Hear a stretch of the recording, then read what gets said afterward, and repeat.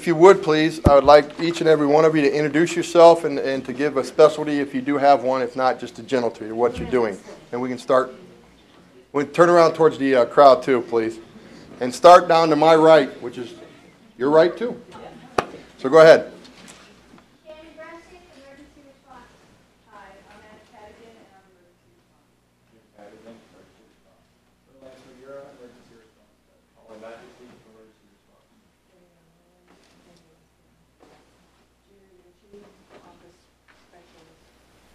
Anderson, and emergency response.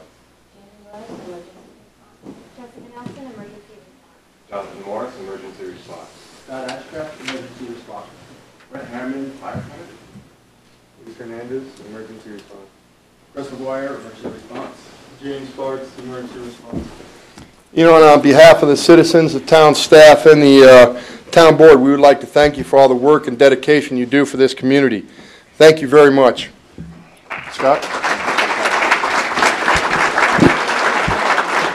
Good evening. Just to let you know, just as a side note, each of the volunteers that you see here this evening, this does not represent all of them. Several were unable to make it this evening due to prior commitments. But all the people you see standing in front of you today operate within this town, protecting you with absolutely no financial reimbursements whatsoever. They do this strictly on their own time, including their training. Tonight is a training evening. They decided to come in and say hello to you, and now they're going to step off and go to their training class.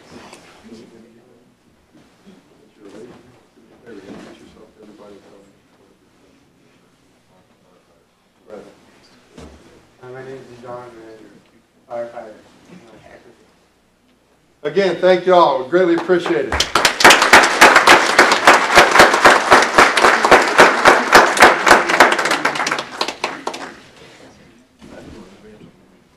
See, Jamie, I told you were real.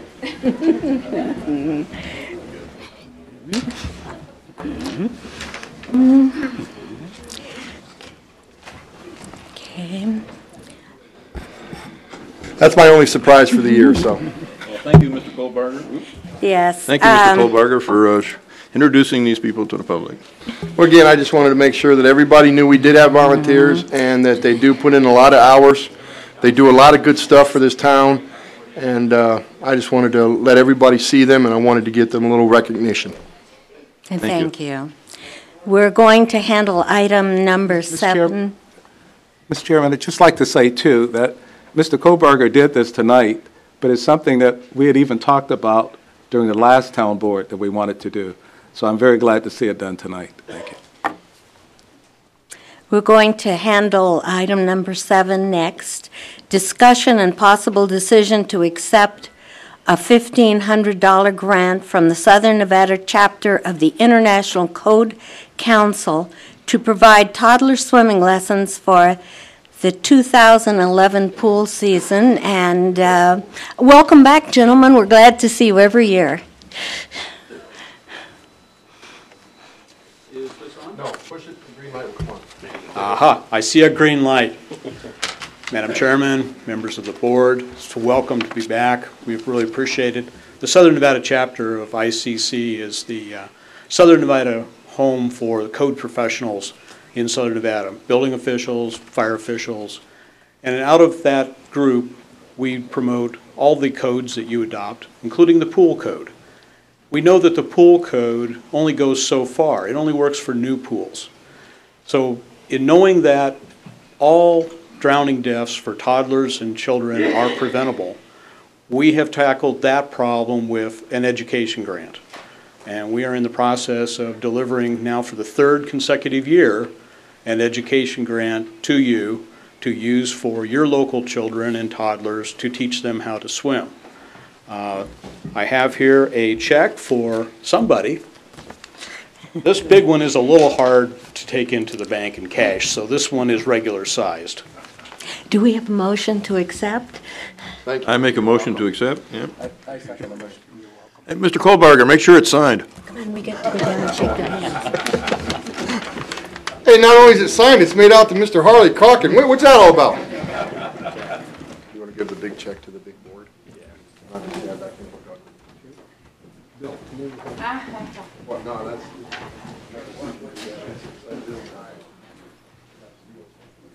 Come on. Come on, come on. Come on over and get your picture taken too. Ooh, snuggle in. Now, when I was in Henderson the other night, we had it a little crooked, so it was pointed out by the audience that we were a little bit off. So are we straight?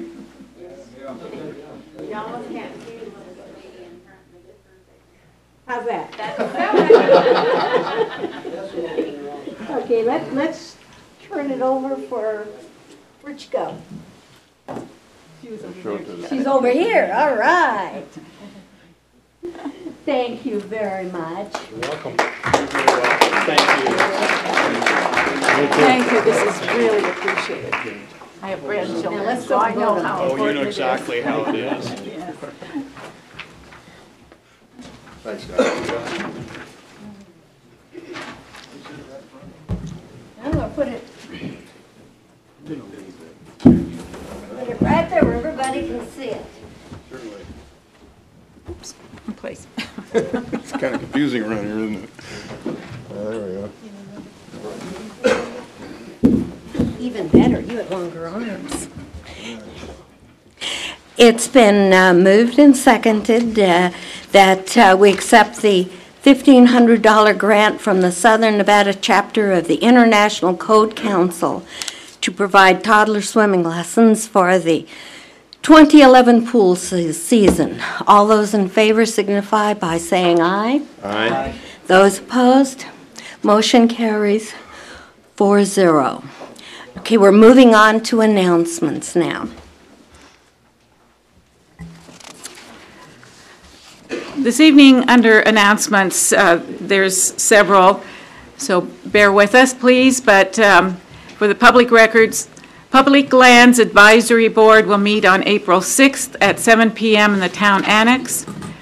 Pahrump Tourism and Convention Council will meet on April 14th at 8 a.m. in the Town Annex. Parks and Recreation Advisory Board will meet on April 20th at 6:30 p.m. in the Town Annex. Pahrump Arena Advisory Board will meet on April 14th at 7 p.m. in the Town Annex.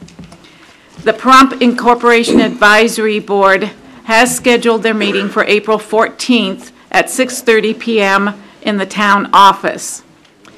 Pahrump Veterans Memorial Advisory Board will meet on April 21st at 6 p.m. in the Town Annex. Pahrump Tax Aids will be offering free tax service to qualified applicants in the Town Annex on Wednesday and Saturdays. You can contact Fern Payne at 775-727-4258 for more information and to make an appointment. A business entitlement workshop will be held on April 28th at 10 a.m. to 12 p.m. and 6 p.m. and 8 p.m. in the Town Annex. The League of Women Voters of Pahrump Valley is hosting a film on March, and I believe it should be the 24th because it was on the flyer as Thursday, which is March 24th. If that's incorrect and somebody's here from the League, let us know. At 6 p.m. at the Pahrump Nugget Event Center. Social Security Administration will be in the Town Annex on March 29th from 9 a.m. to 11 a.m.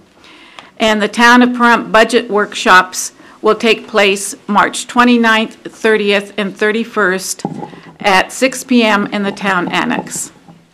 The Nye County Veterans Service Office will be celebrating their 5th anniversary on April 26th from 1 p.m. to 5 p.m. in the Pahrump Nugget Banquet Room. There will be a May West Fest. It'll be held May 7th and 8th at the Pahrump Nugget with cars, crafts, and kids. Sounds like fun. Grand opening of Simpkins Park will be held April 9th from 11 a.m. to 2 p.m. at Simpkins Park. Hot dogs and refreshments for everyone. Parks and Recreation Advisory Board will be present and conducting a survey to see what the citizens would like concerning our parks. So please, if you are able to be there, make sure you get with one of the Parks and Recreation Advisory Board members to put your input into that survey. Parks and Recreation Advisory Board special meeting will be April 9th at 2:30 following the grand opening at Simpkins Park. to discuss Pahrump movie nights in the park. There's also Pahrump Master Plan Update Steering Committee is meeting here in the Chamber office tomorrow, March 23rd at 2 p.m. And the public is welcome to attend those. And then just a few notes, unless somebody was going to address it. I noted in the Pahrump Valley Times that on April 1st, 2nd, and 3rd in McCullough Arena, there'll be barrel racing sponsored by the Nevada Western Heritage Foundation, and the coordinating entity is the Nevada Western Heritage. Also, keep it on your calendar that there's the 27th Baker to Las Vegas Challenge Cup Rally is scheduled for April 16th and 17th. That is always beneficial for the community because the race comes through Pahrump. It starts near the high school in Baker and ends up at the Hilton Hotel in Las Vegas. Then on August 18th, 19th, and 20th, there'll be another Vegas to Reno off-road race. So keep those on your calendar. Thank you. Madam Chair? Madam Chair, I'd just like to say, too, the Nuclear Waste Advisory Board will be meeting the 1st of April at 2 p.m. in the town annex. Any further announcements from the board? Seeing none, I turn the floor over to you. I'm Sandy Jennings. Push the green button, please. There. I'm Sandy Jennings, and I'm a volunteer for the VITA program here in town. It's a volunteer, it's a free tax preparation over at the Job Connect office at 1541 East Basin. We do taxes for everyone here in the town. It's free of charge. We're all volunteers. There are flyers over here at the desk. Make an appointment. We're there Tuesday through Thursday from 9 to 3, and the phone number is 537-2323. And please come by and have your taxes done. Thank you. Madam Chair? Turn the mic off. Madam Chair, I beg your pardon? I just have a question for Sandy. Can you tell us how many you've done already, or how many appointments you've had? Yes. We've done about 145. 145. Yes, Free of charge. free of charge. Thank you. I have a question. Yes. Can you provide any forms if anybody needs them? Yes. Because apparently nobody in this town, I don't know if it's the whole country, didn't get in their booklets in the mail. Like Oh, I know, and, well, because of budgets and everything, yes, but we can get download forms from the computer, and there's also forms at the post office. No, they didn't have the ones I needed. So I imagine a few other people need some. But give us a call, and Where's your contact information again? we're at the Job Connect office at 1541 East Basin, and we're there Tuesday through Thursday from 9 to 3. You can come by, or you can call our office and ask whatever you need. Thank you. You're welcome. Thank you. Hi, I'm Sherry Mosier. I'm a resident of Pahrump, and I would like to tell everyone, especially any newcomers to Pahrump, about the West Star Ranch Old Dog and Cat Rescue. West Star Ranch is the oldest and largest 501c3 animal rescue in Nye County. It is a no-kill facility, so the dogs and cats that really need a good forever home. West Star Ranch has a great thrift store which helps support the animal rescue. They are open every day except Tuesday from 10 a.m. to 3 p.m., staffed only by volunteers. So they really need volunteers to help staff the thrift store. West Star Ranch needs donations to keep the thrift store stocked with merchandise, and they also need monetary donations for feed, care, and spaying and neutering of the animals. You can view their website at www.weststarranch.org. Anyone who would like to volunteer or make donations can contact West Star Ranch at phone number 775-727-9273 or at their physical location on 780 East Mans Road. Again, they're open from 10 a.m. to 3 p.m. Wednesday through Saturday. Actually, yesterday they got in a little 7 to 8-year-old white poodle, 4 to 5 pound female that really could use a good home. The cats' adoption fees are $50, which includes spaying and neutering and all shots. The dogs' adoption fees are $75, which includes spaying and neutering and all shots. Thank you very much. Thank you Thank for you. helping the animals. Sir? My name's James Gregory. I chair the US2 prostate cancer support group here in town. I wanted to announce our meeting coming up this Thursday, day after tomorrow, 4 o'clock to about 5:30 at the community library. Come out, bring a friend, bring your wife, your girlfriend. We need people to show up to keep it going.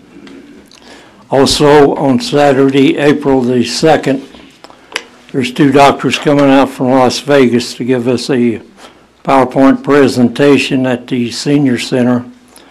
Time will be 1 o'clock in the afternoon, probably an hour and a half.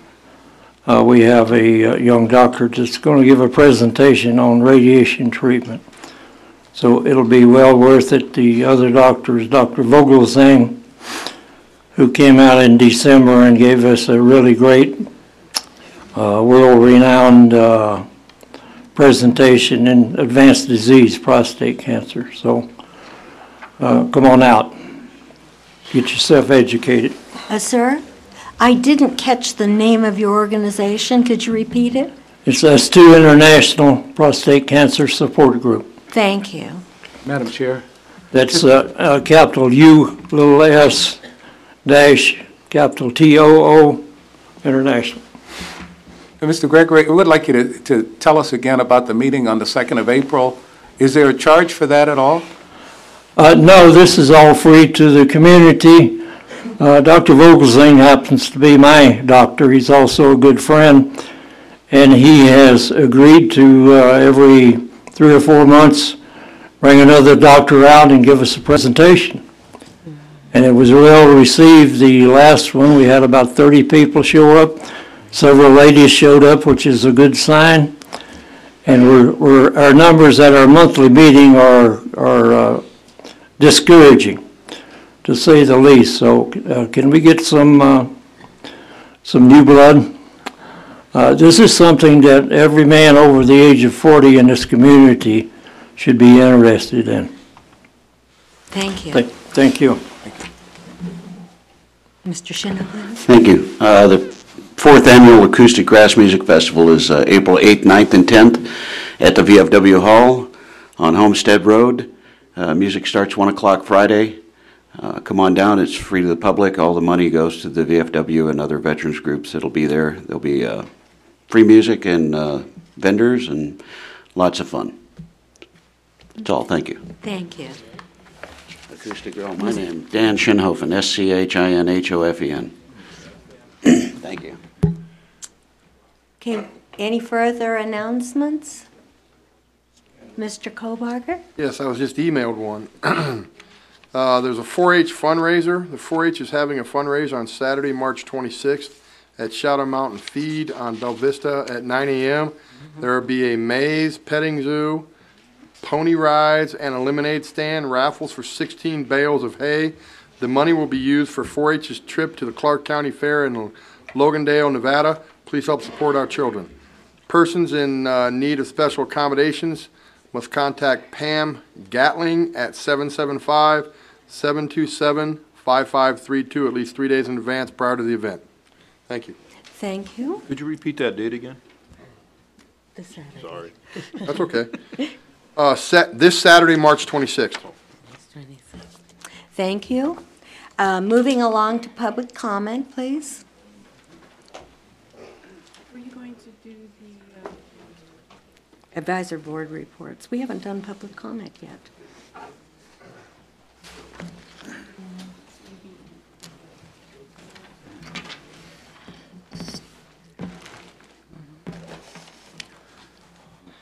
Good evening. My name is Ron Fairbairn. I have been a resident since 2006. I've been in Nevada since 1966, and I went to high school in Rancho High in Las Vegas and also Carson City Senior High till I went in the Marine Corps. And I love this community, and I've got to work with many different people, and I know that they have a heart that just that loves people. And my concern tonight is I would hope that our community would start coming together and helping in a situation that we have out there. And one is that we work with many different entities here in this community, and one of them that we have is our Community Outreach Committee. There's many people that meet every month, and we've been doing this for over 2 years, and 3 things that we work on. The homeless that we have in our community, and I know people don't want to talk about our homeless, but we do have them, the working poor, and also the systems change. And many of you are involved in what's going on. But I would hope that we would start working on our priorities in our community. We have people out there that every day, from the Salvation Army to the other organizations that are providing food, Oasis Outreach, that are coming together because people are hungry. And yet we've got our priorities to where we give more money to the tortoise than we do to people that are hungry. We give more money, and I'm sorry, I'm not saying, and I love animals, and I have many animals, but we're taking care of animals before we are people. And I think that, you know, let's face it, folks, we're related to people. We're not related to the tortoise. We're not related to dogs and cats. We need to take care of people first and set our priorities. And so if you get a chance, next April 13th, I believe it is, on Wednesday at Oasis, we have our Prump Community Outreach meeting. Please come and see what we're about and what we're trying to do. We're trying not to be a burden on our community. We're trying to get these people the help that they need. Thank you very much. It's April 13th. April 13th? April 13th. Thank you. What time? 11:30, sir. Mm-hmm. May I ask a question, Pastor Ron? When I was at the last meeting, there was efforts going forward to develop some energy and work around having a shelter in the community. I know that the food distribution process has expanded greatly, and on TV it showed the commodities distribution being quite extensive, and I thank everybody that takes their time to do that and commend everybody's efforts. But the shelter is one that I haven't heard what was happening on that. Do you have any updates? What work is going forward on providing shelter for whether it be youth that are homeless or any indigents that might need help? You know, ma'am, right now we have no place in Pahrump that we can send people to help them. We have to send them out of town. And one of the things that Richard Fenton with Helping Hands for Jesus, that he is trying to do that to have a place where these people can go. We were working on the building right across on the 160 on Simpkins, which is a place that people could go, that they could get the help that we need. And so, but it's the same thing, is priority. Where do people want people to go? If in the stories that we have here, every day we get telephone calls at the church for people that they're losing their homes, they don't have a place to live, they don't have the money. One of the things that we're working on is with the Valley Electric. They want twice the income or twice the rent for a property before people can move in. How can they afford that if they don't have jobs, you know? And so that's what we're working on.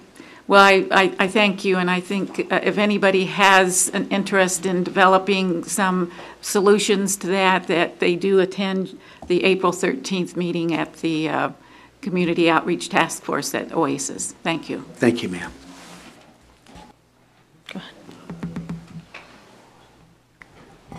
Butch Harper, resident.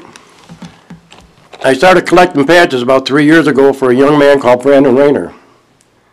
And through the last 3 years, I received patches through the mail. And I have 2 bags here. FEMA, Denver, Colorado. Federal Emergency Management Agency. Well, tail hook, 91, I guess the Marines that are in this room knows what the tail hook is anyway. It's a party. Nevada Correctional Center, very old. But I received these, and I haven't put any together for a while because the lady that was helping me passed away, Jean Zircone. So another lady stepped forward, and she's going to help me put these together. Hopefully, I can get at least a half a dozen of these collages together and donate them to children's hospitals throughout the United States. And I have military. I received some from the FBI, Wichita, Kansas. I got, you know, FEMA. I mean, I just got tons of them. And I just want to thank everybody that donated these patches. I've gotten them from around the world. And I don't want to take any credit for it because every letter I try to get made out to the citizens and veterans of Pahrump, Nevada, because they're the ones that deserve it. And the people that wore these patches deserve it. Whatever I do can only be done with the help from people like this. They put their life on the line for us. Air Force, Marines, Navy, Army, National Guard. Merchant Marines. FBI. Yes, Reverend Ron. Merchant Marines. Well, my nose has been busted once. Anyway, I could use more patches. And I personally deliver them through the United States to different children's hospitals. And this town is being noted because I just got a letter from a lady in Mississippi, in Memphis, Tennessee, I'm sorry, from St. Jude's. And just wanted to thank the people of Pahrump, Nevada for their kind and considerate, loving, you know, feelings toward these young children. And they're there fighting for their lives. And this is just to recognize people from all over the United States and the world. I've got them from Kyoto, Japan, from Thailand, all over the world. And they're reaching out to these children who are fighting for their lives in a hospital. Some make it, some don't. But all I can say is thank you, and if anybody wants to look at some of these, you may. Thank you. And they're from all over the United States. This one's from Wichita, Kansas. And there was more than one. I took one out, but this is a Joint Terrorism Task Force, FBI, Kansas. So this town is getting noticed all through this United States. The people are getting noticed, and they should. And all I can say is if anybody has patches and are willing to donate them, I'll put them in a collage. I have another lady that's helped me. She didn't want me to say her name, but all I can say is thank you, and I can't thank any of them enough. Mr. Harper, we'd like to thank you, too. You've done this through the goodness of your heart, and it's really appreciated that you have taken this on, and we thank you. Well, I got children of my own. And anybody that has a child, it doesn't make any difference if it's yours or any other child. A child is a child, and we as adults, we have to take care of them. We got to nurture them. We got to teach them. And it's just stuff like this to let them know that the men and women in uniform, and just not in uniform, but different, you know, different associations that help are needy. They got to be recognized. And all I can say, if anybody's got patches, anybody wants to look through these patches, you might recognize them. You're more than likely to do so. But don't put them in your pocket because you're not going to get out that door, I guarantee you. Mr. Harper, I kind of messed the time up, so. Oh, you did? Yeah. Well, that's not my fault, I know. Ms. Enderby. But anyway, I just want to, anybody who wants to look at them, Thank you. I get them through the mail. They might, Mr. Waters? Yes, U.S. Madam Chair. Air Force. I'd just like to say, too. Disaster Response Force. I'd just like to say, and Ms. Endersby has already said it, we'd like to thank you. I know it's for the children, but everybody needs to know that this has put Pahrump on the map in a very positive way, not only around the country, but around the world. So again, we'd like to say thank you. I just want to thank the people that donated everything. I'd like to mention to people that they might be thinking that they're not involved in something, don't have a patch, but you know, you can go on the internet, on eBay, and that's what I'll be doing. I'll get some patches for you. Well, And I would encourage everybody else to do that. All I can do is say, thank everybody that Keep has your goal donated going. these. When I get them from Wichita, Kansas, from out of the state, and from around the world, I get them from around the world. I don't know how it's done, but it's just word travels. So, Carolyn, I'm very sorry if I got my mouth's running and running and running. But, I'm sorry I missed the clock. I'll shut up now and just say thank you. Thank you, Mr. Harper. Thank you. Paula Glidden, President of Paved. It's hard to follow such an act. But we're just here tonight because we just want to voice our disappointment in the fact that we still cannot present our MOU that we had sent to you guys over a month ago. And it's apparent we're being frozen out. So that fair and festival idea, the fairgrounds, we just can't seem to get to you guys. So we're sorry. We don't know what's causing this. We know that Groponics is now delayed again. We see that on the agenda that now they're going to be later on in next month. So I guess we're still behind them and before we can even talk to you. But we want the town to know that because we're getting several questions from the papers, the TV, radio, from folks we've run into. They think that we're delaying it. We're not. We'd still love to present it to you to see what your thoughts are and your ideas are. But it's disappointing that we can't seem to get there. So, thank you. Madam Chairman, Mr. Kohlbarger, isn't the hang-up something to do with their MOU actually designated the Kellogg property? So if you could just leave that part out of it, you know, in other words, not specify where, then I think it'll go through. They were advised that, sir. They were. That's what I thought. I just wanted to clarify it, but. Well, but we weren't advised that originally, quite honestly. So when we prepared it, well, we weren't, Mr. Kohlbarger. No, I understand originally. So we weren't. It wasn't. But so we prepared it that way, you know, and then we just got a notice later on afterwards. And quite honestly, we're still kind of hung up on the Kellogg property, but we can't even seem to talk about it because it's some issue that, you know, we can't talk about until Groponics gets their time at the microphone. So I guess we'll leave it till then. If I may, Paula, one of the things I guess I would ask is you say you can't talk to, we can't talk to each other because of the open meeting law, but you can talk to all of us. Well, and I, as well as I know you, I haven't heard from you. Well, that's not true. We did communicate a couple times, but communicating one-on-one is not really the issue. I understand. We need to bring it between everybody. We want the whole town to know what the idea is and what their thoughts on it. We read now that there's other things going on with SR 160. There's Groponics out there that still hasn't been remedied. We have Mr. Kunze here tonight who maybe could have answered a question, but we can't even ask it now. So that's the kind of disappointment in the level that we seem to have open communication with. We don't have any, and it's disappointing. And I wish that was different. I know everybody survived the town board excursion last week through the commissioners. That's a good thing. The town board needs to be here, and the town board needs to exist.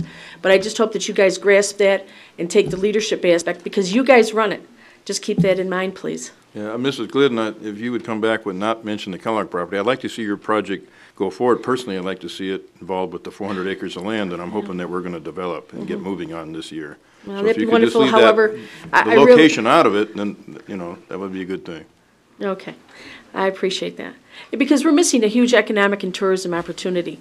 Every day that goes by, we're losing it, and it's getting lost in the shuffle. On another item on our agenda tonight, I'll be talking more about what I just mentioned to you and how that would all come into play. So if you'll stay, you'll find out, you know, what I'm trying to accomplish anyway. Okay, thank you.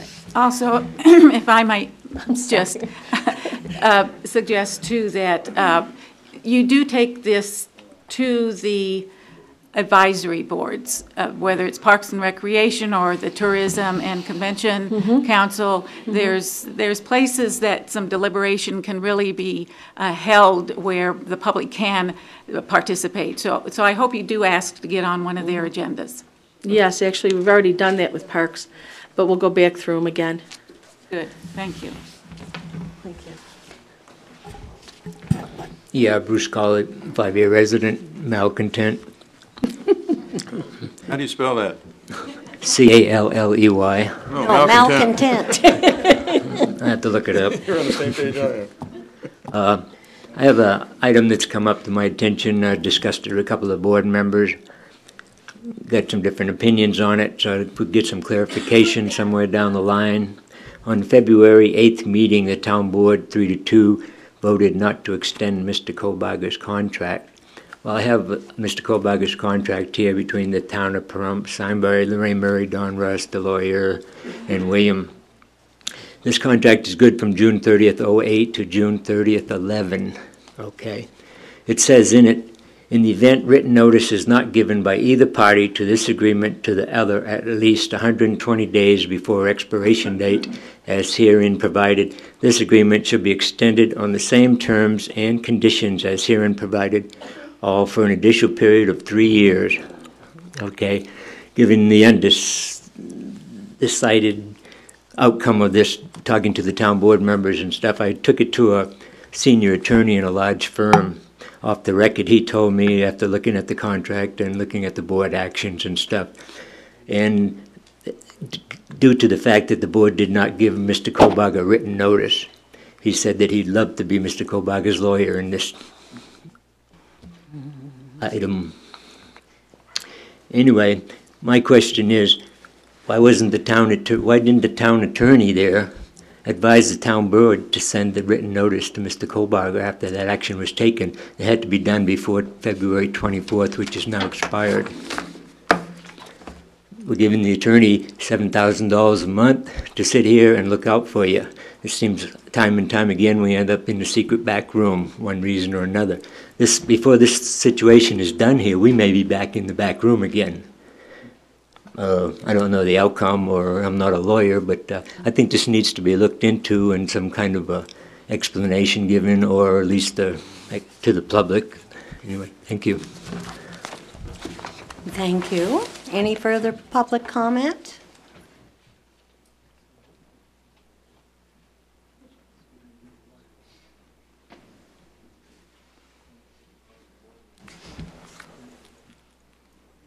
Good evening. I'm Priscilla Lane. I've been working with the Wild Horse and Burro program, trying to basically going against BLM, but we have another issue that's come up. Dean Rhodes in the legislature is trying to pass another bill which is going to take more land away from the horses, give more land to the cattle, and other situations. There's going to be a special on tomorrow night at Channel 8 with George Knapp. He'll be explaining a lot more about this bill. I have some flyers if anybody's interested, and I have a petition. And I thought I would let everybody know too that we also have another bill that's coming through. It's a cruelty bill, which is going through, and it's going to be happening in Las Vegas. It's to help the animals, protect the animals. It's called the SB 223. It's to convict people instead of giving them a, I believe it'll become a felony if they should commit another crime against an animal instead of a misdemeanor. And this is coming through, and I also have information on that. I thought I would let everybody know on the last roundup, which was canceled because they were going to round up 2,000 and they managed to get 1,400. Well, they managed to stop because of that situation. But right now they have taken 300 to 500 horses from Indian Lakes in Nevada. Palomino has 750 to 800 horses. Salt Lake City has 100 to 200. Gunnison Prison stands at 300 studs. Delta, Utah is 100 males and females. Antelope Complex in itself they have taken 1,400. What I'm asking everyone is to check into this SJR 5, and it's through, like I said, I have the information. If they would put their votes in and to stop this before it goes any further, because they've already taken 20 million acres away from the horses, and they've got 42 million in the holding facilities. And right now, I just came from Phoenix, and I was not impressed with the advisory board there because they were sleeping, they were playing with their pencils, and they were basically cattle people, so they're really not interested on what anybody else had to say. We did have 50 people at the visual. It turned out really well, and had a good response on that part. But as far as everything else, the BLM is broke, but that doesn't mean it's going to stop, because they can go to another department to get the monies to go, and that goes up until September of this year. And then after that, then they can apply for more. Thank you. You're welcome. Can I ask you a question? Sure. Have you attended one of our Public Lands Advisory Board meetings? And I've been there a couple times, but I haven't been recently. That would be helpful, I think, if you could attend their meeting. We just announced when they're going to be holding that, but they could certainly help in talking about what the issue is and what can be done. And April, thank you. April 6th. And we have some of the people here from the Public Lands Advisory Board, so I certainly hope you could make one of their meetings. Surely.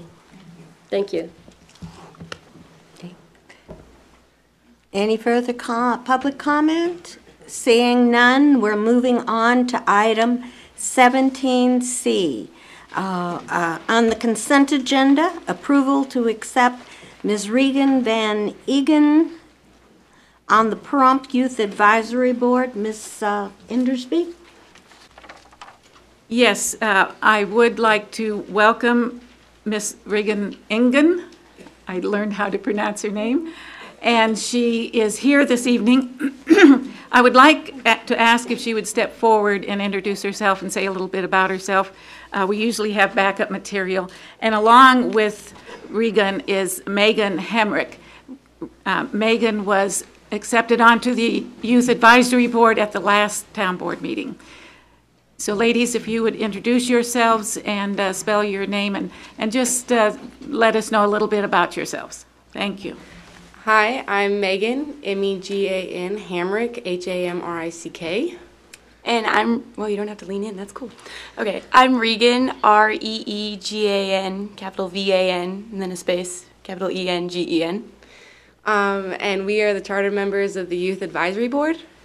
We just want to thank the board for letting us take this opportunity to be able to express youth opinions on items and issues within the community. And we'd like to thank the board for giving us this opportunity. Is that good? Yes, that's beautiful. Thank you. Do we have a motion? I'd like to move to approve and accept Ms. Regan Van Ingen to the Pahrump Youth Advisory Board. I second the motion. You're too late. It has been moved by Ms. Indersby and seconded by Mr. Culkin. All those in favor signify by saying aye. Aye. Aye. Those opposed? The motion carries 4-0. Okay, moving along to advisory board reports. Are there any advisory boards reports from the board? Not me. Yes, Madam Chair. The Incorporation Advisory Board will be introducing 2 new members at the next town board meeting. Sandy Darby and Lorraine Murray have both been accepted by the advisory board. Along with that, the Incorporation Advisory Board had discussions at their meeting that they wish to broaden the scope of their mandate, and they'll be bringing some information along to do that. So if you have a desire to participate with the Incorporation Advisory Board, they are going to look at being more into really what is resolution to questions that pertain to intergovernmental relations, because that's what the question about incorporation is really, is how do we look at ourselves and what is it that within intergovernmental relations does our town fit and what should we look like. So that's kind of what they're going to be talking about. Thank you. Thank you. Mr. Tellis? I'm sorry. Does that mean I don't have to spell my last name? No, I think you probably ought to spell it for Telles. Kohlbarger. First of all, I would like to tell the board that Ken Shockley was in ICU for 3 days. His heart almost stopped on him, and he will be hopefully out of the hospital by next week. And I appreciate the town board for deleting the agenda, giving him his proclamation. And I think that he should get the proclamation due to the fact that he should feel the high of success that he has done for us veterans here in Pahrump. So I thank you very much. The Pahrump Veterans Memorial asked me to come in front of you and let you know what we're doing. First of all, the military family for Christmas, there's going to be a letter written by us to the town board for them to approve or disapprove the letter. And we approved it, so hopefully you all will approve that letter. I think it's a very, very worthwhile project that Mr. Butch Harper took on. Thank you very much for that. We're also working on a whole harmless form, and that's for items given to us by the community to put on our all-purpose building, and Mr. Matt Lewis is helping us on that. And we will be, once it's done, we will bring it forward to the town of Pahrump for approval, the town board for approval. We are also working on an A4 plane, and no, Harley, it's not functional. It's for display only. It's an F4. Yeah, A4, yeah. F4. F4, oh. F is for fighter, A is for attack. Okay, wow. Us grunts don't know that, Colonel. This is an update that we're trying to get. We received a package from the Air Force telling us what they need, et cetera, et cetera. And I'm pretty sure that our secretary, which is Bill Dolan, is working on it at the present time.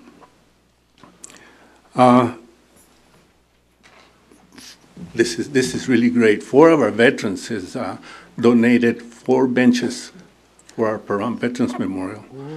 It is really nice. They're 84 inches by 24 inches by 36 inches, and they're brick red, and it goes with the landscaping of the Pahrump Veterans Memorial.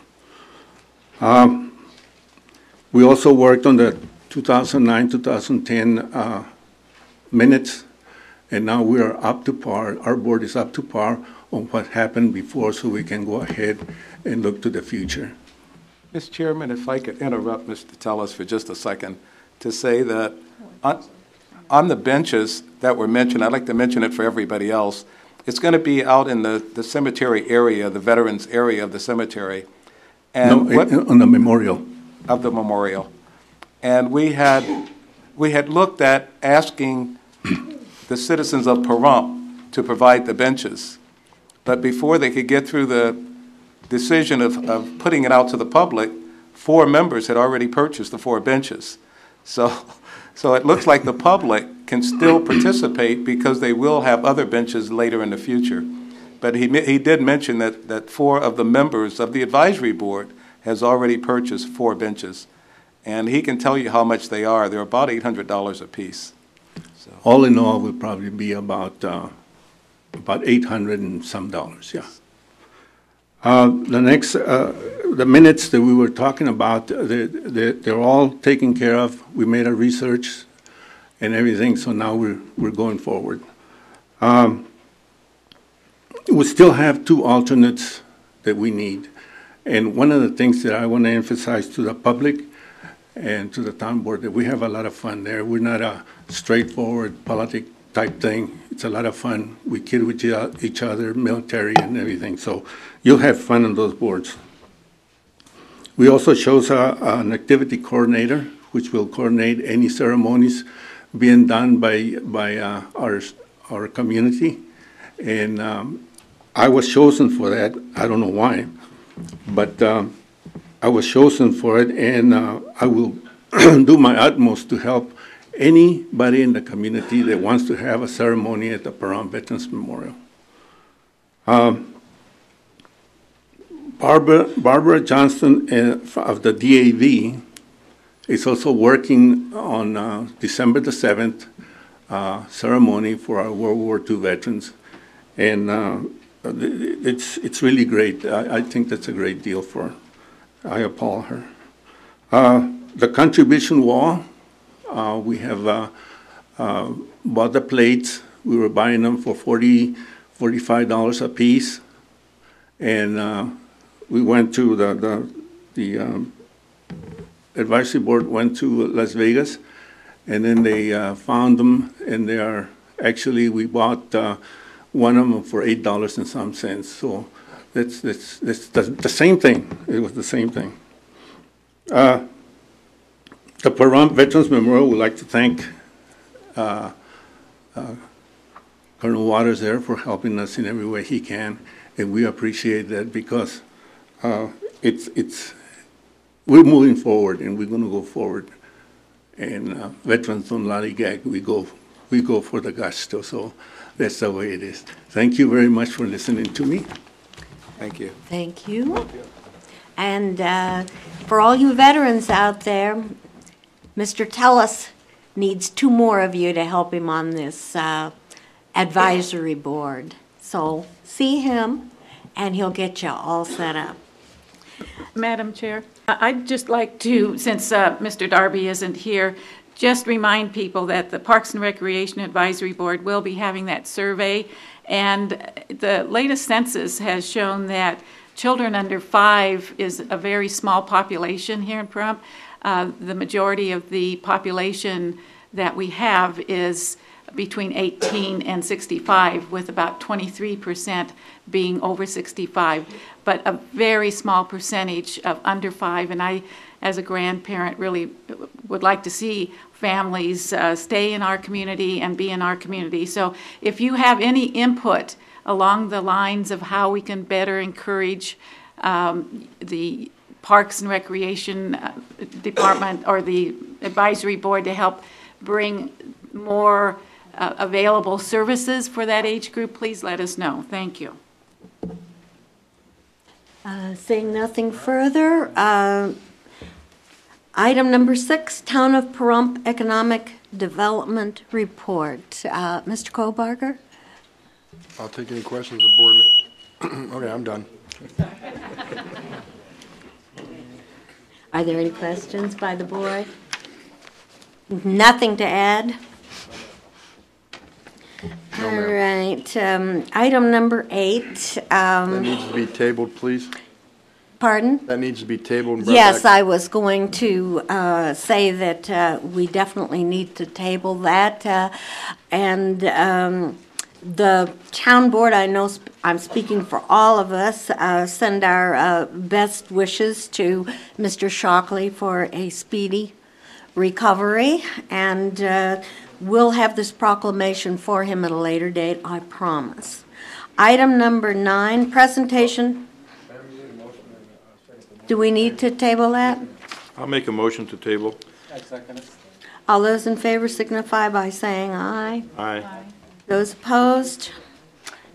The motion carries 4-0. Item number 9, presentation by Nye County District Attorney, Mr. Brian Kunze, on his vision and the role of the District Attorney's Office in our community. He just went outside. I know he did. I saw him leave.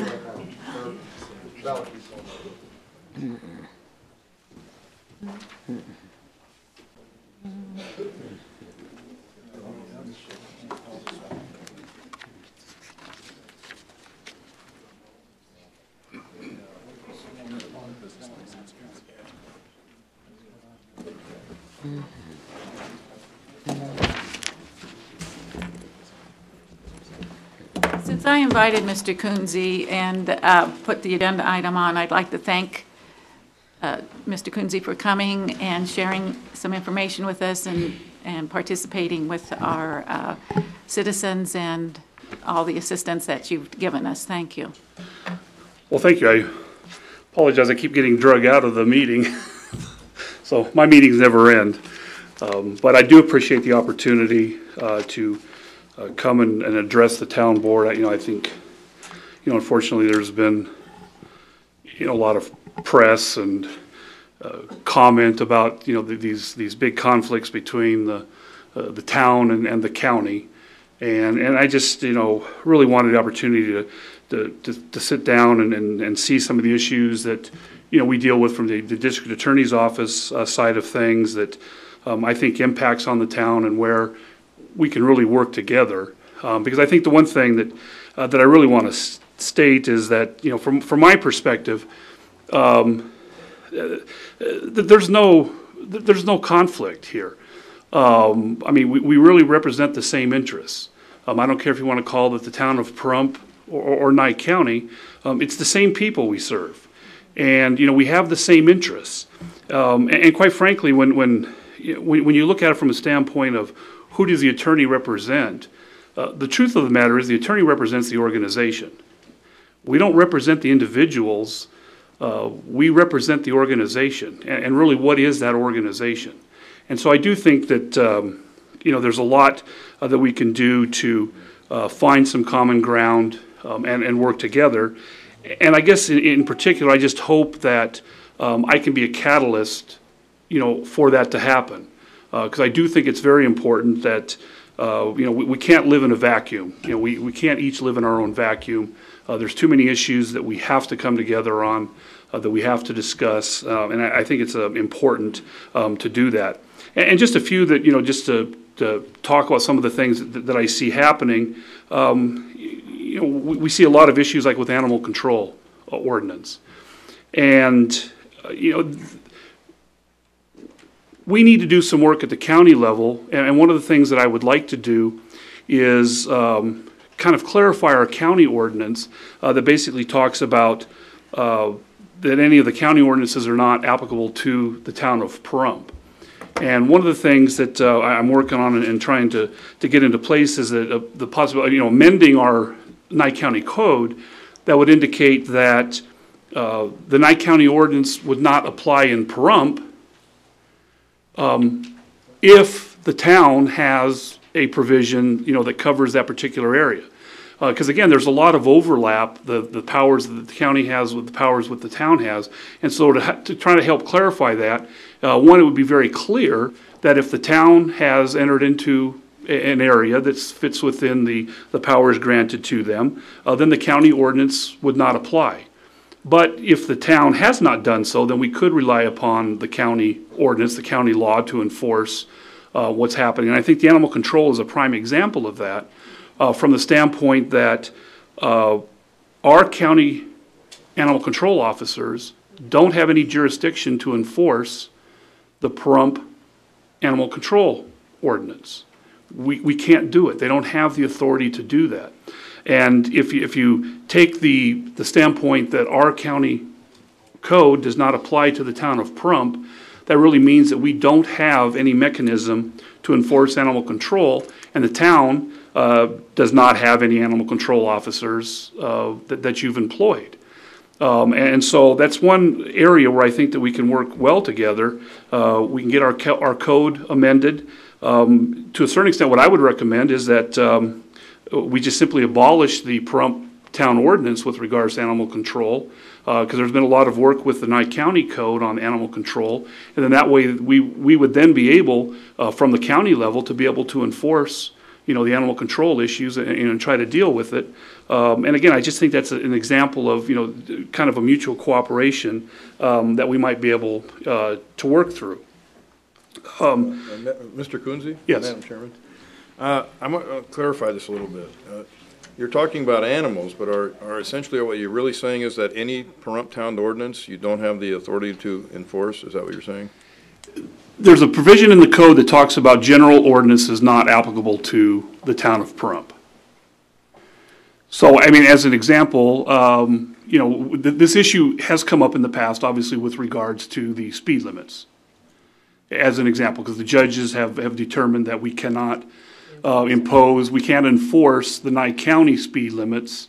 That's why this board has to, adopt the ordinances, which then gives me the authority as the prosecutor to enforce it. So you do have those type of issues, of regulatory type of issues, because you can't say all of Nye County code does not apply.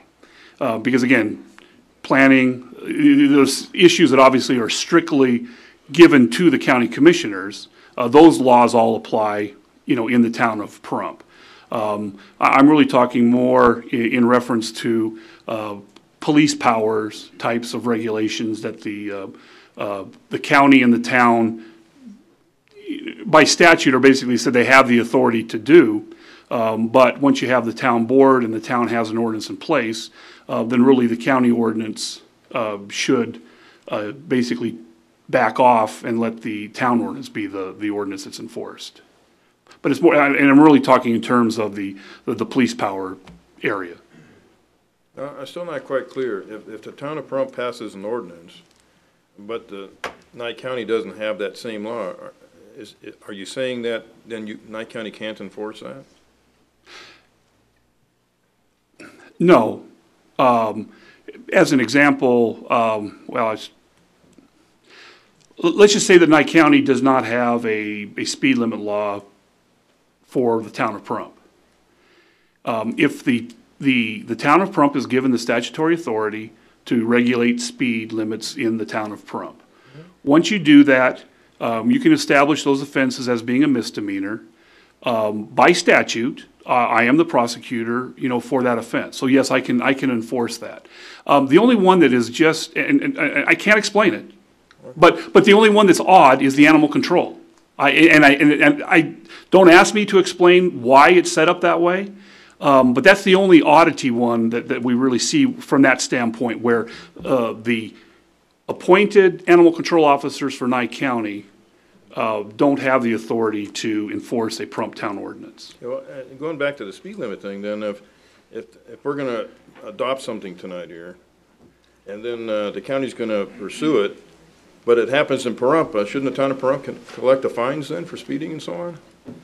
Well, that's a whole separate issue that, doesn't really go to the issue of the enforcement side of it. So what you're saying is we're going to allow the county to stop people in Pahrump for traffic violations of speed or whatever, fine them, and they keep the money and we don't get it.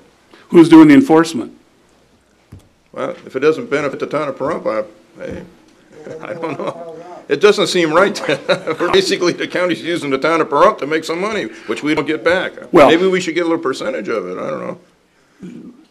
That is, and again, that is entirely a totally separate issue that really has nothing to do with the adoption of your speed limit. Well, it does to me tonight, because I'm going to be thinking about this. If the town of Pahrum's people is going to be open game for the county to take all this money and then not give us any back, I'm going to be thinking about this later on tonight myself. We probably shouldn't be talking about the speed limit right now because it's on the agenda. Madam Chair, while we're on the animal control, that was one issue that came to me as I was campaigning. And it came from a member of the committee that sat on the county committee looking at all the statutes and the regulations. And I think it was a 3-year period that they worked on putting this together, and then found that they couldn't really do what they wanted to do, which is put it into place for the town of Pahrump. And the suggestion that came from my discussion with them and looking into what it is that can be done is it a possibility to have both ordinances be the same and then enforceable? Well, the only problem we have, and partly, I mean, this is where we can work together, as far as making sure that we have everything in place that we need to be in place, because we really only should have one ordinance. And if they're going to be the same ordinance, then, well, it gets down to the same question. I mean, because I guess the reality of it is the county could basically say, you go to the expense of hiring your own animal control officers. And, this is where mutuality comes in here. And, I'm not trying to, I'm trying to get, I'm trying to make sure that attitude really doesn't come through here. Because again, we don't need duplication of services. It doesn't make a whole lot of sense for anybody to do that. But in order for us to really do the service that we need to do, then we need to make sure that we don't have, because even if we adopt the ordinance as I'm suggesting, and there is a town ordinance in place, then you would have to read our code as saying our code doesn't apply, and then we're back to square one. So, you know, we really would have to, and I guess my suggestion is that if there's ways that we can make both ordinances better by combining them and finding the best features of both, and then we can have the one ordinance, you know, my suggestion would be let's amend our Nye County Code to make everything uniform.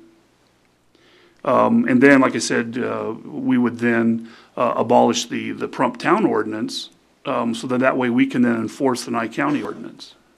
Well, and again, Madam Chair, in the conflict that seemed to come from the discussions I've had was that the county putting an ordinance into place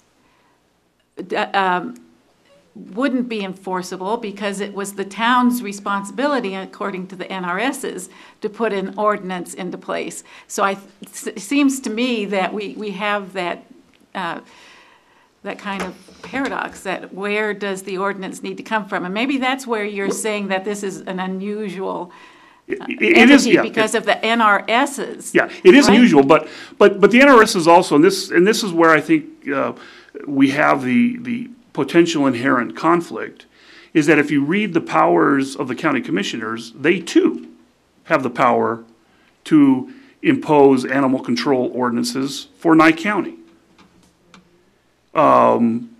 And the power is also then given to the town of Pahrump, right? So again, you have both. I can cite to you ordinances that give, or statutes that give Nye County as much authority to exercise power over animal control.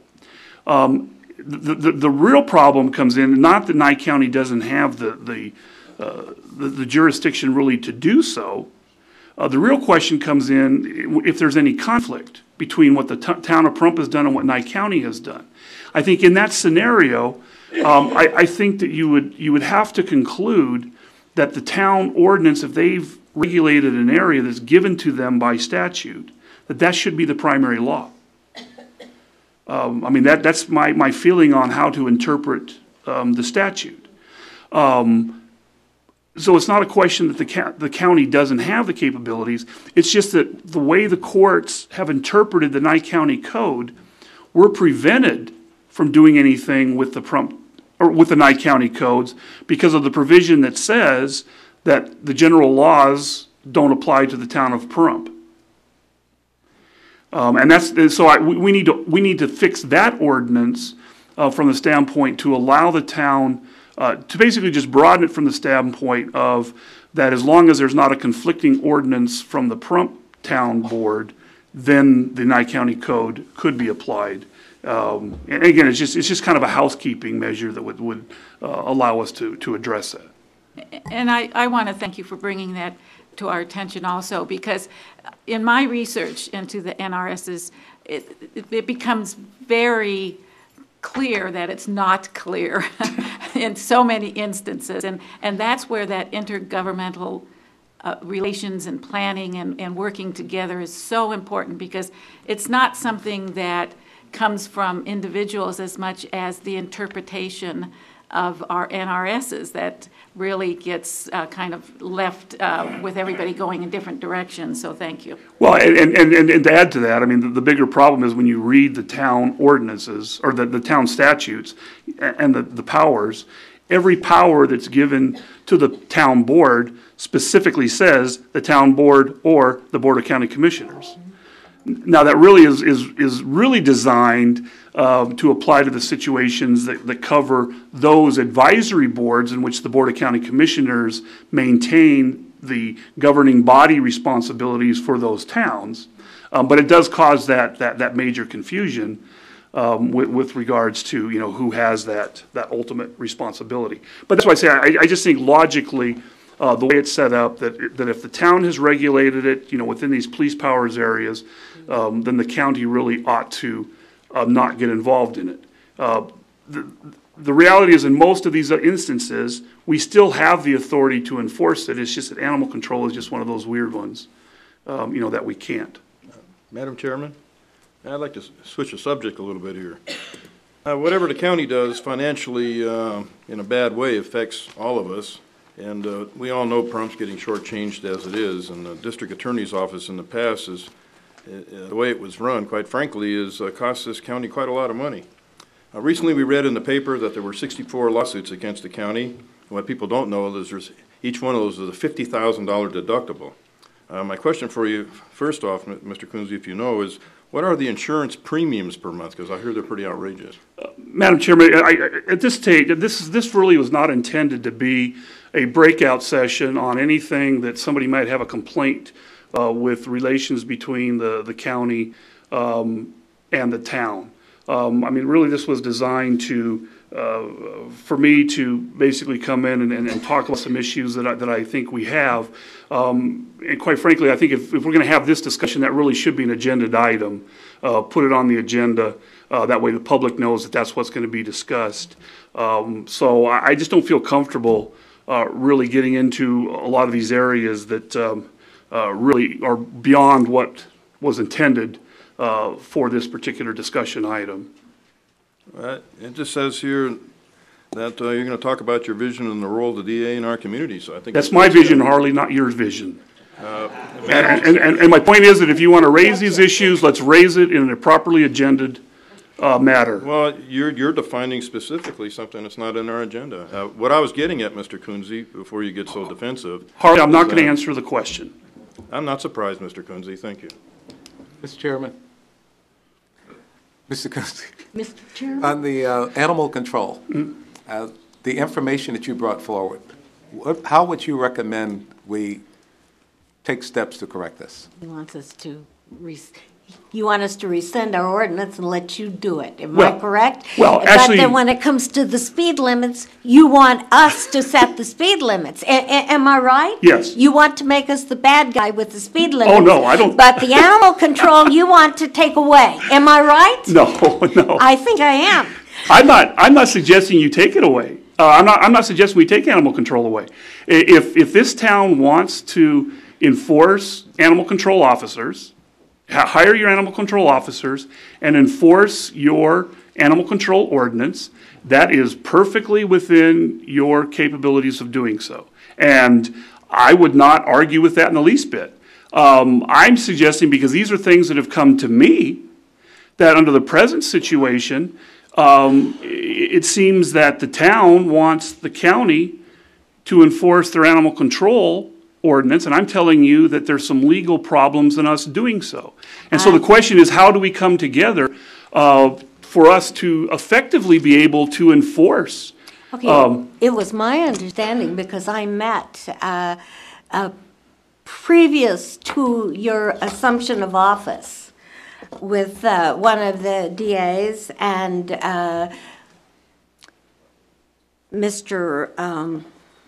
with Mr. Boraski and Mr. Dolan. And it was my understanding that you guys never returned our attorney's phone calls, and that's why it never went any further. Now, I can't blame you from what happened before, but we were willing to work with you, and the ball was in the DA's court, and it's still sitting there. Well, and actually, I appreciate that, because, you know, again, I can't speak to what happened previously. I mean, my function here is to basically move forward. I don't know what more I can say than to tell you that I'm absolutely committed to working with this town board to make sure that we have in place rules and regulations that we can effectively enforce. I told Mr. Boraski, golly, it's got to be 9 months ago that we were on this, that I really didn't have a problem with allowing the county to assume total responsibility for animal control, because I don't really want to assume the responsibility for it. But it went no further because our attorney was never contacted on it. So I'm leaving the ball in your court and telling you I'm willing to work with you, but it's up to you now. It's your turn. I will take complete responsibility for what happens from this day forward. Madam Chair, I would love to have my question answered. What is your recommendation in this regard? Well, again, my recommendation is that send our ordinance. One, really, I guess it depends upon really what the desire of this town board is. If this town board feels comfortable with or desirous of doing what has been in the past, relying upon the county for the enforcement of the Animal Control Office, then what I would recommend is, again, partly I have to do from my end, from the standpoint of amending the Nye County Code so that we can do that. Secondly, I think that if there's issues with marrying the two different ordinances that are there in a way that's going to be effective, I would love to sit down with your representatives and figure out how we can best come up with the ordinance. And then at that stage of the game, my recommendation would be that that ordinance become part of the Nye County Code, and that the town abolish their animal control ordinance. But again, that's only if this board would prefer to pursue that avenue. If the board wants to, basically go it alone, then obviously there really isn't anything that any of us need to do other than this town then hiring the animal control officers to enforce their own ordinance. Okay. And I want to thank you, Mr. Kunze, for bringing that forward, and it obviously is one that will need further deliberation. But I hope that this didn't stop you from going on to express your other thoughts and opinions or vision that you see. Yeah, and partly what I wanted to do here was just kind of advise you as to where we're going, where I'm involved as far as the district attorney's office and what I've seen happening. And obviously one of the other big issues that's been a hot topic is the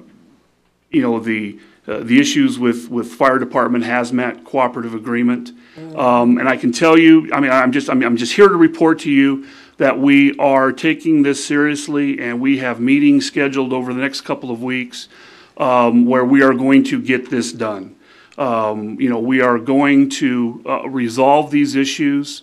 I'm very confident, the people are coming to the table, and it's something that I'm putting a lot of emphasis on to make sure that we get this done so that we don't have any of the confusion of who's got what responsibility, for what function, so that way everybody knows and we can establish the protocols that when something comes in, the proper people are going to be dispatched, so that we don't have any delays or problems with, responding to emergencies. So again, I'm very confident. The meetings are set up. We're trying to work through those issues, and I know this has been tackled in the past. But I really do. I just want to report to you, as a district attorney, that it's something that I'm putting a high priority on to making sure we get this thing accomplished and put to bed very quickly. So that's one of my priorities. One of the other things I'm trying to work through, and again, I know that I think there was some reference to groponics. One of the earlier talks. But one of the things that I want to do that I think we can really do a good service for both the town and the county is I'm trying to develop basically, for lack of a better word, really a primer, protocols on all of the procedures that deal with the transferring of tax trust property. And hopefully what I can do with that is that, we can distribute it to everybody so everybody knows what the ground rules are, because it is actually fairly complex and complicated based upon how the property is intended to be used, what methods you use in acquiring it, and what happens when it's transferred between different public agencies, entities, how all of that works. And so I think it would be very beneficial for us to put all that together in a flow chart type of format that everybody can look at. And, so when we get these questions of when we have trust property, what exactly can we do with it? Because I get these questions all the time. Can we sell it? How can you sell it? And there really are a lot of different conditions that get applied based upon how the property is taken off of the tax rolls. And so again, that's one of the projects I'm working on that I hope will alleviate some of the concerns and friction points, I think, that have been present in the past. And like I said, myself and my staff are working on that, as we speak. I mean, that's one of our projects that we're taking on. I think we've already kind of talked about, the traffic survey. And again, I just want you to hear, from me as district attorney, that is something that we're going to be completely committed to enforcing. I mean, it's if you pass a law and everything is set up the way it's supposed to be set up, and I'm capable of enforcing it, we're going to enforce it. We're not going to be ignoring, your speed limits. And quite frankly, I don't know that it's necessarily making this board the bad guys. We need to have reasonable speed limits. I think the traffic survey that was done is very well thought out. It's a very comprehensive Madam Chairman, traffic this survey. item's on the agenda, so we should hold that for then. I think so too. So, but anyway, it's one of those issues. As long as you're talking about enforcing, how about our business license ordinance? Are you going to enforce that? Actually, I mean, I don't have any problems in doing that. I mean, we've gotten a couple of recent ones that we've had to send back because they just weren't appropriate investigations. There wasn't enough information for us to try to deal with it. So what we're trying to do is work with your code enforcement staff to kind of educate them on what we need to do in order to, proceed forward with it. I'm glad to hear that because we haven't had much luck in the past. Yeah, Mr. Coonsey did meet with me the other day, and he offered the services of one of his assistants to meet with us to show us exactly what his office wanted, and we're going to meet with him and sit down and go over that, and I thank you for that, Mr. Coonsey. Because once again, it's if this board defines conduct as a criminal violation, then that responsibility falls on me as the district attorney to prosecute. And as Mr. Kohlberger said, it's just really a question of, same thing I tell the sheriff's office. If you don't give me the right material, I can't prosecute it. But I say we did get a couple in just a few weeks ago, and I sat down with Bill and, kind of told him where our problems were, and so we are going to work through those issues. Get those in place. And I think that really raises one issue that I think makes it feasible for me is that I've been restructuring the office to try to get it to a point where I feel like I can more effectively deliver services. And one of the things that I've been able to do is I moved an attorney down from Tonopah who's handling some criminal work. That allowed me to move one of my criminal attorneys over to the civil side. So now I'm back to having 3 attorneys who are able to work on the civil cases. And one of the attorney I moved over, one of his responsibilities is going to be doing code enforcements and things of that nature. We appreciate it. Yeah, and so that's just one of the just one of the things I've done as far as reorganizing. A couple of other things that don't necessarily really relate directly between the town and the county, or the town and the county, but I just wanted to kind of address them because I think there are things that are happening in the community that I wanted the town to know about, and there's so many things that are going in such a positive direction. One of the things that we're starting is we're developing a CASA chapter here in Nye County. We currently, and CASA is a court-appointed special advocate. These volunteers are appointed to represent children during their basically their neglect abuse cases going through the court system. They represent the children, and it's been a badly neglected portion. I mean, we just haven't had the resources. We had a meeting a few weeks ago where we had an open forum, very encouraging. We probably had about 15 or 20 people at that meeting who are agreeing, volunteering, and they're going to be going through training. It's going to help us tremendously. It's going to really fill a bad bad need that we have in the community representing the children. And we're also in the process of, we have a court improvement committee that's working to try to overhaul our welfare court system. And I'm just really excited about where that's going, because it's just going to be just a tremendous help representing, the interests of the children, which I think unfortunately sometimes get neglected in the system. Related to that, the other thing we're putting together is what's called a Child Advocacy Center.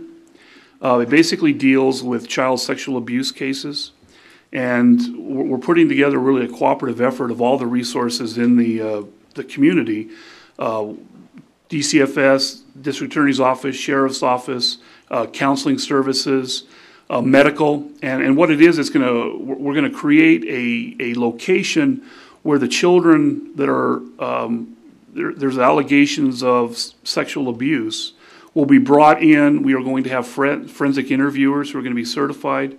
All of the interviewing is going to be done in one place, one time, for all the different agencies that really have a role in this. And again, our investigators are going to be trained. They're going to be certified.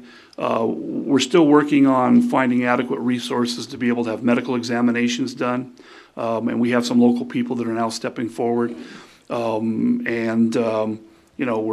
trying to, we're in the process of basically finding a building that we're going to be able to set this up. And so again, we see a lot of people coming together. And I would really hope that the town, would be able to help support this facility, because it is such a badly needed facility. And I'm just really excited about the possibility of this coming together. And quite frankly, we are really on the verge of getting that implemented. I think our forensic interviewers are probably going to be certified probably within about 45 days.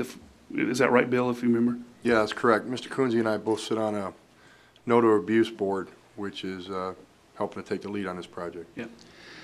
And the last thing I really wanted to touch on tonight, and again, I really do appreciate the opportunity to be able to address you.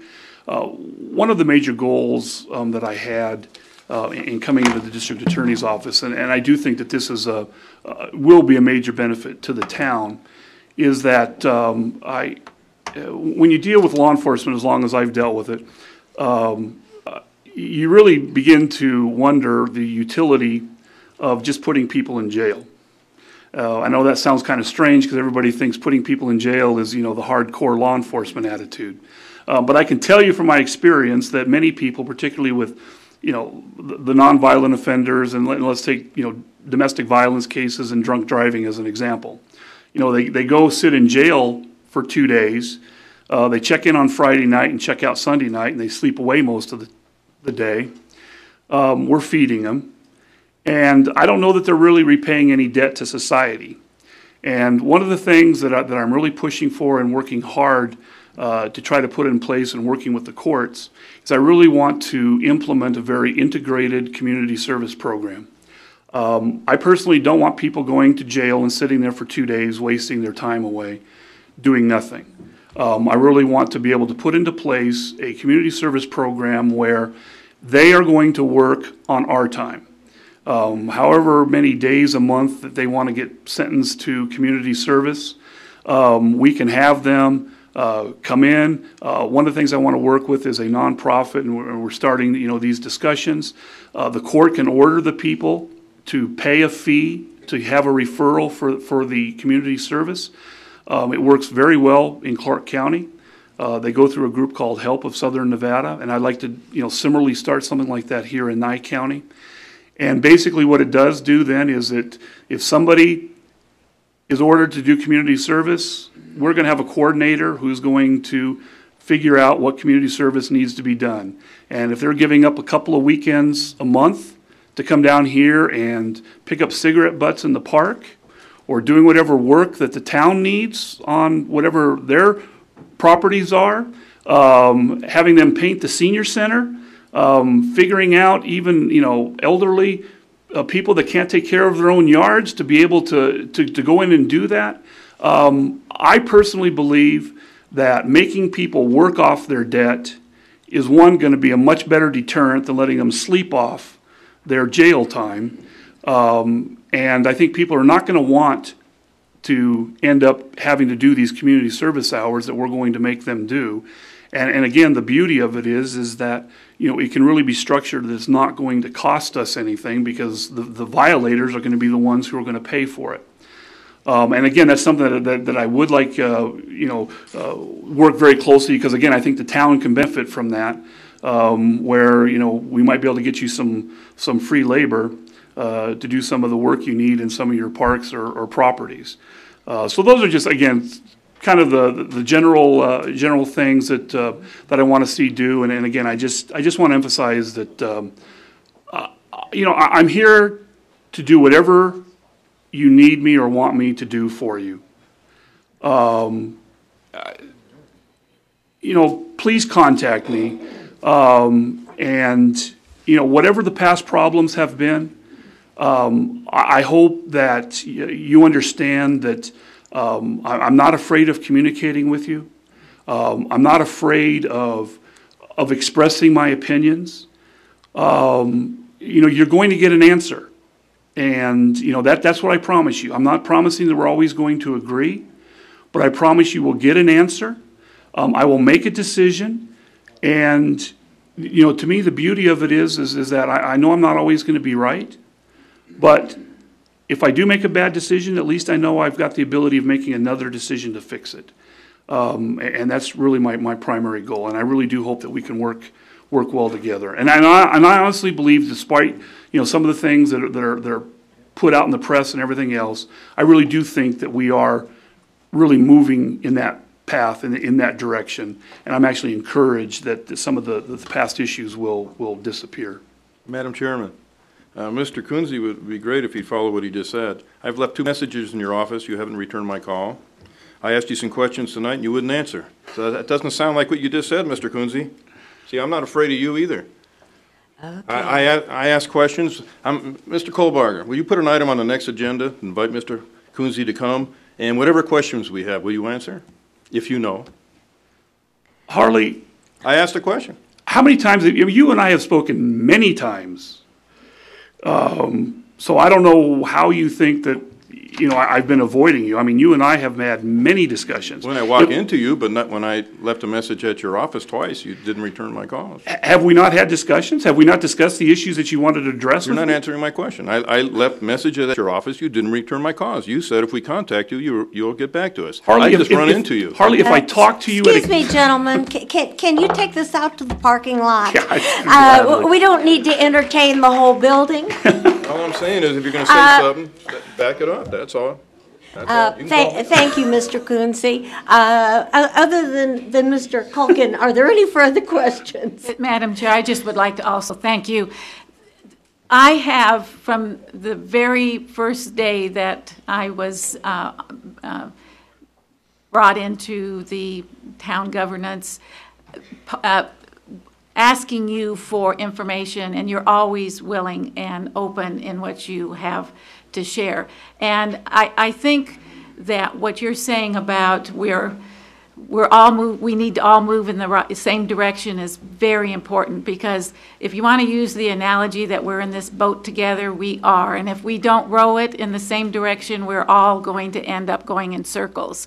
And I know Mr. Boraski and many of the other county commissioners and other people have been willing to work together as they campaigned for, and as we all have stated time in and time out. So I think that if we can keep that in our minds, that we're not going backwards, we're not going to address the past, but we're going to look what we can do moving forward. So thank you very much for bringing that.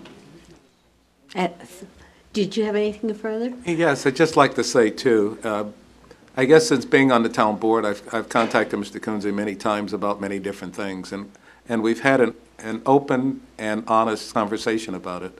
So I feel very comfortable in talking to Mr. Kunze. He has been, as he did tonight, I'd like to thank him for sharing his vision of how he's going to work with the town. And he's already done that, so I feel very comfortable in that, so thank you. Thank you, Mr. Kunze. All right, thank you. Moving on to item number 10, which is discussion and possible decision to approve a fuel surcharge rate adjustment of 4.17% for Pahrump Valley disposal pursuant to PTO 43, sections 43.020 and 43.270, subsection C. Madam Chairman, members of the board, good evening. My name is Bob Grosbeck. I'm Could you spell that for us, please? Sure, Groesbeck. Thank you. 1410 East Mesquite Avenue. I'm Director of Government Relations for Pahrump Valley Disposal. And to my right is John Shea, whom I know you've all met. And what I'd like to do is I'll be very brief. I'm happy to address any questions you may have, just kind of as an overview, rather. As you see in the backup material, we've, like all of us, we've just been struggling tremendously with diesel fuel prices recently as an operator. As a local company with a rural service area, we annually use 90,000 gallons of fuel. We travel about 500,000 miles, and as you can see in the backup material, it's had a dramatic impact on us with the price increases. And as you'll see, as you recall from the backup material, we originally proposed a rate adjustment in December, and or with December numbers rather, in January. And it's interesting, at that point in that letter, the first letter we sent, the price of fuel at that time was $3.36 a gallon. Within, as of February 28th, we've spiked at $3.89 a gallon. So, we're looking at 53 cents just within, less than 2 months. Overall, as indicated in the backup material, we're grappling with a rate increase of about $1.29 a gallon. And simply we're asking for your permission to impose a rate adjustment to deal specifically with these with the spike in diesel fuel prices. And as we've done in the past, I don't believe any of you were on the board when we did it in 08. I think all of you were probably in the room. There is some precedent here. We came in before in 2008, as I indicated, and asked for an increase, which the board at that time graciously granted. And we promptly came in and asked for a decrease when fuel prices moderated and came back down. We're confident that'll happen here. Looking at the historical data, we're just about where we were in 2008. It's a very similar curve. And I know the market's a little different now, but we do believe it'll moderate. And again, we've struggled with that. As indicated in the backup material, we're asking for what amounts to a 4.17% increase. And that in dollars and cents represents about 50 cents a month to the average residential customer bill of $12.03. And I know earlier, we asked for about half that amount, but as indicated, we're looking at an additional 53 cents since then. Interesting statistic, in fact, as of yesterday, we're about $4.10 a gallon. Yeah, So, you'll probably be back. well, we hope not to be. I guess if there is an upside to this, the rate of increase has started to steady. It's leveled out a little bit. So if historical trends are accurate, maybe we will see it go the other way. But again, we're dealing with it. And I just want it to be clear, again, this is a pass-through. We're not looking for any profit. The surcharge will be specifically referenced on every customer's bill so they know exactly what that amount is. And that is all we're trying to do is recoup, these increased costs. Now, it's interesting, in January, the letter of January 31, I put in there, gave you, in the backup material, in Section A, we talked about, what we've incurred to date, or at that time, rather, it was a little over almost $55,000. Since then, that number is currently $81,000. And I want it to be clear, we're not asking to catch that up. What we're looking for is if you approve this request, we'll make it effective April 1, take it forward. We'll eat that. We've already eaten that. I mean, that's we've had to grapple with that. Unfortunately, we don't have the liberty of telling our guys, stay home, we're not going to fill the truck today, we'll get the garbage another day. We have to service our customers, and we have to find that money to do it. So, again, it's not something that we want to do. It's not something we're excited to ask you for, but we think it's an absolute necessity. We think the ordinance, PTO 43, allows for an unforeseen economic circumstance such as this, and we believe it's warranted under the circumstances. And with that, we'd be happy to address any questions you may have. Madam Chairman, I would just like to point out, in the past, you raised your rates because of fuel, and then when fuel went down, you lowered it, so you work with the people, and I just want to point that out so people understand that. Thank you, Mr. Culkin. And we'll do that here again as well. Dr. Waters? Yes, in looking at it, it looks like it's going to be between 90 cents and $1.50 for a quarter for every 3 months. And you've indicated that you're going to put it on the bill so we can see it's not a profit, it's strictly for fuel. Correct. And just as Mr. Culkin said, in the future, when things stabilize or go down, you can remove that from the bill.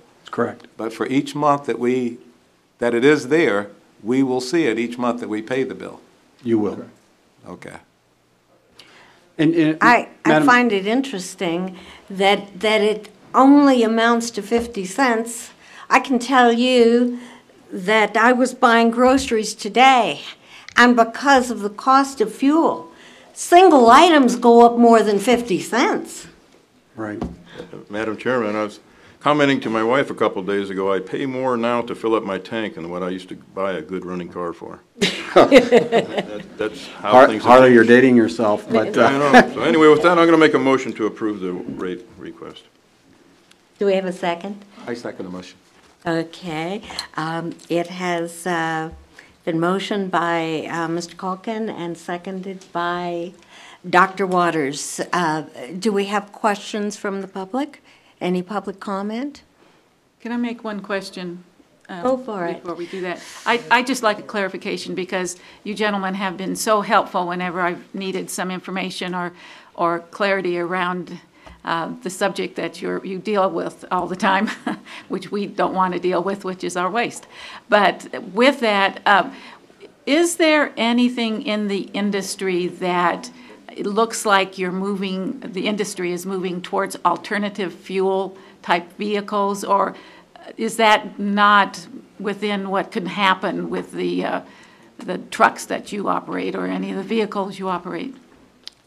Yeah, there are alternative fuel vehicles on the market. There are vehicles that run on natural gas. They're moving in some areas to implementing partial biofuel diesel, where it's a mix, but those all tend to be more expensive to operate than just number 2 diesel. Okay. Madam Chairman, if I may, there's one item I forgot to mention. I think I'd be remiss if I didn't. We had the opportunity to meet with a cross-section of the business community and community leaders about a month ago. Great Basin College was kind enough to lend us one of their rooms, and it was a very, very productive meeting, and really some outstanding suggestions were made. And in following that, we had an opportunity to meet with CCSC at their offices and talk with their folks, and there too, so there's some really sound advice. And in fact, we're following through on some of those items, about participating with other large fuel buyers to see if we can partner with them to get a preferable rate. So we think it's been a very positive experience from that standpoint. Again, we're not excited to ask for an increase at this point, but again, we believe it's necessary, and we thank their participation. I understand that Mr. Culkin wants to restate his motion. Right, so I need to... Clarify. I need to pull my motion, and if you would pull the second, and then I need to restate it. Okay, I pull my second. Okay, so I want to make a motion to approve the rate increase due to the financial crisis on fuel to a 4.17% rate increase. I needed to state the rate increase. I second my motion. All right. It has been moved and seconded. Is there any public comment? I see one coming, maybe.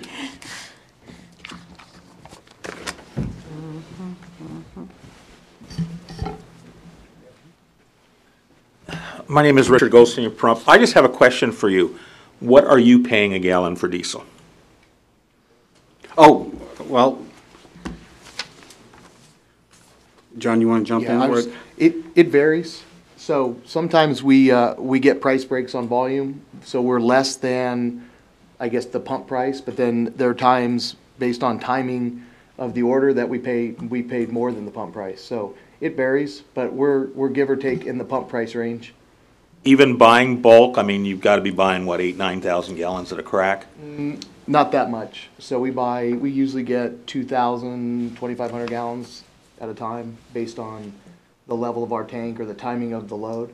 And so, but just the timing of when we buy it during the month, it'll vary. And there are times when, we've gotten significant breaks, but there's times when we've paid more than what the posted rates are.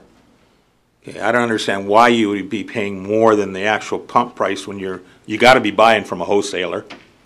You're not, it's like gasoline. A gas station buys gas from a wholesaler. He's paying anywhere from 3 to 7 cents a gallon less than what the pump price is. He's got to make a profit. That's the way it goes. So, I mean, I don't understand why you would be paying more than the pump price for when you're buying in bulk. The explanation that we've been given from the companies that we buy from is a timing issue based on what they say that's left in the tank at the fuel stations. So they'll say that they've got like carryover or inventory from the previous load.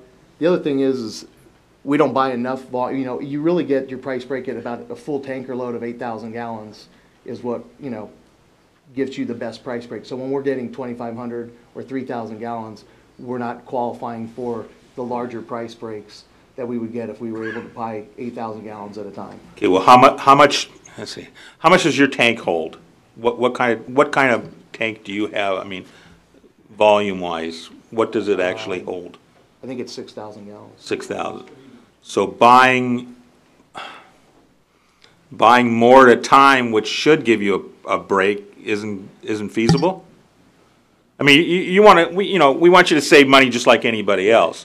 I mean, and if you can buy more for less, I mean, I just don't see any reason why you would buy less and pay more for it. And and it just no, and it's sometimes, like I said, sometimes we do that. We get bigger volumes, but sometimes it's a timing issue getting trucks here. It's tied in with other loads, so it just doesn't always work to our advantage, and it doesn't always work out perfectly for us when we get the loads delivered. So we're not always getting 5,000 gallons at a time.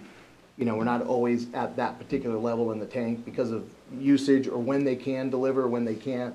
So it's not where we can call and say, hey, we need a load in an hour because this is the level that we're at. They'll say, hey, you get it. We can come out there Tuesday. So that's So it's like I said. Sometimes we're ahead. Sometimes we're behind. Okay, so basically, you're at their mercy, and what you're getting is the bottom of the barrel stuff. You're getting what's left out of a load. Yeah, because we're just not that big of a buyer. But like Bob indicated, what we're trying to do is meet with other fuel users, large volume fuel users, to see if we can get some buying power, grouping in with them, so that instead of getting 2,000-3,000 at a time, maybe we can participate in 12 or 15,000 gallons at a time, and then get significant breaks. Okay, that's basically what I want to know. Thank you. Thank you.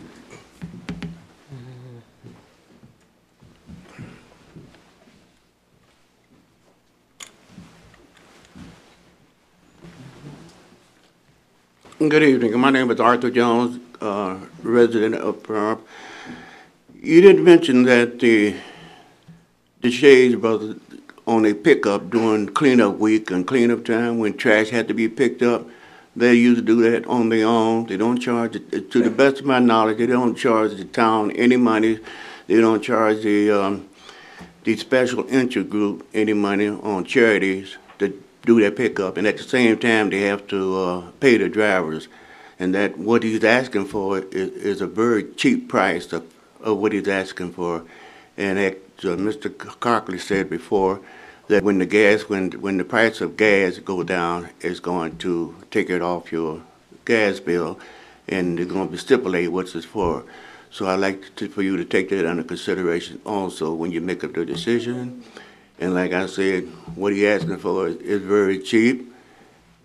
It takes me an arm and a leg right now to fill up my car, so I can imagine what he's going through, and also paying a salary. Thank you. Thank you, Mr. Jones, for bringing up that they donate their time and their vehicles for our town cleanup. I also can point out the fact that they're very gracious in picking up trash that people dump all over the place. They have been very nice if we've asked them to please help us out and clean up that mess. They don't charge us for that either.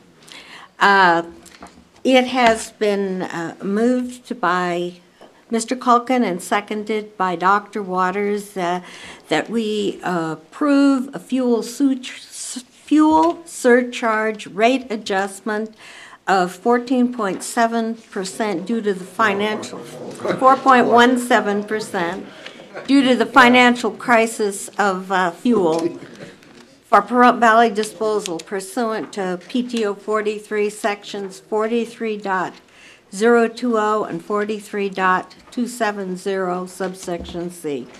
Call for the vote. All those in favor signify by saying aye. Aye. Aye. Those opposed? The motion carries 4-0. Thank you very much. Thank you.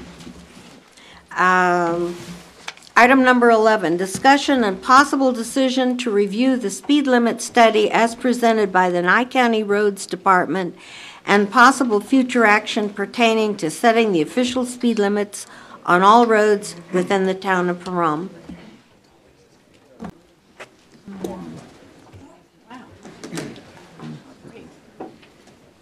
We have county here, that's wonderful, thank you.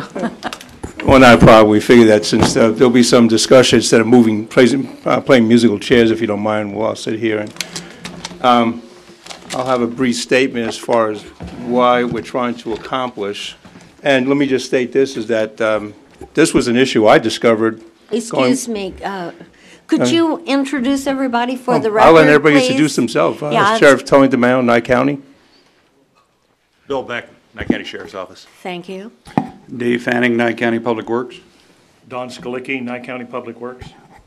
Jared Ward, Nye County Road Department. Thank you. Yeah, and a pardon. This issue came up when we did the infamous Malibu. There was the issue with Malibu. Then I realized that the ordinances were not set according to the law. Fortunately, Dave Fanning and his crew came on board, and we started this traffic engineering study, which is where we're at today. And let me just say this, we're going by the 85 percentile. And the reason why we do that is that the theory is based upon a large majority of drivers are reasonable and prudent and do not wish to have a crash or an accident. They desire to reach the destination in the shortest route possible, the shortest possible time at a speed at or below which 85% of the people who drive at any given location under good weather and visibility conditions may be considered as a maximum safe speed for the location. And we're going to get into this. Arbitrary, unrealistic, and non-uniform speed limits have created socially acceptable disregard for speed limits. Unrealistic limits increase accident risk for the persons who attempt to comply with the speed by driving slower or faster than the majority of road users. Unreasonably low limits significantly decrease driver compliance and give road users, such as a person not familiar with the road, and pedestrians a false indication of actual traffic speeds. Unrealistic high speeds increase accident risk for drivers who are inexperienced or who disregard the basic speed law. Unrealistic limits also place enforcement officials, judges, and the position of subjectively selecting and punishing violators. This practice has resulted in punishing the average drivers who are as well as high-risk violators. For years, traffic engineering techs have supported the conclusion that motorists ignore unreasonable speed limits.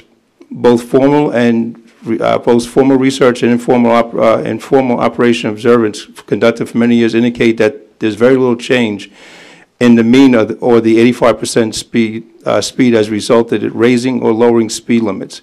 Very few accident studies have conducted determined the safety effects alternating the posted speed limits. And let me just say this, if you artificially lower speed limits, you will have accidents as well. Everybody believes that because you have a lower speed limit, that you're going to have fewer accidents. That is not the case, and it's contrary to what people believe. And there's a lot of things in traffic law and what they call the psychology of adaptability, which is what we're trying to encourage the safe speed limits within the Pahrump Township.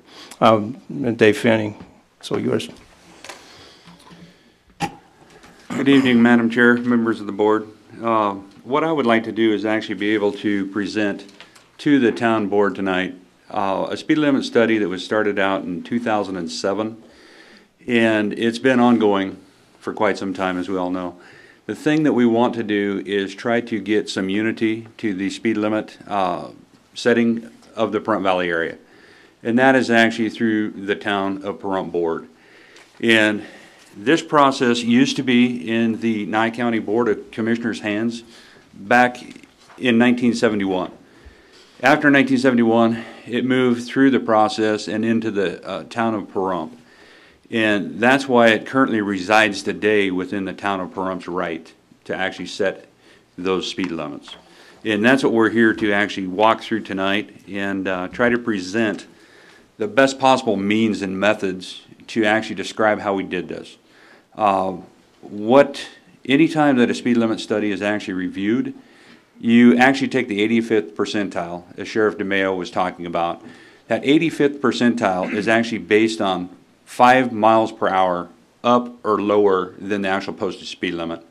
In the book that I actually have currently sitting in front of me are the major profile or main arterial roads within this valley that will get you from point A to point B, whether it be 6 miles long, 10 miles long, whatever. And we just studied those major routes. They are asphalt, and they are not a gravel road. So what we are talking about is trying to get connectivity throughout this valley if you go north, south, east, west. And that's the kind of routing and actually study that we actually performed here. This study that I actually have in front of me was actually performed in 2009. This study I presented to NDOT in Las Vegas, which helped me actually do this analysis and study within the Pahrump Valley area. NDOT does have a lot of participation in small communities, help for, needs for, whatever that you actually would go to them and ask for. Obviously, they're at our disposal. I obviously took advantage of that and tried to bring something that was not costly to the citizens of Pahrump or the Public Works Department. And so what we have in front of us tonight is obviously areas that the current speed limits that you might see out, let's say on Bella Vista, from SR 160 to Leslie or to Linda, let's say Linda, it is posted about 55 miles an hour in that area. In the current rate of speed that we actually examined within this study area, that traffic drove 45 miles an hour even though it was posted 55. And this is the thing that this study is going to reflect, and it's going to be very, very easy to follow. This data is compilation. It will literally show you the 85th percentile. I got to back up here. The unit that we actually used to actually measure the speed was the sheriff's, I call it a speed wagon. It's a radar trailer, but what we have to do is we have to take the speed limit sign off that trailer. We have to bring the trailer away from a posted speed limit sign. And there's a computer within that radar trailer. So what people believe is when they see when they see this radar trailer, they say, well, the people are obeying the speed limit because they see the radar trailer. By the time that radar trailer flashes the speed, there's already a calculation that's already in place, setting their speed and the distance, and we go by the distance at the trailer. So it's a very, very accurate way of measuring the speed. So go ahead, Tim. Thank you. And that speed wagon was actually calibrated every day that we set the thing up. And calibration is actually done with a tuning fork, so obviously this thing picks up on the sound waves. What we didn't do was actually post the actual speed limit in front of this speed wagon, so the public did not know what to travel. We wanted to capture the true speed, and that's how you do a true speed study. And that's obviously compiled within this data. And this data is absolutely an eye-opener. You know, as much as the percentage of people think that you actually have speeders here, the majority of them are actually abiding by the speed limit, if not doing slower. And these were actually studies that were performed, like I said, in 2009, and they actually show the main routes throughout this valley, north, south, east, west routes, so everybody understands what they are. As an example, I've got a ton of roads here, and I just pulled up Blag. because me and the sheriff were actually talking about, or excuse me, Bella Vista today, actually being posted 55 in some sections, as I brought up earlier. And in that section, obviously, it does show that lower speed data. Even though it's posted at 55, they still drove 45. That really goes along with the actual prescribed CIP plan that the actual county adopted for the actual speed rates of actually arterial widths of right-of-way roads. Within that, it defines arterial widths and the speed for those roads, engineered speeds. And those speeds are actually the same speeds that were set in this book. And same widths of road, same pavement widths, not the same condition, because the condition is pretty poor on some of these roads, as we all know. So that data is certainly something that we actually followed our own guidelines through, which is compiled within this book, within that speed rating. And then actually NDOT, I wrote NDOT a letter requesting them to review, which I actually have their approval on attached to the front of this book, which NDOT did approve. And I greatly appreciate the help and perseverance, I guess I should say, with NDOT. It took 2.5 years to actually get through it. So, you know, it was quite the feat. And what I would like to do is actually present to the board the findings of this book to actually look at, to actually throw back to Public Works, to actually identify if you guys have roads that you guys would like me to look up in here, examples, whatever your criteria, whatever the criteria might be that you would like to see. And whatever it would happen to be, that's what we're here to show you tonight and try to present to you in good form and in good fashion. Any questions? Well, I know this work, and I didn't realize the timelines, was extensive. And certainly there's a lot of information in there. And in my research, I did go back and see that the town, with the oversight of the county in 1971, did put into place some ordinances to start regulating the traffic flow and speed limits. And with the movement of the town into an unincorporated town and then into the NRSs that give us the governance, then it does look like that it does fall within what it is that the town's responsibility is to really look at those speed limits and work with the county on the enforcement of it. So I can see that you've done a lot of work, and I thank you for doing that. You're very welcome. And I think one of the things that this thing will actually bring forward from 1971, there were a list of streets, west, east, 1st, 2nd, 3rd, 4th, and 5th, a few streets here or there. As the valley grew, none of these roads got put into the system. So that's where all these roads really need to be picked up and put in to if the town is going to adopt a speed limit study. That's why this compilation of roads that is actually in the agenda backup really needs to be examined and actually be considered. And there are profile mile per hours for, you know, your paved streets, your wide arterials, your actual minor arterials as well, residential in commercial collectors. So that's a decision that the board will actually have to choose. It's not hard to look at this and see what that data projects. Basically what you have out there on the streets today is pretty much the true data as it is in this book, as the traffic drives it. Do you have a couple of speeders? Absolutely, it does show that.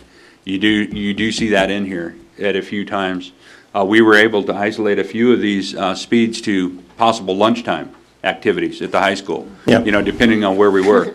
And it just goes to show you, it just goes to show you that's true data, and that's exactly what you want. That's what goes into this research. So it's not just something that you go out there and you try to pick and choose what data you want in this. No, it is what it is. It's what you see running up and down that road. I have a question. Oh, I'm sorry. Go ahead. Madam Chair. Mr. Fanning, in looking at the backup data and looking at all the roads, it looked like every road in Pahrump is in there. It is. And are you telling us that in the book you have there, you have a speed limit established for every road within Pahrump? No, sir. This book in front of me is actually all the paved streets that are the major arterials that carry you from north to south, east to west. Okay. Yeah, and the reason why we did that is because it took us that long to just compile this data. Obviously, the interior residential streets, if you took the town on a square section mile, you know, would you look at that as being 45 around that square section? Interior, if you slice that in half, you got a half a mile in one direction to reach that paved section, which is 45. Interior might be 35.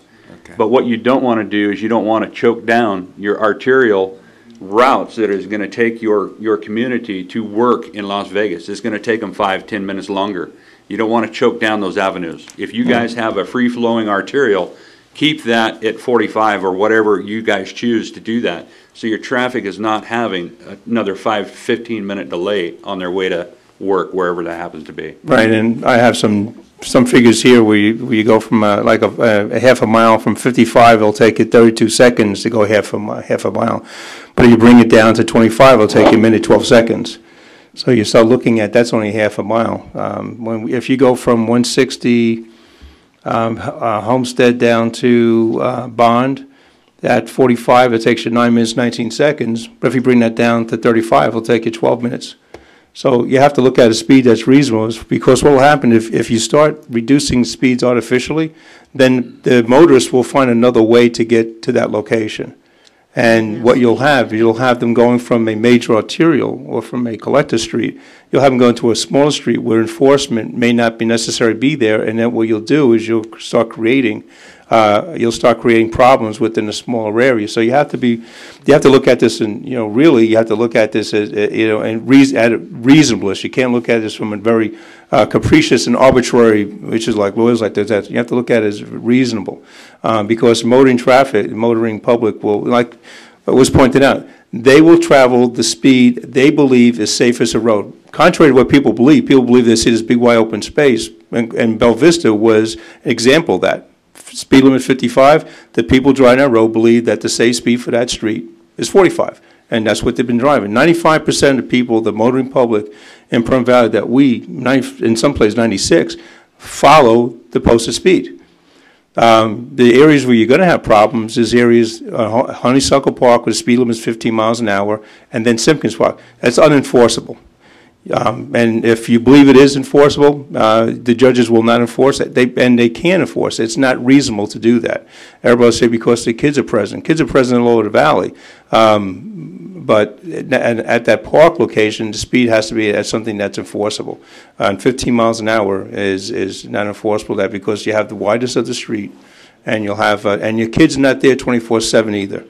Even in school zones, the school zones actually pick time and place when the schools are inactive, and the 15 mile an hour around the school zones are enforceable, not 24/7, which is what we have at those areas. So you get somebody going at 2 o'clock in the morning down Honeysuckle Park doing 25, doing 10 over the speed limit, to give them a citation and expect that the court, because what happens is that now you're leaving the court to be subjectively enforcing, not objectively enforcing. So you have to come up with a speed that's sensible. Simpkins, you have them from 25, and all of a sudden you have it drop down to 15.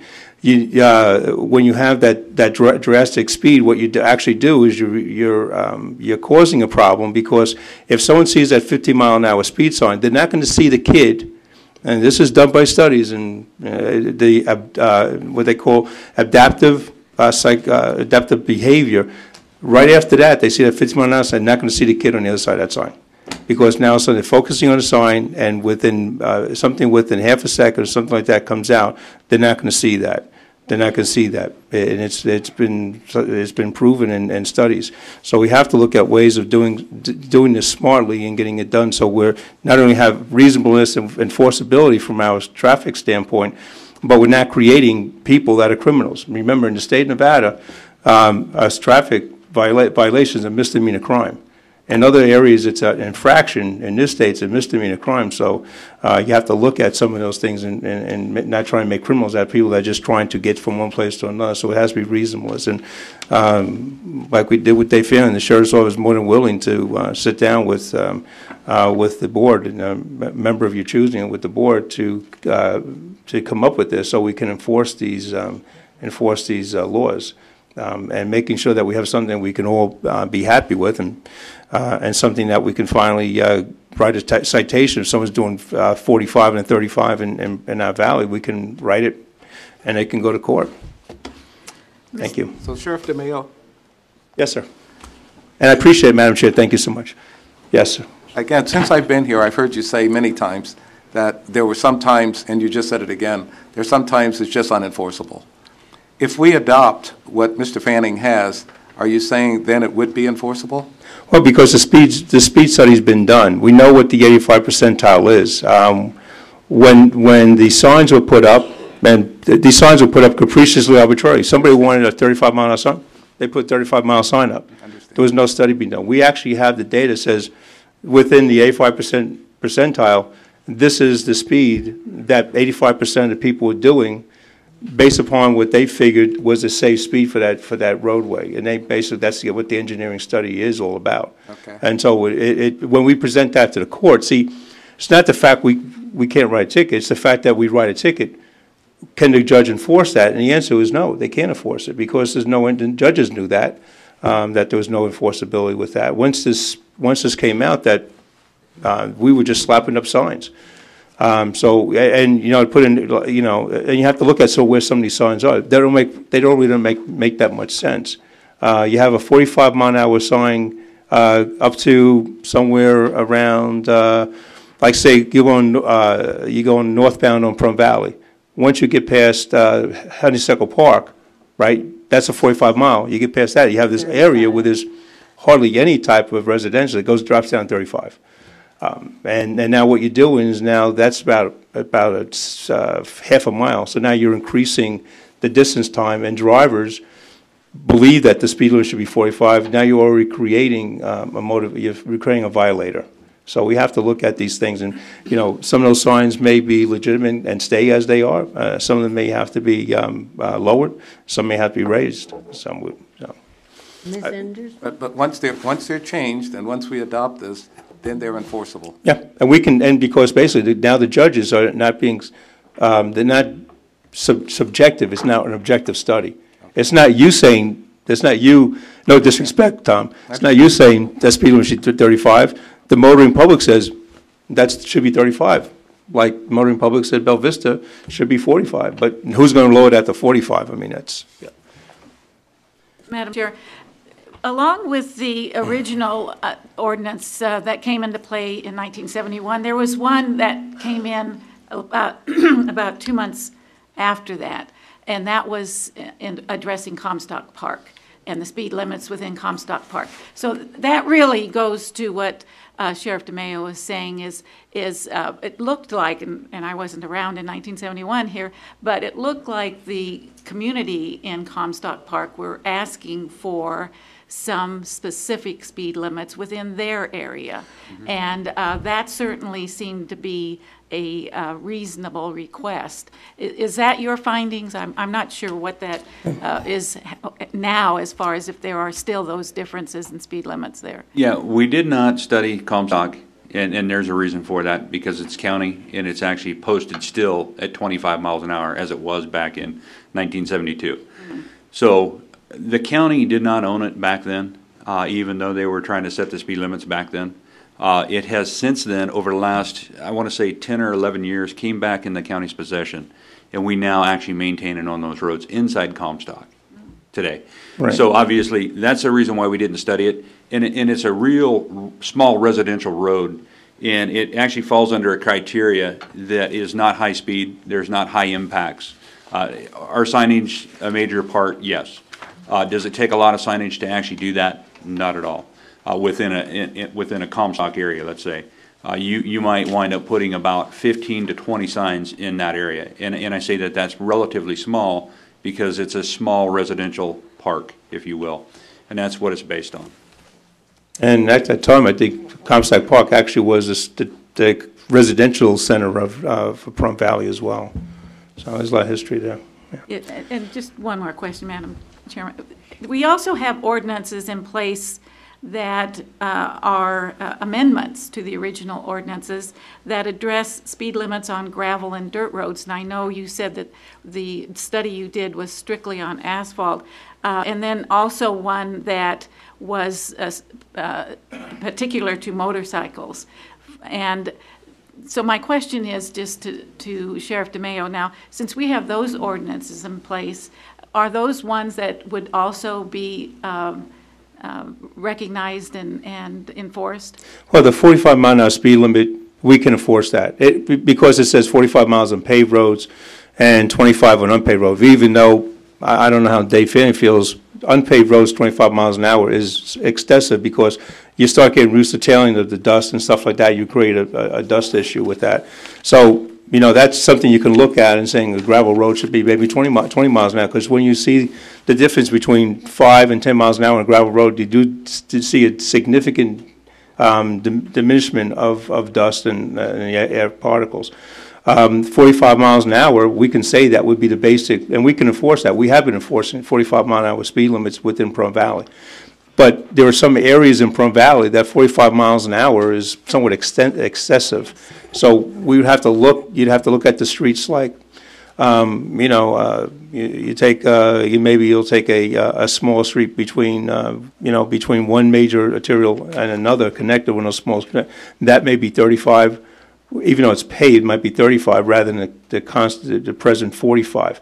So you know, you actually have some ways of actually establishing the types of speeds for certain types of roads. You can say this is a major, this is an arterial collector or residential based upon the density, and you can say, well, that should be 35 instead of 45, or that might be 30 instead of 35.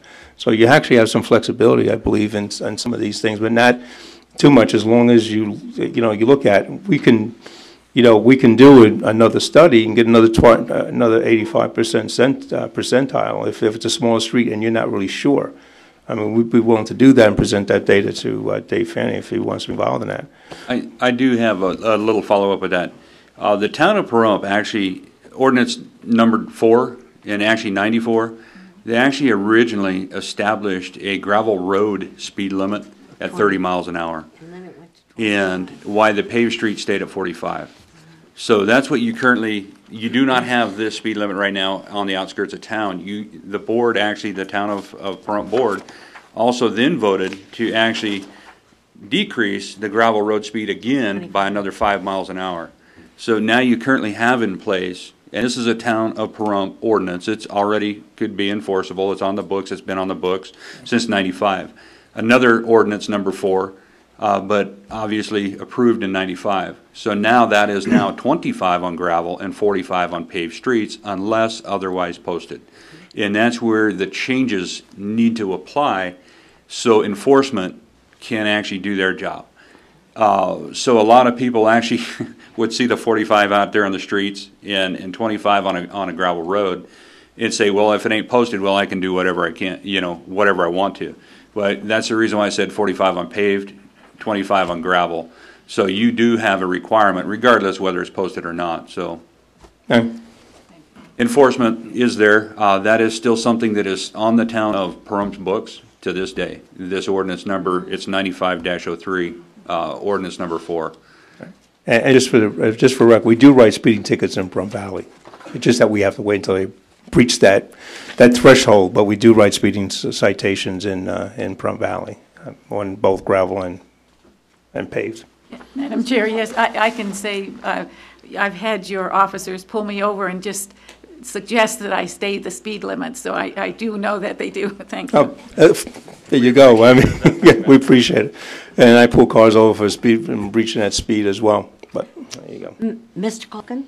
Yeah, I'd like to get a little clarification of some things. Sheriff DeMayo, you mentioned that if I'm doing 25 down Simpkins Park right in front of there, even though it says 15, that if I get cited, the court's not going to do anything about it?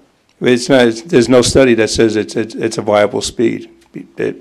So you're saying that whenever somebody goes to court over a speeding ticket, the judge looks to see if there was a study done on that road? The judge would realize there's no study done on the road. It's been very well publicized. I think pretty much you're aware of that 15 miles an hour on that road would not be considered a legitimate speed. You may say there's a park there. Okay, 15 miles an hour, 24/7 is unreasonable. There is no indicators, like at Honeysuckle Park, if you're going up Dandelion, it says 35, 45, unless children are present, then there's flashing light and it says speed limit would be 25. You don't have that. You can't look at a 15-mile-an-hour speed limit when you look at the road and the road says at least 35 and expect 24/7 that speed is legitimate speed. That's correct. Right. Same thing at Sunny Gulso Park, 2 o'clock in the morning, 15 miles an hour. It's going to take you probably about 45 seconds longer to travel than that road because of the distance, rather than a legitimate speed. So you have to look at a speed that is enforceable and is reasonable, not arbitrary capricious, because then you'd have to say, why you got a 15-mile-an-hour speed limit. Then why are those signs there? We seem to be giving a false message to the community. I might decide that that's unenforceable. I mean, that's why you can't make those decisions. That's why the speed enforcement, the speed study makes those decisions for us. There's data that says this is what the speed should be, and it's not you. It's the board coming to a consensus based upon data that hard data, and that hard data is there. Well, my point is that unless a sign really has validity, it shouldn't be up. And you're telling me that there are signs in this valley that basically don't have validity. Well, and so it's giving a false message to the people. So now they might pick and choose what sign they think really stands up. Well, see, that's why, and exactly. Well, that's why the speed limit is 45 based upon the last ordinance that was passed on paved, and 25 based upon the speed. Now, this is only for county. This is only for county roads. The speeds on state roads, it's legit. If you're on State Highway 160 or 372 and you violate those speed laws, you'll be stopped by either NHP or the Nye County Sheriff's Office for speed violation. You'll be getting appropriate citations. I'm trying to get some ideas here. Now, if this Sure. board didn't take any action on this, then what's the result?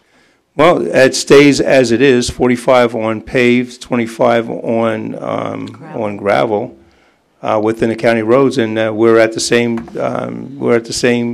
juncture as we are now, where people are complaining to the sheriff's office for speeders, and then when we send our radar trailer, we send the deputy enforcement to enforce that. They're basically within 95% of people in Plum Valley pay attention to this, with the data. So we're going by the 85 percentile that says this is what the speed limit should be. We have a lot of people that actually do obey the speed laws. And what happens is that there's a perception of speed, not necessarily hard data. They may see a car and, colors of cars, sounds of cars, there's different things that make people perceive that cars are going faster than they actually really are. I mean, before we're certified radar, we have to do 100 checks, validations without using radar to see if we're within 5 to 10 miles, within 5 miles of the actual speed of that vehicle.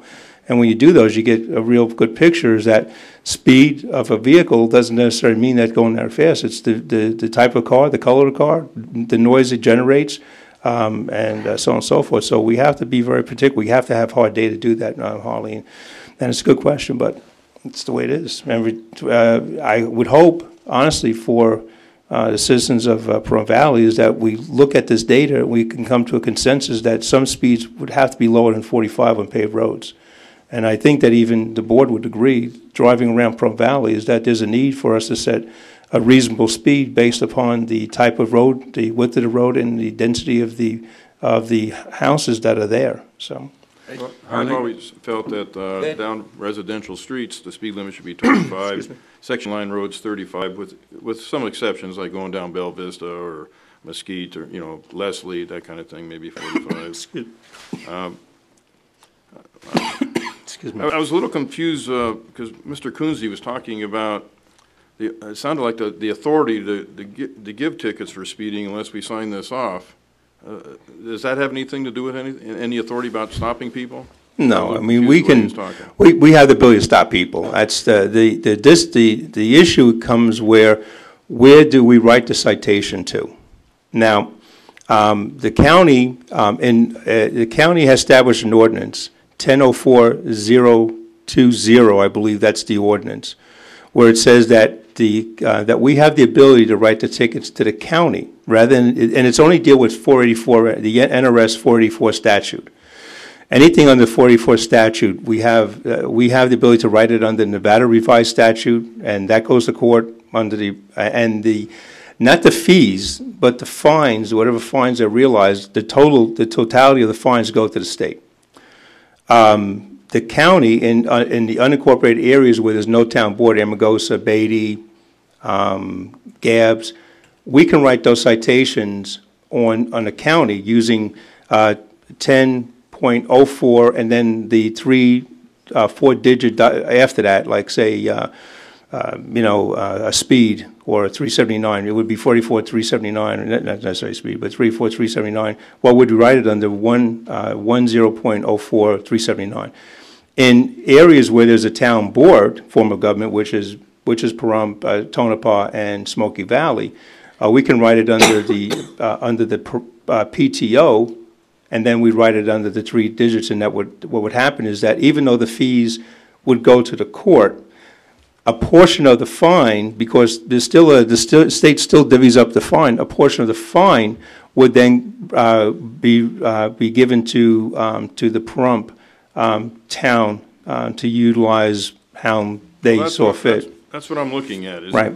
If the town of Pahrump has to put this in place, that we're the ones setting the speed limits, it only seems right that we should get, if those are violated, that the town of Pahrump should get a little revenue out of that. Well, I would wholeheartedly share with us, because actually it's county gas, county deputies, and it costs, basically, the cost of writing a ticket is really costs us more to write a ticket than we actually really see when you look at the amount of manpower, the gas used, the manpower, the administrative stuff and stuff like that. I mean, basically on the management side. But I understand, but part of your salaries and everything comes out of property tax from Pahrump and everything. Well, actually, Harley, I just have to say this, and I know you're going to disagree with me, but portions of the monies that we get to run the sheriff's office are augmented through other areas of Nye County, not necessarily Pahrump Valley in total.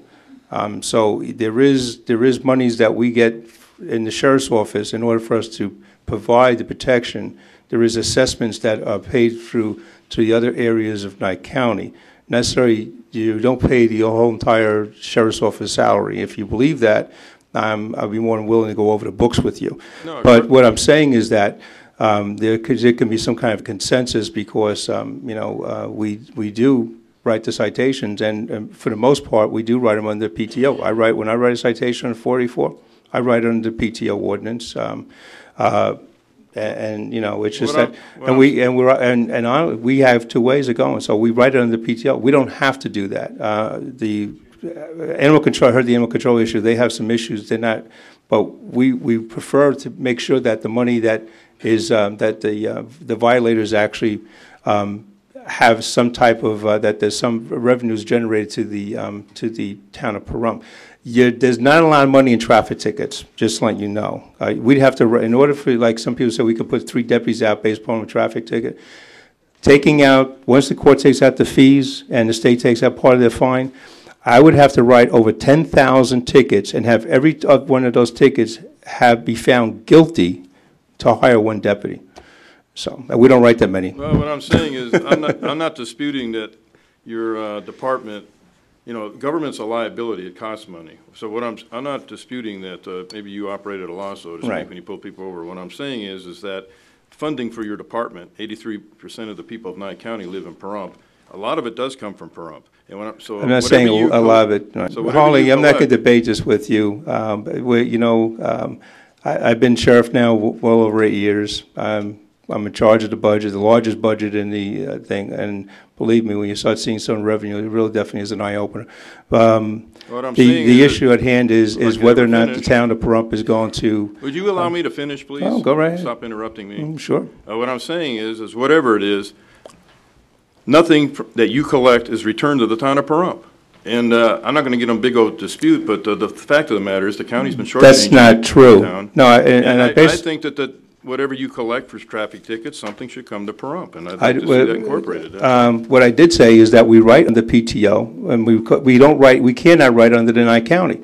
The Nye County commissioners have placed an ordinance on the books, going back, way back when, 1004-020, that says that any areas within unincorporated areas of the county which have a town board form of government, that the county does not hold claim to us writing tickets under the 484 statute, which means that we either have to write them under the NRS, Nevada Revised Statute, or we write them under PTO ordinance, which you have in effect.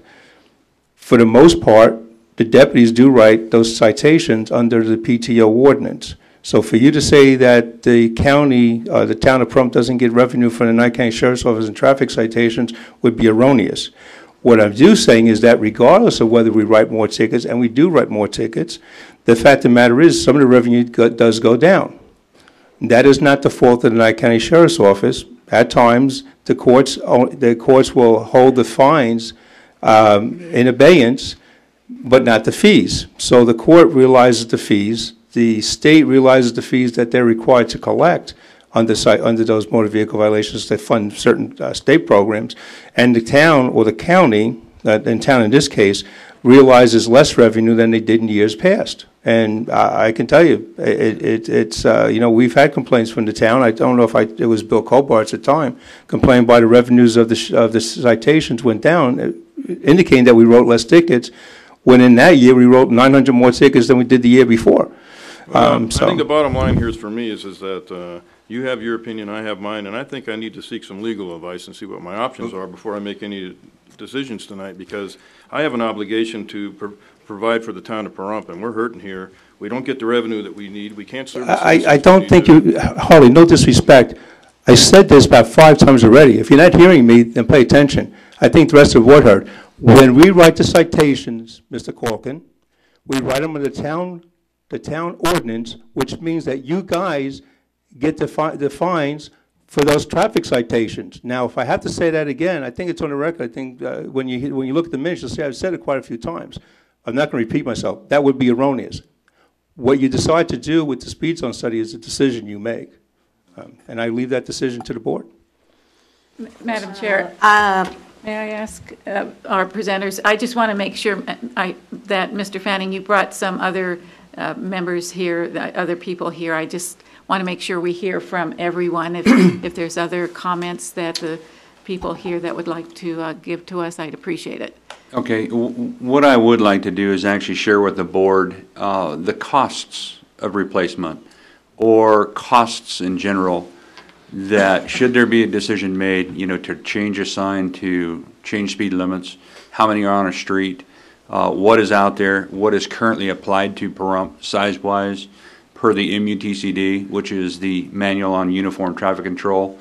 That is an item that we actually follow. It is the code, it's the standard for North America. And that is something that we abide by. The map that is actually rolled up here in front of us has currently got every street speed limit on it as it is today. And the one thing that Jared at the far end here could actually bring in is actually those costs. And I want everybody to be aware, it is very costly. It is certainly something that needs to be considered, and it's certainly something that shouldn't be overlooked. You do have, per the MUTCD guidelines, you have breakaway poles that must be used. Obviously, if you use some other device, obviously, it is a court case, it's an issue. You know, traffic does hit these things, it needs to break away, and they need to absorb. So there's reasons why these things are used in certain sizes and projections.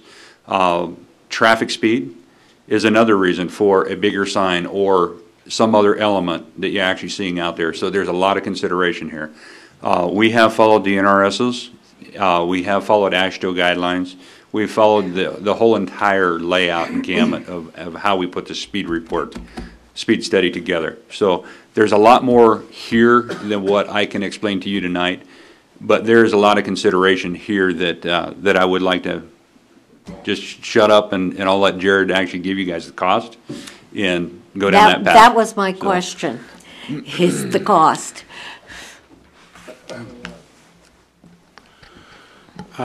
Good evening, board members. Again, my name is Jared Ward, District Road Supervisor. And most of the signs that are up today, I think Mr. Culkin here said something about why are we putting signs up. We really haven't put a lot of speed limit signs up because of the problem of not enforcement. And most of them you see have been there since I went to work for the county over 22 years ago. We've updated some of the posts to the breakaway posts that Public Works Director was just talking about. And of course, when the signs fade out, we try to replace the bad ones.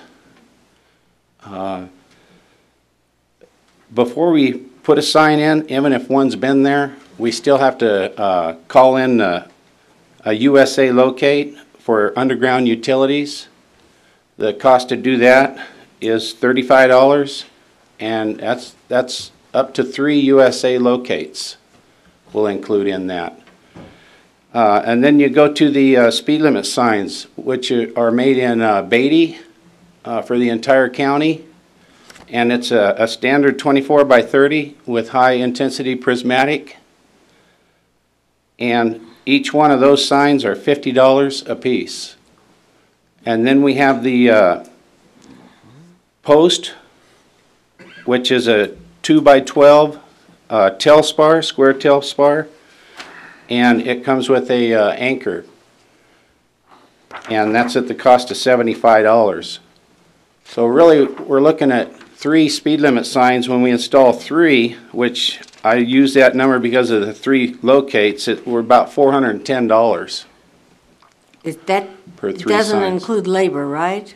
That includes labor, That does include labor. yes. What was And- that amount again? For the 3 signs, or would you like the amount for 1, or? No, the figure that you said equaled. Okay, to install 3 speed limit signs, labor, cost of the sign post, everything, $410. You're saying if we approve this, you're only going to put up 3 signs? No, for each 3 signs, it's $410. Oh, Divide it well, by 3 and you well, get the how many cost signs per are you sign. planning on putting out? Hundreds. Hundreds and hundreds. I mean, that's what we need to know. And then who's responsible for paying the money? They are. We are. We're responsible, so how much money are we talking about here? How many signs? Well, I don't think we're gonna be able to put up hundreds and hundreds of signs in a matter of a short time. So, I think if we're going to vote on anything, we need to know how much money we're looking at. You know, we have an accountability to the taxpayers. I don't want. Mrs. Chairman? Yes? I see an agenda item here that says all that's going to be done today is accept and review. There's no signs going to be built, no signs going to be put in, there's no speed limits going to be set. None of that's being done tonight. Doesn't need to be discussed. All I see on the agenda is accept and review. That's part of the report. Am And, I mistaken? Is there going to be speed limits set here tonight? no, but part of the report is the cost. Well, that's fine. And that's what we're doing right now. The questions seem to be being asked, if what we vote on tonight, will 3 signs be built? No.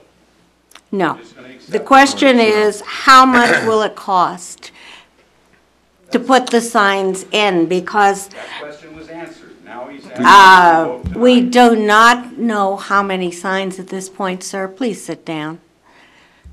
Madam Chairman? What are we looking at as a ballpark figure? What would this cost the town? Well, Since you're looking at $410 per 3 signs, and I don't know, there's quite a few streets in there that are going to take a number of signs. So this is what we're trying to figure out, because if it's beyond our ability to pay for it, there's really no point reviewing it. Well, and the reason why I want to bring up the cost of the sign board is just so everybody understands just what the initial costs are. So if you don't if you adopt this plan the way it is, you're not going to change anything out there on the streets. If you adopt that, if you agree with these speeds that are set, it's not going to cost you anything. But to actually maintain and actually work through that system, you guys need to know the whole ball of wax. That I We don't want to understand. surprise you. What we want to do is make sure that it's highly clear of actually those points. So should you guys choose to change a route that is actually 3 signs, and that's just, that's a odd number of signs. Normally a placement on a half-a-mile road will actually be 4 signs. Mhm. So you're going to be looking at $500. But just as an example, so should you guys not change anything here today, it's not going to cost you anything. Now, wait a minute. Now, you said for $500 for a half a mile, or is that a mile? You just had a price for 3 signs? Yes, and I didn't catch whether you said, well, it'd be $500 approximately for 4 signs, but On was- approximate half mile. That was my question. Yeah, there's Okay. 4 signs roughly in a half a mile. And the Okay. reason why I would say that is because you don't have every 600 feet an intersection. So we're unless you're looking at somewhere in- approximately $1,000 a mile? Yes. Just ballpark Yeah. figure. If you guys wanted to change major arterials. And how many miles of major arterials do we have? Just ballpark. Oh, my goodness. I believe the ending result was 549 or something. You have roughly. well, you have more than that. $540,000? You have almost 600 miles of roads, major arterials. Okay, $600,000. Yeah, the one thing.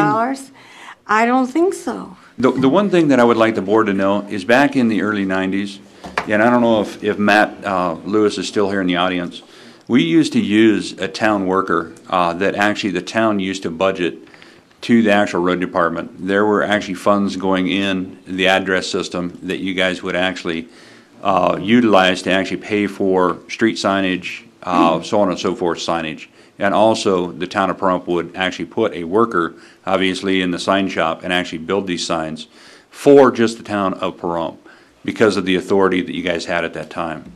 And it worked very well. Why it went away, I could not tell you. I guess it was the powers that be at that time. But on the average, there was about $11,000 spent that year, and that went about 3 years on an average of one of the workers, and one of the workers is currently there at the town of Pahrump. So just a little history, and that was in the early to mid-90s. Okay, as I see it here, the question before the board is, do they want to go further to the point of actually reviewing the speed limit study? If you do, we need a motion. If you don't, then You want to touch on it, go ahead. Mr. Fanning? Madam Chair, I'm sorry, if I may, one of the things you can do is if you want to accept the study, then direct staff to proceed down the development of the ordinance.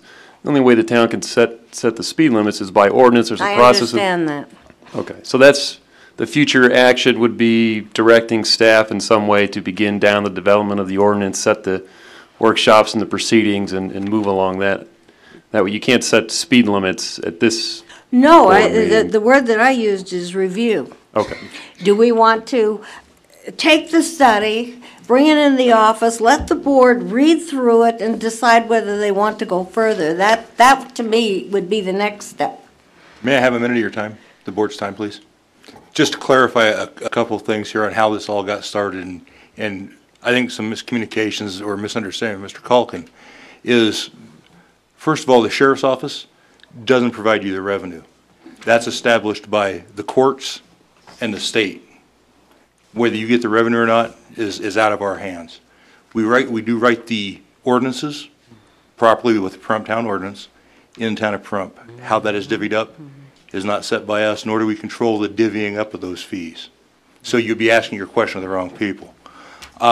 Number two, how this whole thing got started is Sheriff DeMayo first came on and he discovered there was a problem with how some of the speed limits were established in the town of Pahrump. There's a strict thing that had to be done by ordinance. Mistakes were made years ago historically. Some of them were done by resolution. Those are not legal. The signs you're talking about at Simpkins Park and the other speed limit signs you're referring to, a lot of them are not legal, but they got posted mistakenly. It was brought to the board's attention, Board of County Commissioners' attention by Mr. Ron Williams, and this committee was established to try and address these issues. During that research, it was discovered the town board has the authority and the power to control these limits, and you are being offered that to control the quality of life for the citizens, both the motoring public and, more importantly, the residential people that we deal with complaints every day over this issue because the current speed limits that are not 45 are unenforceable. And we deal with this, Mr. Fanning, the sheriff, I'm sure Mr. Ward and myself, daily we deal with questions and concerns about this. You have the ability to do this. How you choose to do it and whether you choose to do it is yours. But I think, do you have any other questions regarding divvying up of the funds? Because I think there was just some miscommunication is all. We don't control that. We just write the citations. Yeah. We don't see any revenue from that. That all goes to the courts and the state. We see no revenue from any citation Well, issue. Sheriff DeMayo is saying we get some revenue, so obviously, I don't know what. No, what's you going- guys do. The sheriff's office gets no revenue from it. Yeah, we don't see that hardly, and it doesn't come into the general fund. It doesn't come out of general fund. What it is that how it's divvy up is like the tax, people collect taxes and the taxes divvy up among the communities. I believe it's something like it's with the citation system, doesn't come into the sheriff's office and we don't realize that. We don't look into it. You know what our job is? Our job is when we look at a violator of the law, our job is to try to get some type of compliance with the law. Where the money goes on it, what we're looking for is the happy, making sure the community is safe, and that they obey the traffic laws that are set in place. And because it brings us a better quality of life. I know that the board wants a better quality of life for the people of Plum. Believe me, we all in the sheriff's office want better quality of life for people of Plum Valley. And one of the things that we see is one of the things most obvious is sometimes when they see a vehicle go past them, or they call the sheriff's office for a speeding violation, and when we go down there and we find that they're doing the legal speed limit as it is posted, even though we may believe the speed for that area should be reduced. It causes frustration, and believe me, I've been taking hits for this since I've been sheriff of Nye County when I realized it was a problem with the speed. The problem was that the previous director of public works didn't really see that as a priority. He tried to work through it, but only once the commission gave the authority to Ron Williams that we started seeing some, Dave Fankenboard and his staff, we started seeing some real progress. And all we're trying to do, Madam Chair and the board, is giving us some direction. What do you want to do with this? I mean, right now the speed limit for Plum Valley, 45 paved, 25 unpaved. I believe, and that will be up to the board's decision, and you drive these roads hard, I know in a truck, you can see the difference between a 25-mile vehicle going down a gravel road 25 and the difference between going down a gravel road 20 miles an hour. You can see something. You can see the difference between going down a 45-mile road on Homestead and going down another 45-mile road down maybe some of these smaller roads like other sections within like Idaho or something like that, like a road like that. So, you drive and you know that there's some disparity in our speed laws, and all we're asking to do is correct it. I mean, and I appreciate all the work that Dave Feeling and staff did. I mean, it's a good project. Thank you. It's impressive. Madam Chairman, it's a matter at hand tonight. It appears that we would just accept A review. and then at some later date, we would bring it back with recommendations and hopefully adopt something. So if I was to make a motion to accept the speed limit study, that doesn't mean that we accept what's in it. I just want to clarify on that. Just say review. So all it means is that we're accepting the review to look at it, but we're not, saying that those are going to be the established speeds. I just want to make sure that's clear. No, the only Madam Chair, the only way the town can establish the speed limits is through, by ordinance, and then there's a specific procedure in place to do that. I just want to make sure that there isn't a miscommunication. So you wouldn't be able to make a motion tonight to set the speed limits. Or you'd be in violation of NRS 269. Okay. So you can accept the report in, you can direct staff to begin the process of establishing an ordinance to set minimum speed limits and provide some direction. If we should possibly have a public hearing or something, Well, to do the ordinance, there's going to be a series of public workshops that have to be conducted in order for that ordinance to make it through the process. So this isn't the end of the step. This is just the beginning. Okay, so the motion doesn't have to necessarily spell out what action we're going to take in the future, because it does say in here, setting speed limits and if in the future and possible future action, but we don't actually have to make that. We can just make a motion tonight to accept a review, and that's it, right? And then we can move forward later. Yeah. You also want to direct. All right, so I make a motion to accept the review, and then we will proceed as we need to when we figure out what we're going to do. So. Do we have a second? Yeah, I would like to second it, but I would like to hear the attorney again, because I think Mr. Culkin needs to revise the motion. You need to read it as it's written. Right here. Well, the motion as it's written is it's not wrong. Right here. I got it. To review. I'm looking at it, but it's like you said, it's not. It's because you wrote all over it. You Yeah, can't see it. But it's not real clear, really. Yeah. So that's what I'm saying. I make a motion to Just to read. accept the review. You don't even have to say accept. You can just say to review the speed limit study. Well, we have to accept it. We have to accept the review that they present to us. I'm making a motion to accept the review that they gave to us. And that, I don't know what else. Read the whole thing. Read the Excuse whole me. paragraph. Mrs. Parker, if I may. Hmm. You know, I understand you want to review the report. My recommendation, to review the report and direct staff to start the process to move forward with creating ordinances and holding public hearings to allow the public input in this process.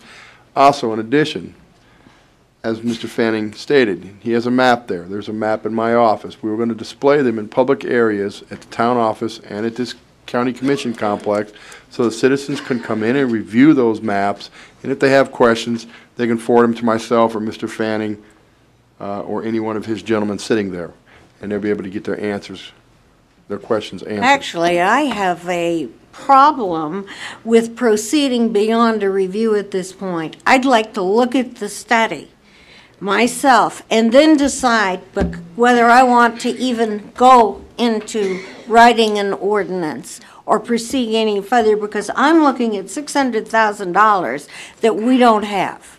But you don't spend $600,000 in 1 year. No, but you do spend it. So I really want to just look at what they have and decide at that point whether I want to go further. I don't know what the rest of the board wants to do, so I'll shut up. Madam Chairman, Mr. Fanning, if I may. May I? Ms. Parker. I'm looking at Mrs. Parker. She's hiding behind her computer. Mr. Fanning, how thick is your report? I don't know. Is that it to your left? This is it. Do you have any copies of that, or is that the only copy? That is the only copy, and we can make you guys a binder tomorrow. All right. Well, that's why I agree with you. That's why I was thinking that we would just accept the study. I think we need a little time to digest it, and then we would direct staff in whatever direction we want to go. I didn't want to move too far. In fact, I don't, if the board's agreeable, I don't have a problem with, you know, at the next meeting, put it back on the agenda to give staff a direction. And that gives us a couple of weeks to look at all this and then decide, you know. Well, Mr. Cook, I think if you accept it as this, I think the review of it, like Madam Chair would say, that would probably be the better course with Bill Kohlbarger, town manager, you know, agending for another day for you to take action on it, because you got to be very careful how you word it. Well, that's why I was word it. Because if you say you're going to accept this, you're going to accept this study, then you're accepting the study. If you're looking to review it, it's a different matter. And that's just my opinion, sir. No, I agree with you. That's why I was asking them. I didn't want no misunderstandings that we're putting something in place I didn't want to put in play. No problem. I just wanted to basically take that review and take a look at it, so that's all I want to do with it. That's why you could just But read if this. something's usually presented to us, we have to accept it, so, you know. No, we just want a review. All right. I would suggest that you word it, that you would like to review the speed limit study as presented by the Nye County Roads Department and pertaining to setting the official speed limits on all roads within the town of Pahrump, and to bring it back next meeting for further discussion and decision. I'd bring it back in 2 meetings, because you're not going to get it done in 2 weeks. Two with all due meetings. respect. 2 meetings is All right, good. well, I'll simplify it then. I'll take back my motion. I'll make a new motion to review the speed limit study as presented by the Nye County Roads Department and direct staff 2 meetings from now to put an item on the agenda that we will give staff direction on what we'll do from there. And that I will second. Okay, do we have any public comment on this? These things get difficult sometimes. And thank you, gentlemen, for your time and patience. Appreciate it. We'll be here in case you need us for. Yes, thank you. We actually have a lot of room on this side. You want to move over here, Davis, in case? Sure. Yeah, I'm sure we'll need him. And Madam Chair, thank you so much. And I appreciate the board's what indulgence. you've done. Oh, no problem. We appreciate the board's indulgence. Excuse me, I'm getting this call. I just want to keep away from you guys, too. I even keep away from you, Holly. I'm not going to give you my cold now. Hey, my wife's trying to give me hers. George Gingell.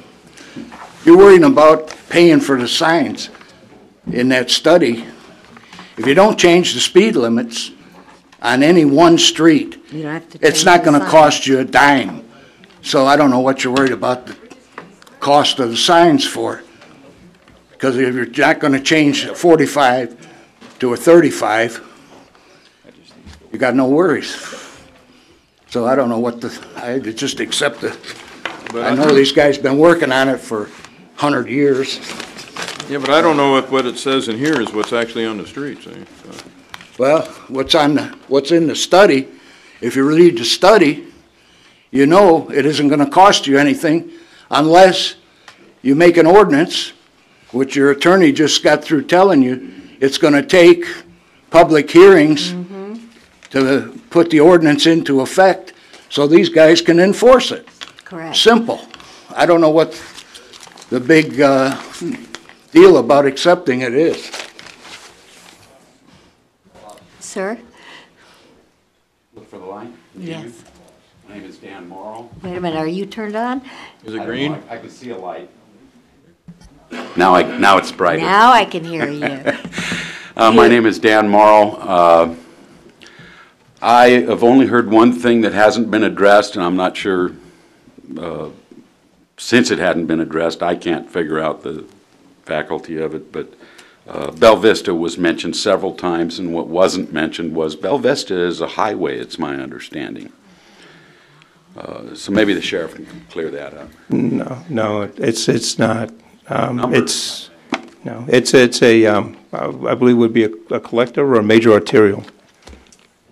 Bell Vista. It's not a highway. I didn't catch the question. Yes, if the Bell Vista was a highway. My understanding, Bell Vista is a highway since it has a number. You got 160, you got 372, and I don't know the number up there that Bell Vista is, but it's Bell got a Vista number. has never been accepted by the state. It was supposed to be Highway 212 at one time, when we built the low road.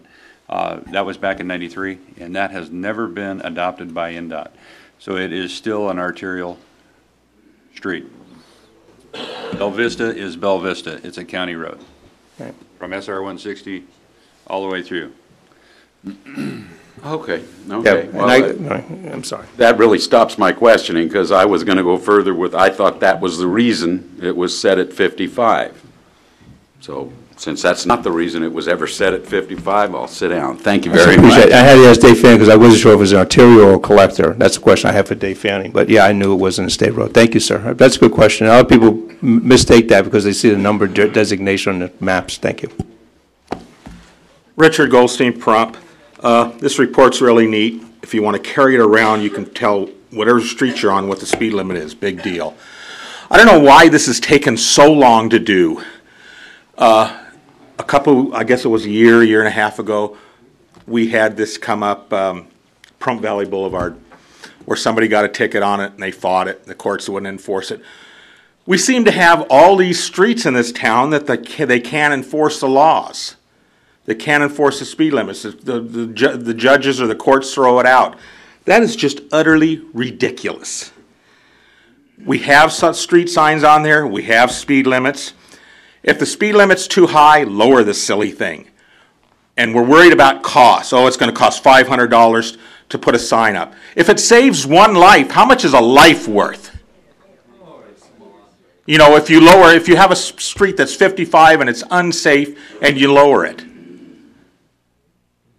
Let's not worry about what it's going to cost a sign. 3 speeding tickets on that street pays for those signs. Let's just worry about putting some speed limits on these streets that are enforceable. And like the sheriff says, Honeysuckle's one of these. I got stopped on that street. 1 o'clock in the afternoon. Deputy stopped me, asked me for my driver's license, gave it to him. He says, you know what the speed limit on this street is? I go, yeah, 15 miles per hour when children present. I go, you see any children present? He gave me my license back and left. That was the end of that. But we have that sign, and it is ridiculous. Like you say, you know, if there's no children present on it, you know. That sign doesn't. Yeah, that sign doesn't say that. It says 15 miles an hour regardless. It says when children present. No. No. But that's ridiculous if nobody's driving down that street to have a speed limit like that. I mean, this is something that needs to be looked at and changed. I understand it. Like that with school zones. You have school zones that have lower speed limits. That's fine. Well, some of them need to be changed, like. Oh, yeah, without a Like doubt. Bell Vista is a perfect example, 55. Now, the sheriff, you stated that accidents still happen, and I certainly wouldn't dispute that. But as an example, many people have been T-boned going north on 160 because someone flew through the stop sign at Bell Vista and 160. And one night, like about a month ago, my wife and I were coming up on it and said, "You better slow down, that guy's not stopping." And sure enough, right on through. Well, T-boning me at 45 would make a big difference versus 55. Exactly. So, you know, we do need to change some signs, and we need to study this and know how many we need to change. You know, I think, well, personally, I drive 15 miles an hour down a dirt road. And 25 to me is just totally ridiculous. But Even 15 miles per hour and some of them is ridiculous. But we do need to look at this. We need to make some changes, and we need to have an idea about how much money we're talking about. Well, once we decide to change some of these, yeah, okay, but like I said, 3 speeding tickets on that street will pay for those signs. We don't get that much. We don't get the money. Well, then you raise the fines for speeding. No, but I agree with you. To save a know? life, we can't be counting peanuts, but we need to know what we're looking at. Thank you. Call for the vote. We have a motion to, there's nobody there. Public comment is closed. We just want to get this done. There's been a motion by Mr. Calkin and seconded by Dr. Waters to review the speed limit study as presented by the Nye County Road Department and to bring it, for staff to bring it back in 2 meetings for discussion. All in favor signify by saying aye. Aye. The motion carries 4-0. Madam Chair and Board, thank you so much for your patience and indulgence. Thank you. And vice versa, thank you. It's my pleasure, Harley. You take care of yourself. All right, you take care. Benny, thank you very much. Just gonna leave that sit there. Harley? Thank you, Bill. Unless you wanna make a copy, you wanna make an? Well, I already got a map for my office, She's so. falling asleep back there, 'cause it's gonna take a long time. All right, thank you, sir. When we stop over afternoon tomorrow? Thank you, Dave? Mr. Fanning, for your Afternoon efforts. tomorrow? To do that. And then we'll, because we can get her in and out of here. It's number 13 and E down there. Madam Chair, moving on. We're going to change the order of something here. Because she's falling asleep. Okay. We can get her out quickly. All right, so that's. No, we're going to change the order of something and get, because everything else is going to take a long time. Let's get Kelly out of here. Yes. I'm sorry, Mr. Bill. Yes, well, I'll make a motion to change the order. you can't do that now? Can't we? Okay, we don't need a motion. All right, we're moving on to item 13 because it should be fairly quick. Bill says we can. Point of order. What's your point of order? Madam Chairman, new resolutions you passed, any member of the public may call point of order, must be called forward. I'm listening. You didn't call me forward. To a microphone so we can get it on. All Please the sit down. Okay, let's go by the rules now. I want to go by the rules. Wait. I realize you're the liaison of the tourism board.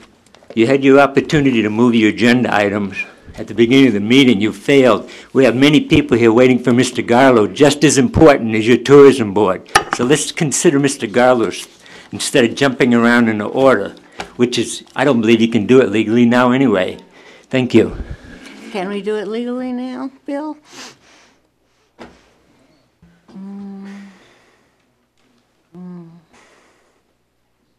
Well, you could certainly make accommodations during the agenda. If you want to make a motion to take an agenda out of order, you've got a reason for do that as long as you're not canceling any agenda item at this time. No, or I'd just like taking to it to table. move one up that's going to be very quick, because the one that we're skipping over is probably going to take quite a while, and I want to give him as much time as possible. Let's ask Mr. Garlow if he minds waiting. Do you 5 more mind, minutes. Mr. Garlow? No, I'll wait. Thank you. We should be done with this in no more than 5 minutes. I thought you said we needed to make a motion. Did you say we needed to make a motion? No. But you can go ahead and put a motion on the record to move it, and then just state a reason why. Okay, I'll make a motion to move 13 ahead of 12. And so- 17E. And 17E included with that, so that we can get this done real quick and move on to the other item. It'll take a long time. Point of order. Let's go by the rules, huh? I'm waiting for you. Okay, Vicki. Agenda item request 17E. What date was this agenda item submitted? I don't know. I do. You got your backup. Do you read it? Actually, my computer is turned off. We've been here so long. I'll ask my question again. What date was this agenda item submitted? I said I do not know because my computer is shut off. If you know, why don't you tell us? What's the point, Mr. Crawley, please? That was my question. I got a February 14th to 11. So? Okay. Date of desired board meeting? February 22nd, 2011. Okay. Meeting or two ago, you changed the Prump Board town policy to saying that the meetings had to be submitted with the backup 10 days prior to the meeting, correct? Okay. Well, 14 to 22 is not 10 days, even if it was February. So you want to continue. Also, your agenda item request form does not state 10 days. It hasn't even been corrected by the town staff, which should have been done. It still says noon Wednesday, so if you can get that remedied, it might clear things up a little bit. Already been corrected, thank you. But it hasn't on mine, Mr. Kohlbarger. Thank you. Go ahead. You state your name and... Oh, yes. Someone needs a second, and we got to vote on it. You want to second this one? Yes, since Mr. Garlow has agreed, I will second. Those in favor signify by saying aye. Aye. Those opposed? 3-1. All right. Okay. My name's Kelly Buffy. I'm the chairperson of the Prump Tourism and Convention Council, and we're coming before you today, or this evening, late, and just asking for your approval. We'd like to request for a proposal, for proposal for 3 promotional videos of the Prump Valley, and these videos will be designed to encourage tourism in the area by showcasing amenities and attractions within the valley and by highlighting regional attractions within a 1 or 2 hour drive, these day trips. This is just actually in forwarding our goals and objectives that we've already stated to you recently. And it's just one of those big things that we've had planned for this year. We understand after going to trade and trade shows and travel shows that people in general are drawn to visual elements. And we know that we need to find we need to put some video together of the Prump Valley that's current, that shows the amenities and the items and the things that we have in Prump for people to have. Not only that, but we need to show, because we are kind of packaging Prump to get people here, we're packaging Prump as the hub with the ability to go to several different day trips. So we need to be able to show through video and get out to the masses that we are the hub and show what Prump has as the hub, and then show what all of these different locations are, the spokes of our wheel. And that's the goal that we're looking for in producing these videos. We want to produce 3 in 3 different segments because they can be utilized in different ways. The longer ones would be looped in a bigger version at trade and travel shows. And then, of course, the smaller ones can be used in little blurbs, and also we can link to businesses, and anybody in and out of businesses that can link to Pahrump to show what we have. But it's just it's an awesome way to get to the masses of what we have in Pahrump that would draw people to Pahrump through visual means, visual media. I'd like to, if I can interrupt you, when we went to Quartzsite, we get a report every week of the hits on our website. And after Quartzsite, we were hitting close to 1,000 hits a day, day after day, and now it's down to about 6,000 a week. And so I know people would watch this if we could get it out there. Mm-hmm. Okay, for clarification, this is just a request for a proposal, so we're not approving anything yet. Exactly. Correct. It's just allowing you to go out and ask people how much it'll cost. So exactly, and get some bids. I'm going to make a motion to approve this request for proposal to advertise in the local newspapers, as I said. I'll second. Public comment? Seeing none, call for the vote. Aye. Wait a minute, all those in favor signify by saying aye. Aye. Aye. Okay, and then we're also moving to item 17E, which is to approve. Thank you.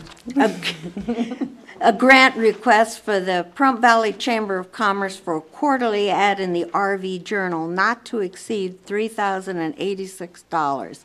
The Chamber of Commerce has been handling this ad for the town of Pahrump for a number of years, and now that we've got staff actually able to assist the tourism board, the next time around it should be handled through the town rather than the Chamber of Commerce. This is what's known as a pass-through grant.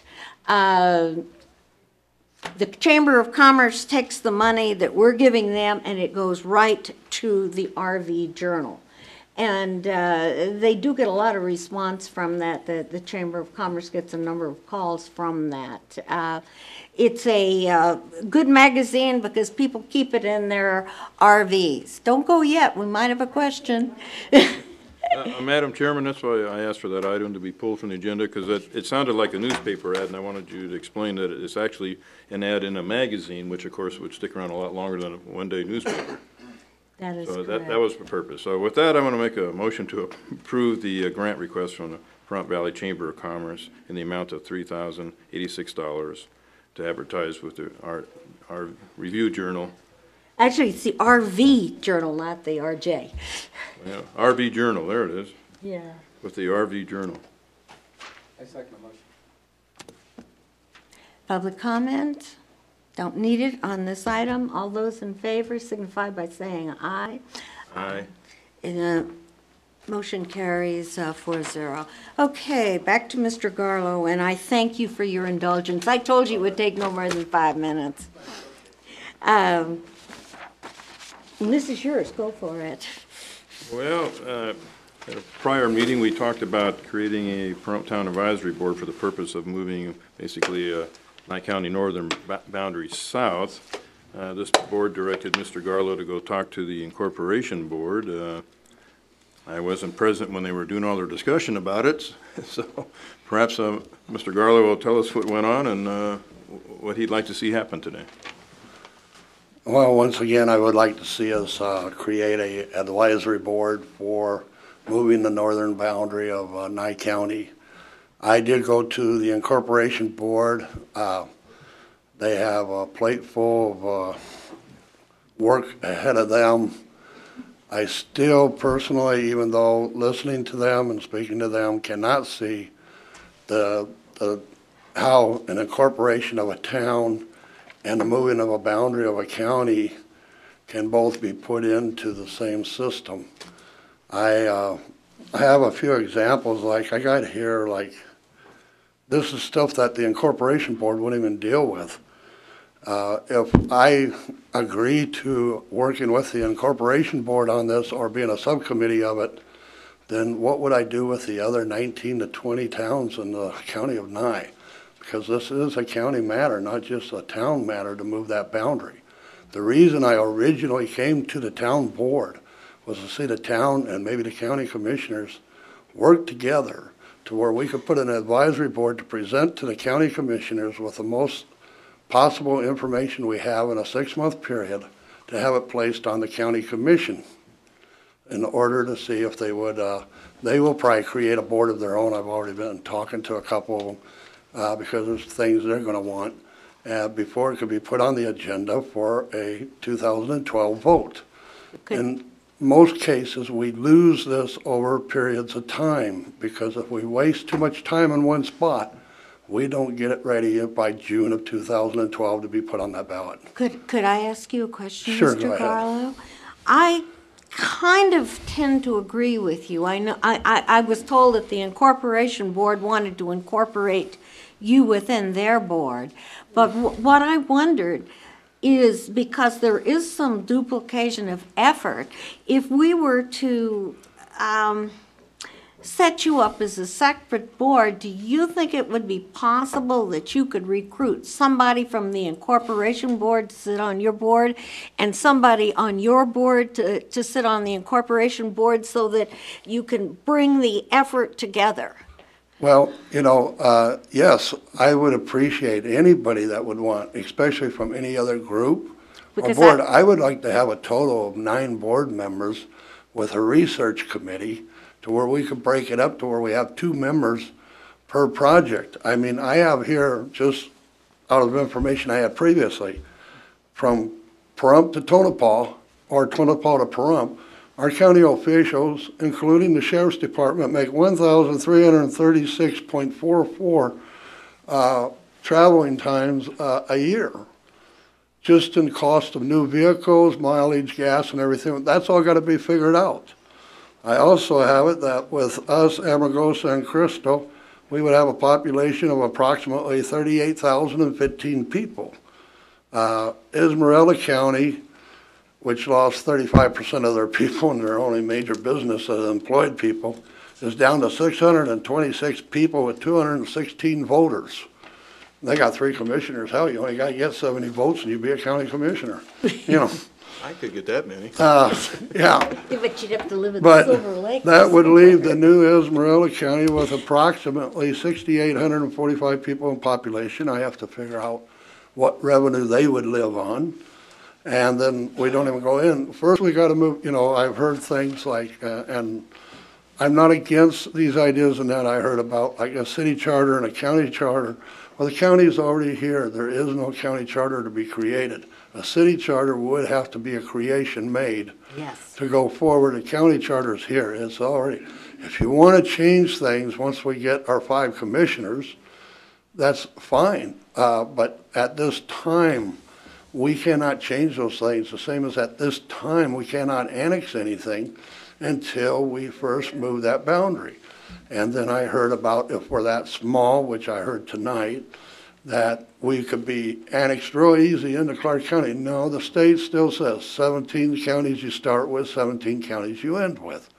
Then I was told about, why don't we become Ismarola County and let the north remain Nye County? Well, once again, that's almost an impossibility because the people up in Ismarola County don't want to live like we do. It's just like the people up in northern Nye. They look at us the way we probably look at Chicago.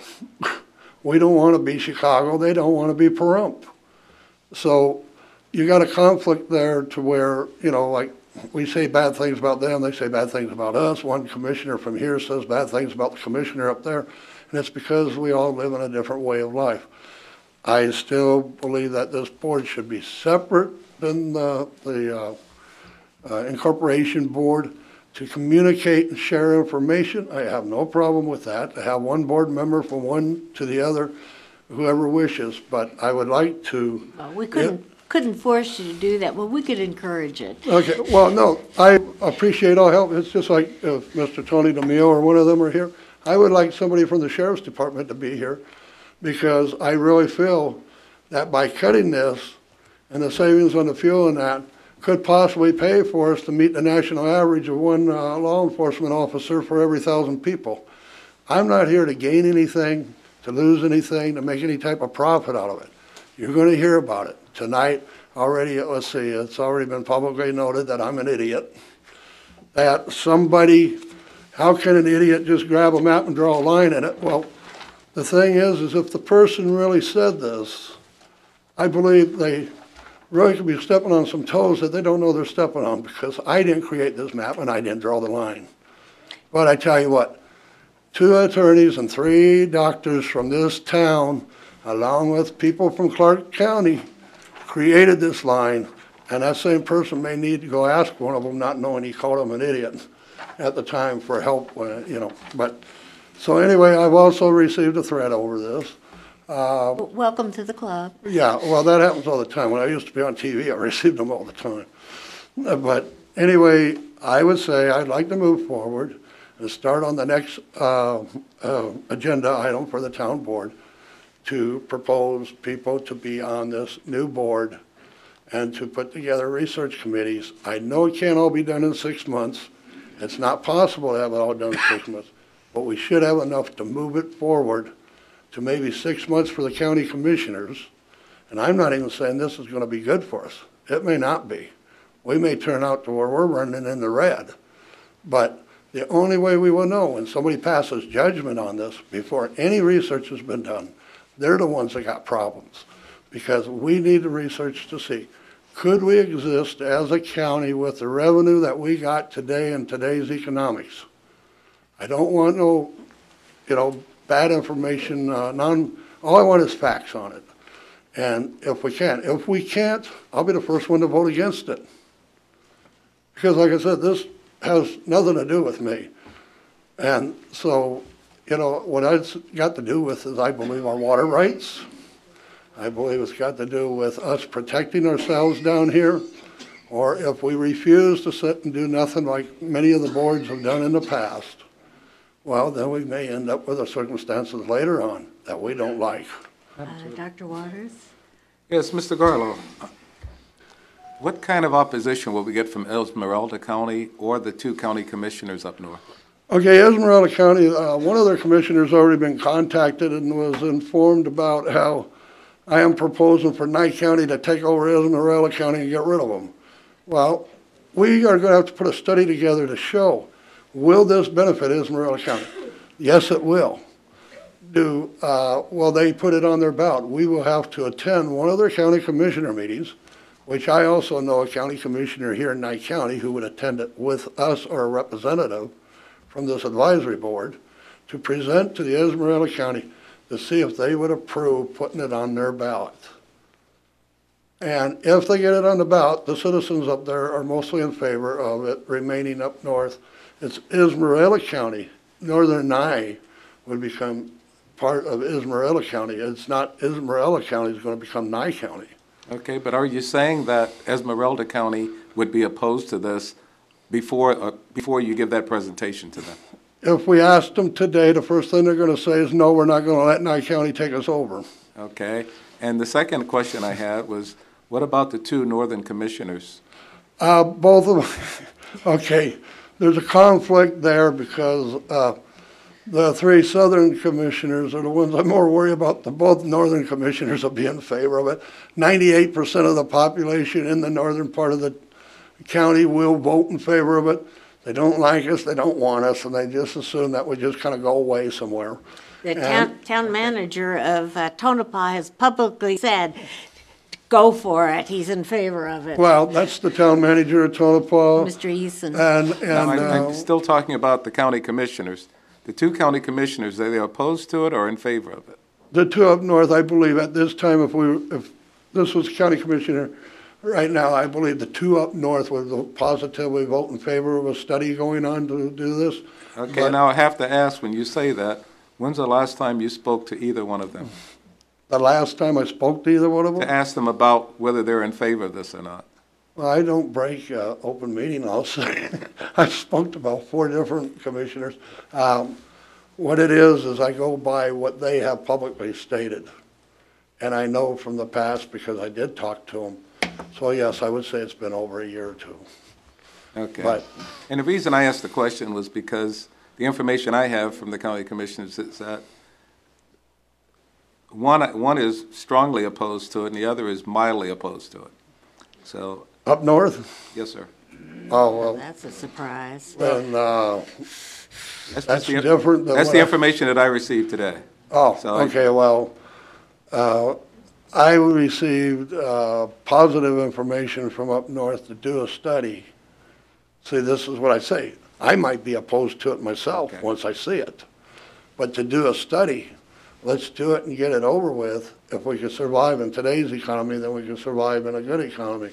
But I don't see anybody opposing, well, yes, I do, the ones that says I'm an idiot. But I would say that to just do a study to come up with the facts, I cannot see where this would be opposed by anybody. Madam Chairman? Can I ask legal counsel a question before we proceed?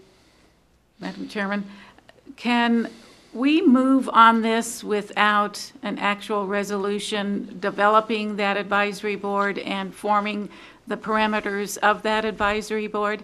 Is that something that can be, that has to be done before we can move this? Yes, you can likely direct staff to work to develop the resolution and bring it back to the board at another meeting to vote on the resolution, which will include also I think the charter could be attached to that as well, and the bylaws. So, yeah, at this meeting, I think based on what the agenda and what's included in the backup, I don't think there's been a resolution that's been prepared. I don't think that a charter has been established. So most you're going to do is either decide to direct staff to move forward doing that or decide not to pursue it at all. I also have a question for you, because if we had brought the resolution back at the next meeting, could he bring in names at that time, people that have applied, so that at the following meeting, because we've got the 10-day thing now, so that a month from now he would have members on his board? In other words, in the interim between now and the next 2 weeks, can he be having people apply for the board? And should we approve it at that the next meeting, he can turn the thing in and we can get them on the following? I don't know if he can present folks that have applied for a board that does not yet exist or hasn't been created. That was my question, yes. Because otherwise, we're going to have him 6 weeks down the road before they can even get started. May I? Yes, Sure. please. You can create the board, he can go out and recruit people and have them into my office once the creation of the board is done, and that's would be prior to the 10-day notice. The next day, he brings all the names into my office. That was my question. We'll put them on the agenda for the following meeting. We'll be in within the 10 days. Can I mention something? Would it be possible, like on Wednesday, November 30th, that I could hold a meeting to get the names and present them to Mr. Kohlberger on November March 30th? Or am I on March 30th? Sorry. And March 31st, present them to Mr. Kohlberger? It'll have to be after the next meeting if we approve the resolution. Okay. But he says if you bring them in the next morning, that we could get them on the following agenda and actually have you up and running a month from now. Okay. So you can get the forms, have them all filled out, ready to go sort of thing, and then present them to him, should we vote in favor of the resolution to create your board. So if you voted in favor of it, then at the same time you could approve the people that would be on the board and... Well, no, you can present them to the paperwork to Mr. Kohlberger, and that will give us the 10 days to get it onto the following agenda. So Okay. that a month, 2 meetings from now, we approve the members of the board and you're ready to go. You could have your meeting the next day, your first meeting. Okay, But that's as fast as we can move on this. that's fine. Madam Chairman, the questions were asked about how the commissioners felt about it, but frankly, it really doesn't matter. The issue at hand here is create an advisory board to do a study. And based on that study, if this town board wanted to move forward with it, then one of the actions would be that we would have to circulate a petition and get it on the ballot. And whether the commissioners are for it or not, it's going to be up to the people. So your of the motion would affected be areas. Pardon? So I'm going to make a motion to direct staff to move forward so we can create a town of Pahrump advisory board for not more than 6 months. Make it a year. Give them more time. He's not going to get it done in 6 months. What's going to be the name of the board, please? You got me. No, I wanted to answer one question. Yes, I know we won't get it done in 6 months, but if we take it to the county commissioners and see about having it put on the ballot in 2012, the county commissioners themselves, if they approve it. Now, if they disapprove it, well then, yes, then we'd have to get a committee together to go out and collect 1,800, well, no more than that, about 2,200 signatures throughout the county. Yeah, and that'll to get take it you put on. more than the original 6 And months, so. that's why I don't want to spend a lot of time on just chit-chatting about it. We got to move it. A lot of things in this county and this town in the past never made it because they couldn't meet the time limit. Yeah, well, we need to And, give you at least a year. Madam Chair, you could still have 6 months, and if it gets after the 5th month and it looks like they need an extension, we can extend it. Certainly. But I would still vote 6 months. Well, go ahead and do your motion then. You Okay, started it and we interrupted all you. right, to restate We my were motion. rude. I'll make a motion to direct staff to move forward to create a Town of Pahrump Advisory Board. And we'll call that advisory board the Dividing the county. Nye County Northern, Southern Nye County. yeah, to, what Southern Nye should we call County, that? Hold on yeah. a second here. Why'd you ask me that Anybody trick have any question? suggestions?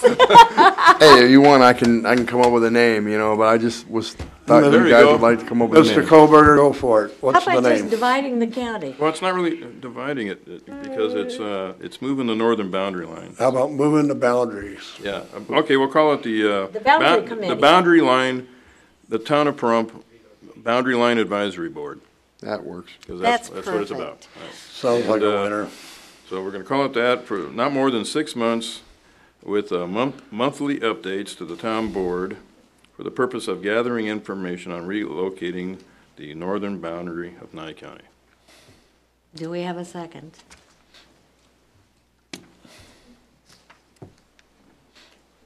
And I can second it. I think gathering information is extremely important. I must say I am not fully in favor of. Microphone. Of looking at this. Microphone. I have to say that gathering information, I think, is extremely important. We all want information, and I would like to know how the people actually felt about it. I'm not so much in favor of taking this on, but I am going to go ahead and second the motion. Public comment?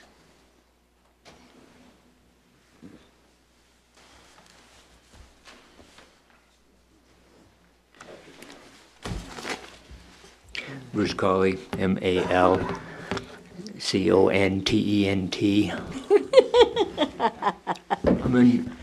Is that your middle name? It's an alias. I knew it. I was at the Incorporation Board when Mr. Garlow made his presentation. I picked this up ongoing a year or so ago. I think it's a good idea to be looked at. But I caught the 5 o'clock news. This also has to do with it. We have a county commissioner on the 5 o'clock news suggesting that anyone that would attempt to draw a line through a map must be smoking something and other, just not very professional comments and stuff. If he had a problem with it legally or whatever, get on the air and present them or let it be known to the public, but don't start slamming people without any backup or anything. Just a suggestion that these people might be smoking something. I didn't think that was really a very good comment to be putting out over the television at 5 o'clock. It's a local station also. I'd like to see these boards kept separate. I don't think Mr. Garlow would have a very good chance of seeing this come to fruition if it should come around that it's a viable idea, being involved with the incorporation board that already has a black eye because of various people's actions. So I just leave it at that, I guess. I'm sure you have no trouble getting the volunteers for the committee. you can share information with the two boards or whatnot, but let's keep them separate. Thank you.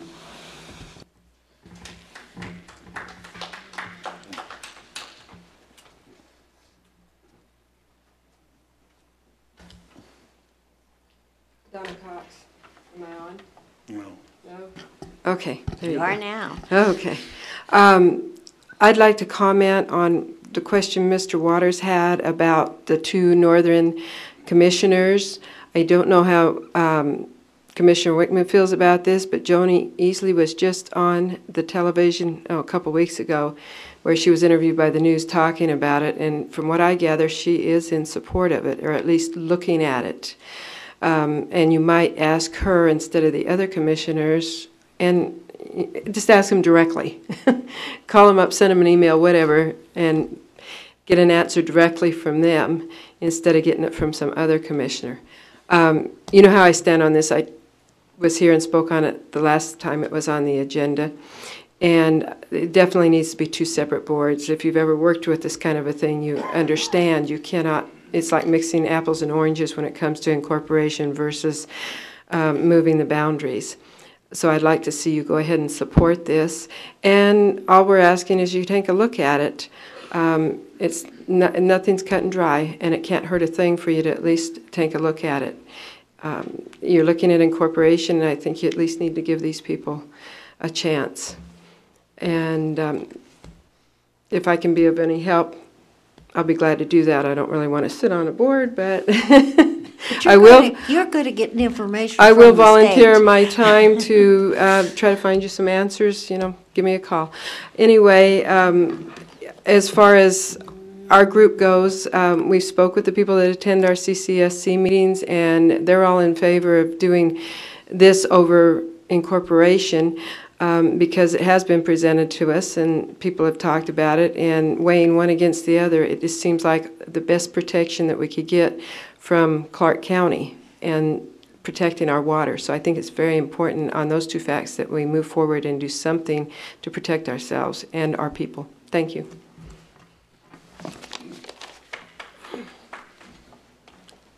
Seeing no further public comment, I'll call for the vote. All of those in favor of creating a boundary line advisory committee, directing staff to create a boundary line advisory board for not more than 6 months, please signify by saying aye. Aye. And those opposed? I didn't hear the fact that we're just gathering information. Merely gathering information, not to move a boundary. That's right. That'll be that's part correct. of the bylaws, sir. That's, Okay, I didn't hear that in the motion, I'm sorry. That'll be part of the bylaws, sir. That'll be part of the bylaws for the actual advisory board. I'm all for gathering information, I'll vote aye. all right. Madam Chairman, I would just like to thank my fellow board members in creating this, moving forward to create this board. No, it was four. All the years I've been here, you know, people talk and they got ideas, and this board is doing things to put rumors aside and everything else, and we're going to know facts, and we'll be able to move forward, and because something needs to be done for our community. And this is an excellent thing. We'll know one way or the other, finally, if this is a good idea or not. And, you know, that's what we're about, you know. And thank you, Mr. Take Ms. Well, I would like to thank the Tourism out town of- board, and I hope it works out well, whichever way it goes. I'm in favor of what the people want and what the people will vote for. And I would like to address to the TV station that if they ever have anybody in there opposing it, again, tell them to come join our board. I'd love to have them on there and talk to them about it. Mr. Garlow, Y'all have a you also stated that if the information comes back, and that's why I said gathering information is important. If you gather the information and find out that it's the worst thing in the world, worse than anything, worse than turnips, then I like turnips. obviously I don't. Okay. you find out it's the worst thing in the world, then you will go ahead and advise the town board it is not a prudent thing to do. I'm just as much of a negative on it as I am a positive. I just wanted to bring it to light so we could get the information and see if it is or if it isn't. Until then, we could talk about this until the year 3000 and still not come up with an answer if we don't know what we're talking about. That's correct. I agree with gathering information. Okay, thank you very much. Thank you. Moving on to item number 14, discussion and possible decision to approve resolution 2011-05, a resolution designating Daniel C. MacArthur to the Nevada Department of Taxation as the Town of Pahrump external auditor for the fiscal year 2011 and to 2012, and approving his engagement letter dated March 22nd, 2011, in an amount not to exceed $25,000 budgeted and payable from the general fund. Mr. Kohlbarger. This is basically housekeeping. We need to send the letter to the State Department, Nevada State Taxation Department, to show them that we have an auditor, that we have signed a letter of agreement with them, and that they will be doing our audit. He's done our audit for a number of years. Again, this is basically housekeeping. Madam Chairman, this seems like a no-brainer in as much as Mr. MacArthur did the fiscal audit and everything. So with that, I'm going to make a motion to approve Resolution 2011-05, a resolution designating Daniel C. MacArthur to the Nevada Department of Taxation as the Town of Pahrump external auditor for fiscal year 2011, 2012, and approving his engagement letter dated March 22nd, 2011, in the amount not to exceed $25,000 budgeted and payable from the general fund. I second. It's been moved and seconded. Any discussion from the board? Public discussion? Call for the vote. All those in favor signify by saying aye. Aye. Aye. 4-0. Mr. Kohlbarger. All right. Number 15, discussion and possible decision to approve one of the following 3 options pertaining to the next step of the Last Chance Park development. Option 1, proceed with the mitigation of location number 1, which is in the area of Belle Vista and Banovich, not to exceed $10,000, or option 2, start the process to investigate location number 2, Banovich and Simpkins Road, and location number 3, SR 160, or option 3, discontinue the whole project. I'd really like to speak on this because Last Chance Park has been in the process of being created for, I would say, at least 5 years. It goes back a long time. And I can think that it's very important that we proceed with Last Chance Park because this is the only way that we can guarantee that we will save the beauty of Shadow Mountain for posterity, because this land up to and up, even up onto the mountain a little bit, is BLM land, which is designated as disposable, which means that at any time a developer could come along and start slapping houses there. Granted, nobody's building now, but they could be building again. And according to the BLM, if we create this little 10-acre park, which is going to be a passive park, it's basically going to have a parking lot where you can bring your horses. It'll have a bathroom. It'll have a children's play area, which is natural. It's going to be rocks, logs, these type of things. No grass, no playground equipment. It's supposed to blend right into the area around it. And if we can get this 10-acre foothold in there and people start to use it and use the trails, the BLM has told us that they will redesignate this land from disposable to recreation, which means that it won't be developed And we're saving for ourselves, our children, our grandchildren, the beauty of Shadow Mountain. Now that I've had my say, I'll let Mr. Kohlbarger explain to you why it's taken an extra year. Well, I don't know if I can follow that. It's taken an extra year because of the BLM process. They came out, their archaeologists found a lithic scatter, a prehistoric lithic scatter there. At that time, everything stopped, and we had to do all the jumping through the hoops and cutting of the red tape, and we have done that. We've had the BLM archaeologists come out, look at it. We had another person look at it, and basically it's where it's at today. But again, it took a long time to get through that process. It took 3 months or 4 months just to get the letter from the BLM after the archaeologists came out to look at it, because they didn't want to put it in writing what they found and where it was at, because it's a violation of federal law. So they had to create this letter specifically stating that, yeah, there was something there, and can't tell you where it's at, someplace on the 10 acres, and it's going to cost approximately $10,000 to mitigate it. Might cost more. Let the board know that right now. It may cost more. We can't be guaranteed with that $10,000 price. However, the BLM in the letter stated they're going to try and set money aside for 2012. So if we go forth with this $10,000, we get to that $10,000 limit, and we're still finding stuff, still got to mitigate, we can turn back around to the BLM and go after their grant money, or possibly some other type of grant money out there, and use the $10,000 that you guys approved as the matching that we've already put forth in this project. I think it's a great project because this project was done correct from start. The citizens were involved in the area. They were highly involved. They participated at numerous public gatherings. We were awarded a grant through the federal system to have landscape architects come in at no cost to the town.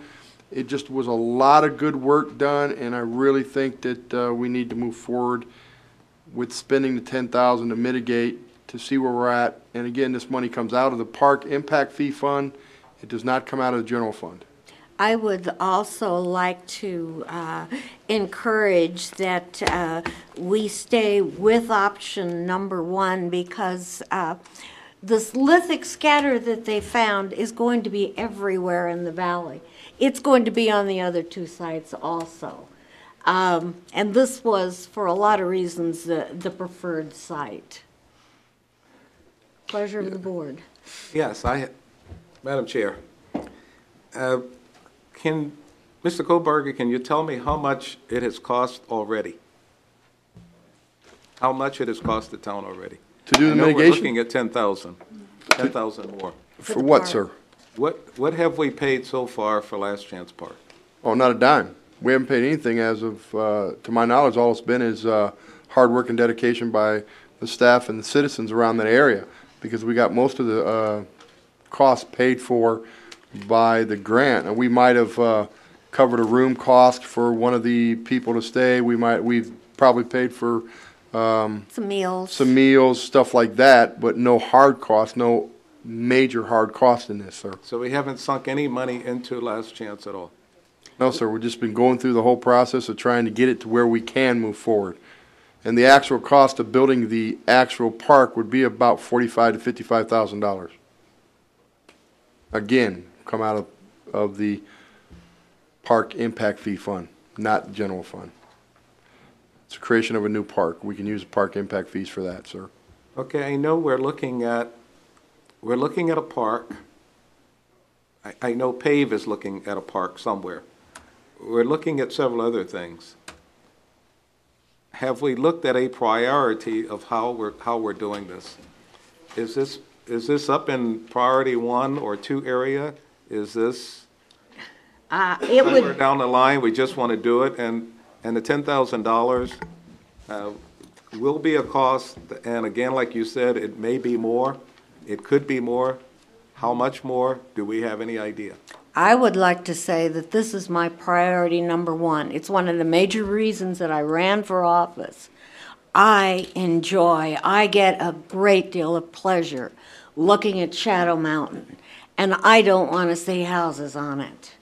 I want to protect that. And the way that we can protect that whole area, Mr. Balakwi knows how many acres there. There's a lot of acres there, and we can protect that by putting in this little 10-acre footprint. There's 1,640 acres there, ma'am. We don't have to take care of anything but the 10 acres. The rest of it's the BLM responsibility. They'll change it to recreation. Again, we're talking $10,000. Maybe not a lot of money to some, but it is a lot of money if we're not going to get anything out of it. We're talking about putting in a park to save some property, and I understand that. And I think that's a good cause. But we don't know how much it's going to cost us in the end. And you've said it could cost a lot more. Correct. So we don't have an end item, an end amount, and that's my concern. Madam Chairman, you know, the word priority was brought up. You know, I'm looking at a world in chaos. The United States government's fighting in Omar Gaddafi now. We're in Afghanistan, we're in Iraq, we're watching Japan have all these problems, and a lot of people don't realize, last time I checked the U.S. Treasury report, the country of Japan is the #1 bondholder of the United States of America. So I would assume they'd like to cash in some of them bonds because they have an awful lot of money to spend in their country to get it back on track. I don't want to buy it last One of my chance. friends who gets U.S. government contracts has been furloughed now, and he's not going to have any work for a while because the government's cutting back. I think our future is that we're going to see a lot less money rolling into this county. The county commissioners have said that they got a $5 million shortfall. I'd be willing to bet it's going to end up being a lot more than that. I think our priority, my priority is for sure, is to bring jobs to the people of Pahrump, not entertain them. They can't entertain themselves, so they don't have any money. I think what we should be focusing on the 400 acres of land that we have. This money that's in the park fund could be spent on that 400 acres of land. That 400 acres of land needs to be the salvation of the town of Pahrump and its people. We need to invest in that. The things that the PAVE wants to do, that could be on there. We need a big convention center to bring tourists in and stuff. You know, it's not good enough to go places and tell them to come to Pahrump. We got a McDonald's and a couple of casinos. We need to have events here and do things. We need to prioritize, and we need to consolidate our interests. We just can't take care of everything. We just don't have that kind of money, and we're going to have less in the future. So I appreciate, you know, the desire to preserve something, but I just don't think we don't have enough money to be chasing all these different things. Look at $10,000 to put into that park. It's been set aside for years.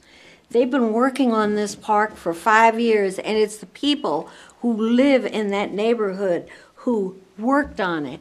I went to a number of meetings where you had 150 people there wanting this park. People want the park, the people in that area. Madam Chair, may I? Absolutely. Thank you. I do believe we're asking to just take one more step in moving forward on something that's really needed in our community, which is park and preservation of open space. And I do believe that by taking that next step, we can work with funding sources that could help in covering costs. And with that, I'd like to just get clarification, though, because when I attended a Public Lands Advisory Board, which has taken this under consideration, worked diligently on it, as has staff, they had looked at the possibility of also going to the option of starting to investigate the other location. So before we make a decision or move forward, can we at least hear if that is even an option, or how the Public Lands Advisory Board might look at it? Well, that was their third choice, if I remember correct. Their first choice was the one around Banovich. The second choice was the one off of 160, which would be my first choice if money were no object, but that one is expensive because you'd have to put in turn lanes on 160.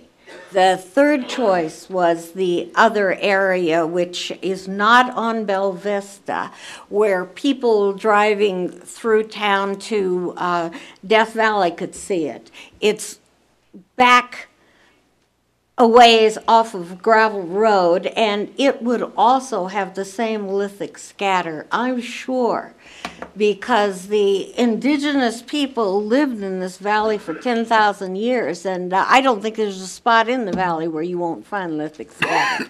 So that's why I recommend that we stay with option 1.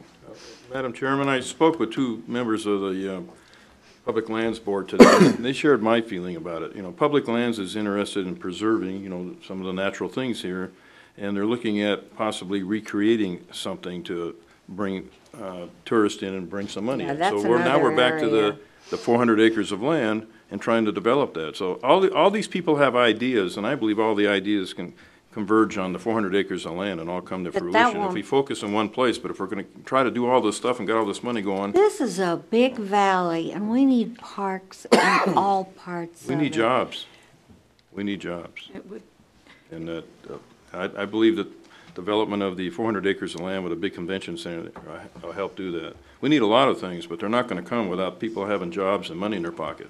Most of the things that people complain about, I'd like to see a movie theater, I'd like to see this or that, that comes naturally when people have money to spend.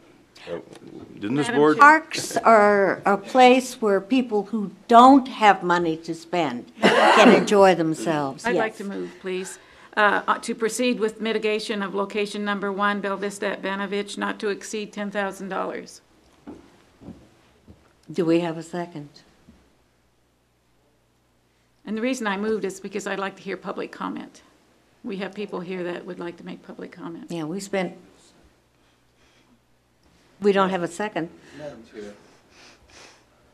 Madam Chair, I would like to say that if we can leave it at $10,000 and say that we're going to have the property, we'll have the land, and whatever else comes out will be volunteer or some other way, but we would not take any more money from the town. If we can say that, I will second the motion. I know it says not to exceed $10,000, but I'd like to make sure that we emphasize that it will not exceed $10,000. If that's part of the motion, that's what we have to follow. That's part of the second. That's not part of the motion. It is. It's not to exceed $10,000. Madam Chairman, Mr. Kohlbarger, part of what we're hearing here is the idea of protecting that area. Is it possible to pursue some action to get the BLM to remove that from the disposal list, so this remains there? Can we get a second, or just I'll eliminate the motion if we don't have a second? I will before we second have it as long discussion? as we're emphasizing it will not go beyond the $10,000. So you have a second. Thank you. All right.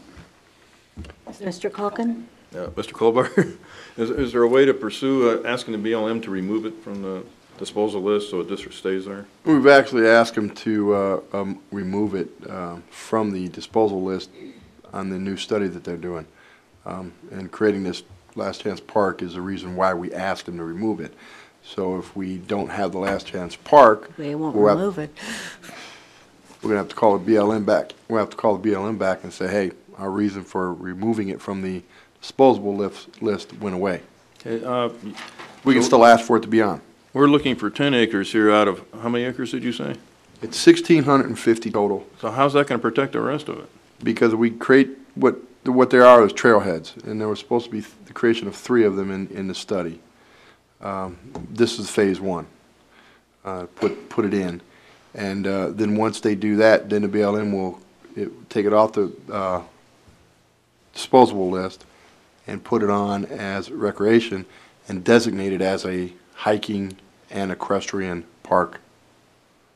It stays natural. Well, I would agree with Dr. Waters if we can I wasn't clear that the motion actually mentioned the $10,000. But if it limits it at that to protect this whole area, then I don't have a problem with it, but I don't want to see any future development. Just restate. Restate my motion. Proceed with the mitigation of location number 1, Bella Vista at Banovich, not to exceed $10,000. No, it wasn't. You want me to repeat it again? It's off now. Go ahead. It's on now. All right. My motion was proceed with the mitigation of location number 1, Bella Vista at Banovich, not to exceed $10,000. That was the motion, and I second. Any further discussion by the board? Well, I don't mind spending a little bit of money to protect our heritage here and our beauty, so as long as it stays at that, I'm okay. Do we have public comment?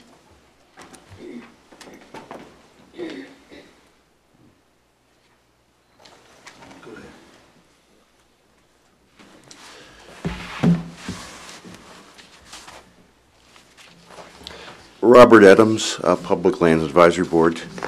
I feel the Simpkins site is a good option, and it would be, I'd recommend asking the BLM to at least investigate it for prolific, for the artifacts prior to spending the $10,000. Thank you. Would you repeat that, sir? I feel the Simpkins site, this site at Simpkins and Benovich, should be investigated before spending the $10,000. Good point. I understand what Mr. Adams has stated.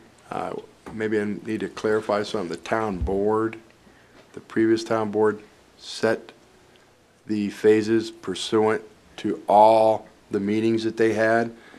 Phase 1 was Bella Vista at Banovich. Phase 2 was SR 160, and Phase 3 was Banovich at Simpkins Park.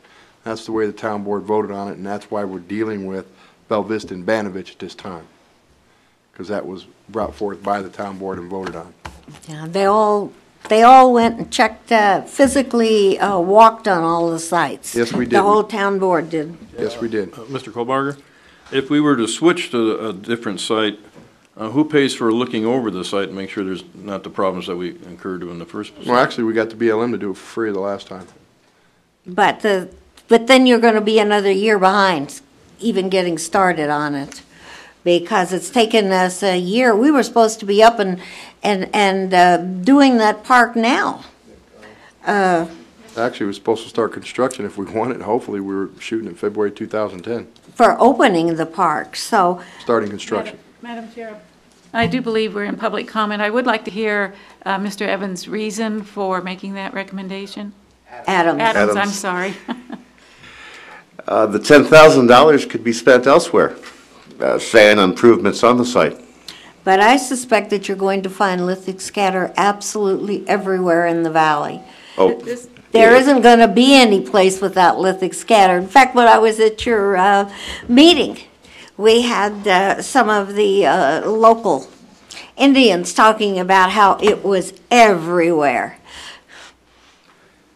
Can we continue with public comment, please? Thank you. Yes, okay, back to me. It's still in the sense that the BLM will look at the site. I feel they'll look at it again for free. I feel it's worth looking at. That we've spent a lot of time on this, but to rush into, it'd be great to proceed with it, but I feel the $10,000 could be better spent elsewhere. If it comes down that there is artifacts on all the sites, well, so be it. But it's worth the look.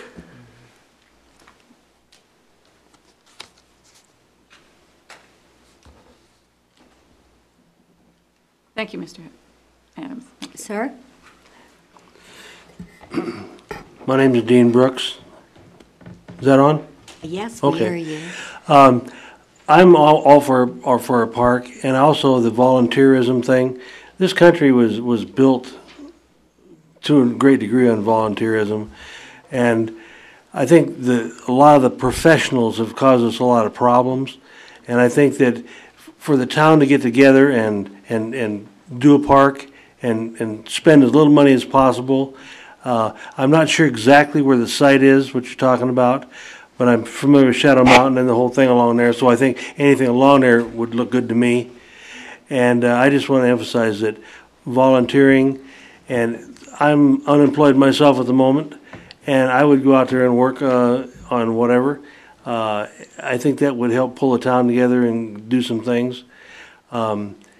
and I don't know, this is probably off point right now, but there are things we can do in this town to create jobs. And one of them is, we have the farmland to create products that we can make alcohol for fuel for our cars. That would be an excellent thing for this area. So there's a guy by the name of Bloom who's put a book out called Alcohol Can Be a Gas. Alcohol is gas, yeah. Yeah. Madam Chair, could we have these, point of order, please, could we have these comments at public comment time? I appreciate the input, but Well, could you leave save it is public we are No, in for- public comment. for this agenda item? If Yes, that's he what would like he's- to speak to the fuel thing, if you could do that at the end, at the public comment, it would be. Oh, sure, that's fine, no problem. Appreciate that, I thank you. pretty much said it all anyway, Okay. but just Thank you. to throw something out, that's all. Yes? Hello, my name is Kim Jim. I'm with the Prump Paiute tribe. In the interest of the Prump Paiute tribe is to preserve and protect the ancestral lands and artifacts in their natural state. Prump Paiutes historically camped in and roamed through this area of interest, and artifacts still remain there. We do not want vehicles tearing up the lands, which a lot of people coming in would do. And these lands have previously and do currently provide medicines and foods that we still gather, and we don't want it polluted We understand. because we still ingest it. As well as the vegetation provides habitat for native wildlife. We ask that you please consider this in your discussions of creating a high-traffic area for the Last Chance Park in whichever area you decide on. Let me once mention to you the- that there will be no motorized vehicles. It's just going to be hiking and horses. That's it, on the trails. That's one of the reasons why the neighbors wanted the park, is because they've got the sand rails and the vehicles just tearing the area up. Okay. If you found artifacts and BLM and the tribe decides to remove them at a cost, which I can't see doing anyways, but where would the artifacts go? Mr. Kohlbarger, I believe they have an archaeologist coming out. And so they would be taken away. In my understanding, they'd be going to a museum, is what the BLM advised us. So the Prump Museum. No. It would go, I'm not sure what museum it would go to, ma'am. I'd like to see this table till more research is done before you make an active decision to go forward with positively making that the Last Chance Park. We will work, free, like we have been with BLM, Right. to go over the lands, and I think this needs to go on a little bit longer. We found out about this a little bit late, and we're working with BLM to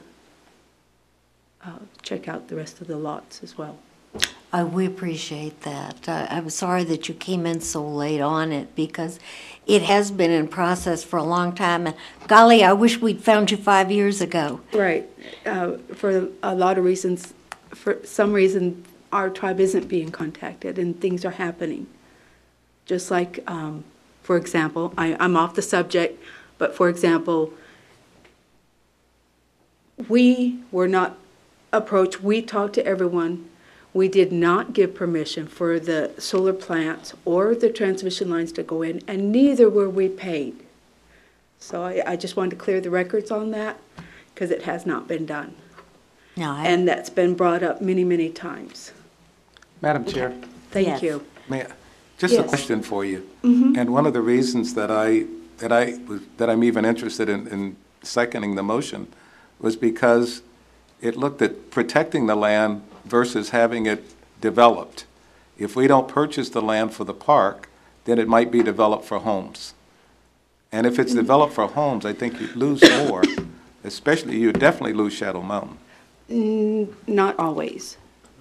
We can talk to BLM and possibly have it put in tribal wilderness land and also protect it. Yes, I was going to point out, Madam Chairman.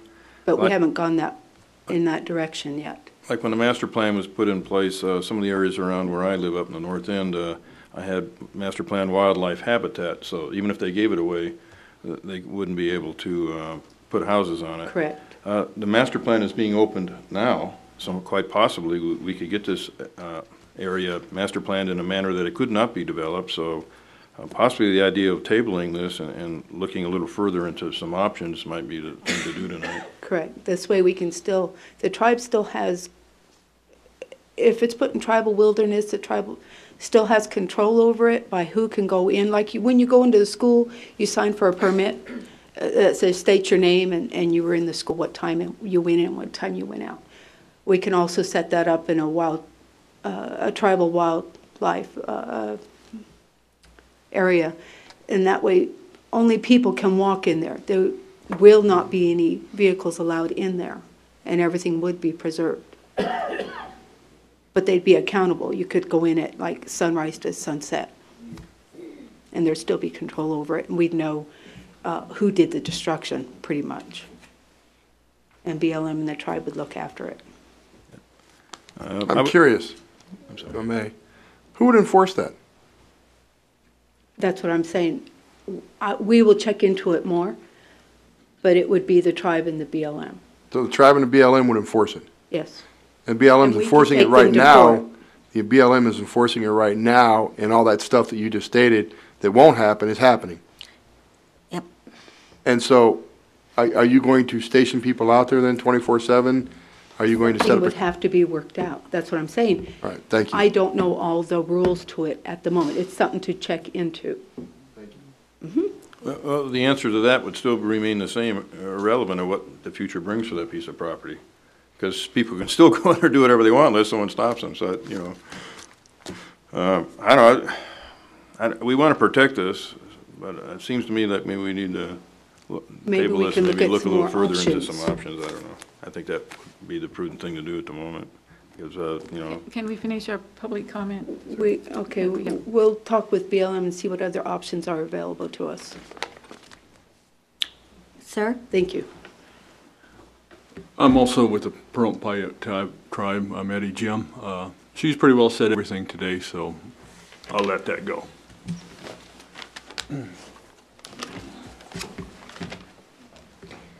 Keep an eye on things for me. I'll be right back. Hi, Ruby Jim, Pahrump Paiute tribe as well. And this should be fairly short and sweet, although in terms of use of the land, even if you do only have horse and people traffic, it is one of those things that as you start inviting more and more people in, you're not just leaving it open, you're inviting people in. You know, you do have that foot traffic, you do have that horse traffic, you do have more people getting into things, not just the people that are there now, but more because you're inviting them in. But setting that aside, I just want to make a more sentimental comment. I get very tired of hearing the stories of the things that the tribe has lost.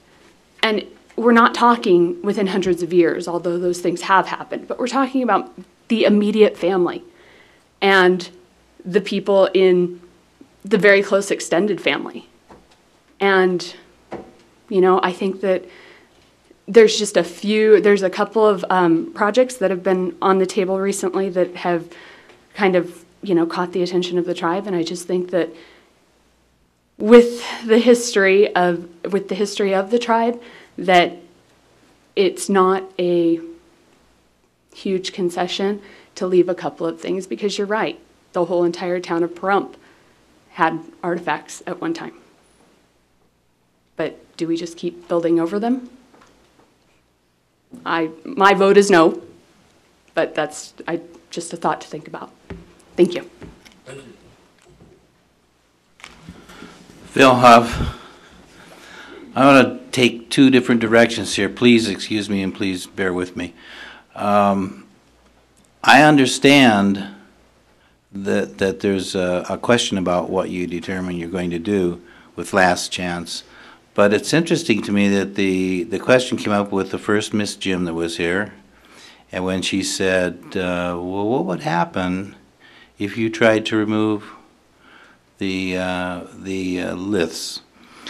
And it hit me right square on the head. I wouldn't even come up and talk to you tonight, except that I'd like to tell the three Jims that were here that in the past I've had long discussions with Clarabelle Jim, who I understand is the matriarch of their tribe, and told her that we would make an accommodation for her at the museum, and I'm talking about a building, not just a display in one of our present buildings.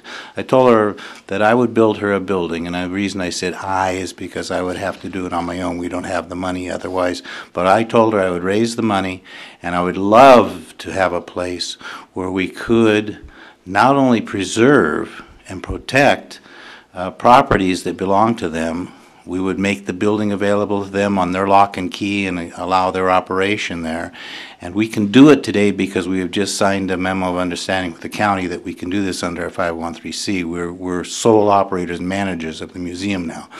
And if the Jims are listening to me, if they haven't left tonight, the offer is open. I'd like to talk to them. But the reason I want to speak to you is that if something does happen in the near future and you do go ahead with some type of development, it does come to a question about what would happen with any Indian artifact that's found there.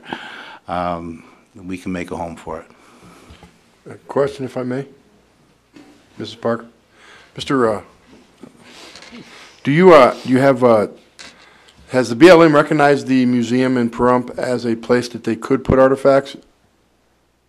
No, not particularly, but I can tell you right now that what we would do is, with the cooperation of the Paiutes, to make them a place where those things could be done. I don't think the Paiutes would have any trouble with finding that kind of permission. And can you contact the BLM for us then, since you're the curator of it, correct, of the museum? Can you contact the BLM and see what steps would have to be taken by our Pahrump museum to get those artifacts that were found in Pahrump in your museum? The only way I would do it is, as I said before, I've offered the tribe through Clarabelle Jim the availability of a place to have a collection, have a show place for what I'm certain is more of a collection of their history. I think it would be very valuable for the town to have that kind of attraction. I think that people would be very happy to see it, tourists, for example. And I think that I'd be willing to do what you ask, but I would have to do it in cooperation with the Paiute people. I think I would be stepping on their toes if I went ahead on my own. No, I think it's a great idea, really. I think you should get with the Paiute people and approach the BLM about Let me tell you, Mr. doing the reason I came up here was to try and open this discussion. So thank you very much for making the way. And I took the opportunity to go a little bit off the subject. But if we could accomplish that just through this discussion, I'd be very happy to do anything I can. Thank you. Thank you. Mr. Huff, sir? Hi, my name's Jerome Jim. I'm a senior at PVHS, and I'm a proud Eagle Scout for Boy Scouts of America. I want you to realize that when people go up there, they're going to start fires, they're going to throw around trash, they're going to destroy the place and mess stuff up. So you're going to have problems with wildlife and a bunch of other stuff. And you say BLM's going to look over all that land? Well, I work at Kimbo Scout, or Potoski Scout Reservation. It's a Boy Scout camp between Blue Diamond and here. FBLM owns the land that goes up to that mountain.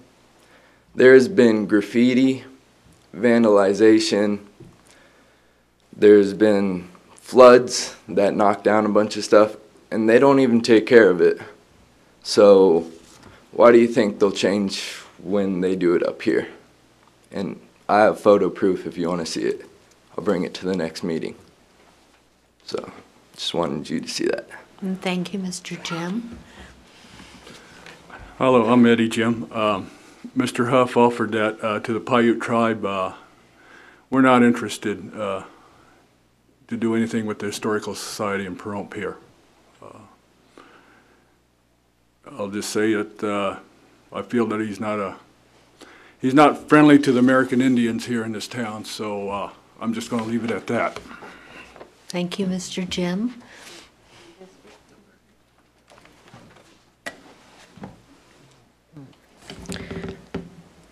Donna Cox. This project wasn't supposed to cost us any money to begin with. I remember them stating that over and over and over. I have to question how much Mary Ellen Giapoli has been paid for the work she has done. I have to question how much money the attorney has been paid for the work he has done. Now they're adding another $10,000, and they're talking about $50,000 before they're finished. That may still only be the beginning. How much would it cost to remove these artifacts? There's probably, that to me would probably be unlimited cost. It could be hundreds of thousands of dollars, you know. I mean, you're getting into big expenses here for something that was not going to cost us anything. And there has been a lot of money already spent on this. For them to say there hasn't been, they're wrong. I agree with Harley totally. We need to put that money into the project that we have already going and been trying to do for many more years, I think, than 5, trying to get this dream built that the whole town of Pahrump can prosper from, not just a few people. I can't see this doing anything but damage, like they said, to the wildlife, the artifacts, and etc. by bringing these people up into that area. Let's try to keep the people over here where they belong. One reason there were so many people at these meetings that Vicki referred to is because they were trying to protect their own backyard. They wanted to know exactly what was going to happen and what was going to be brought into their backyard. That's the reason they attended, not because they approved of it. They just wanted to make sure they had their say. I would like to see the impact fees that have been accumulated go into this project that Harley's talking about, and or be divided between that and the project that they wanted to do on Kellogg. If they all end up together, then that's fine. They can share the monies. The Public Lands Advisory Board, the meeting I attended, is they wanted to incorporate the area that was closest to Johnny to try to bring that together, which would save money. And I'm not real adverse on what area they were talking about. Mr. Balakoui could tell you. Well, they did discuss that the night I was there, and I believe it was a totally different location, but that way they could combine the two, and perhaps that would save money, and it would also protect the land. I think the Indians' opinions here really need to be respected. They're the people that have been in the valley the longest, and they know what they want and don't want. To them, this is sacred, and I would like to see you put them first in this matter, and Harley first or second. But I do agree with what he wants to do with the rest of the money. Thank you. I'm against this.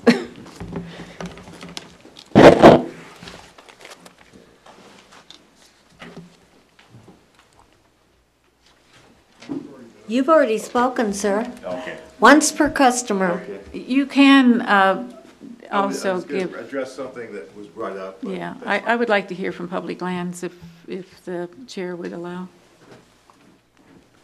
Yeah, Bruce Colley. Looking at this backup United States Department of the Interior, my understanding mitigation just means make go away. Is that correct? Is that a correct definition?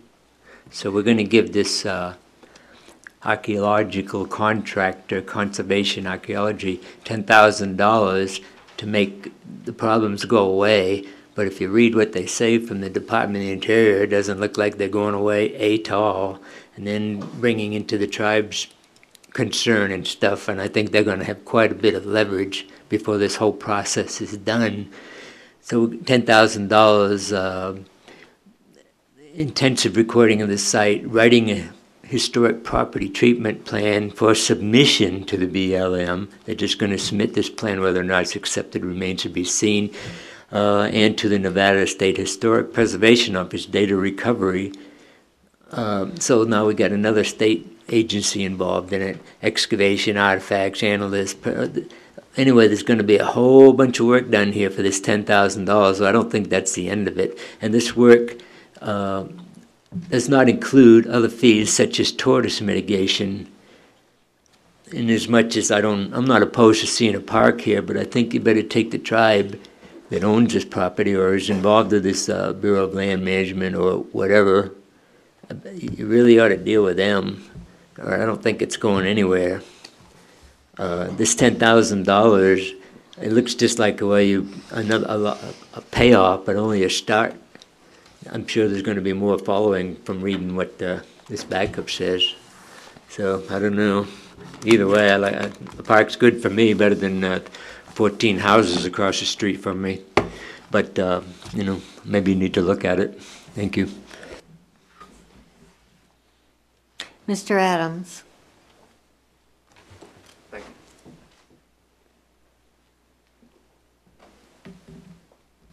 If we proceed with option 2, it will allow the project to keep going, yet at the same time, some of the other concerns that have been brought up this evening will be able to be addressed while we're doing the archaeological study.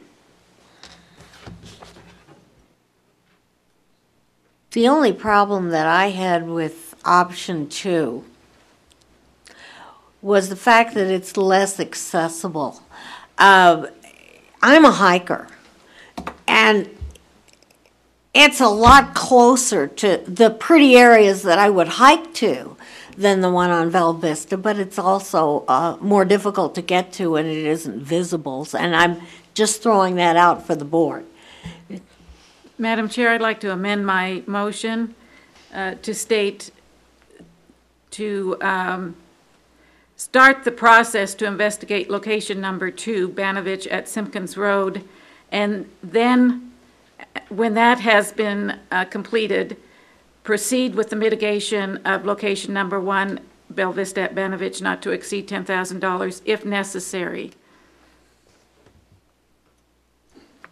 Then why are we investigating number 2? I just want to make sure I understand you. You want to investigate number 2, but proceed with number 1? I said that's and proceed if necessary. Well, you said with number 1. That's why I'm confused. Proceed with the mitigation of location number 1 if necessary after starting the process to investigate location number 2. So giving time to look at location number 2 before proceeding. Okay, I understand. Let me clarify this in my own mind. What you're saying is talk to the BLM and ask them to investigate option number 2, and if we've got to mitigate that option and it costs more money or the same, then we'll talk about option 1 again. Is that correct? Yes. Okay, got it. Thank you. Madam Chairman, I have a little problem with that motion because who's going to decide? We're going to go for number 1 if number 2 don't work. So I think the motion should be. It'll come back before the board again. I think that the motion should simply be to look at number 2, take away, you know, and that's all. And obviously, if it doesn't work out, we would relook at something else. Then I'll pull my original motion if the second would pull the second.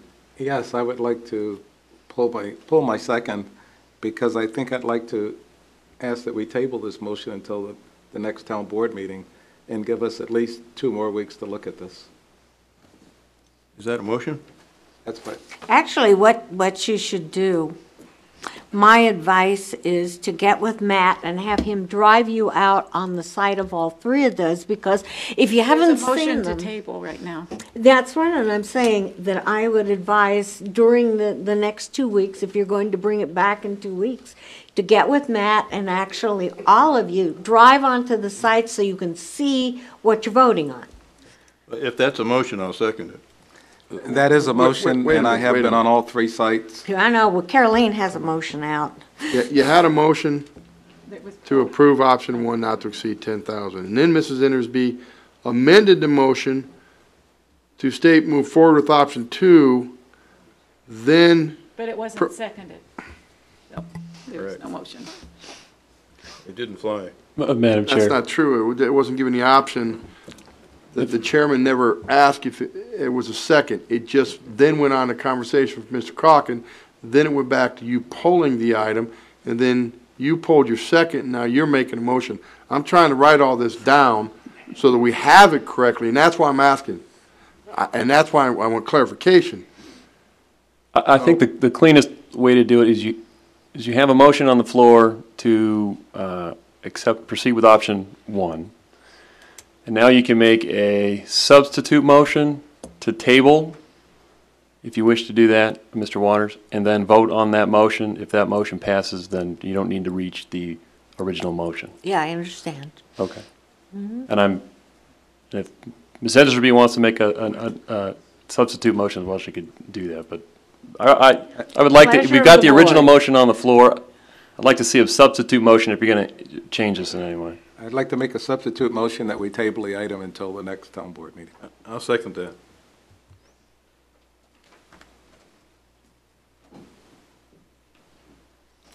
Any further discussion? Call for the vote. All those in favor signify by saying aye. Aye. Aye.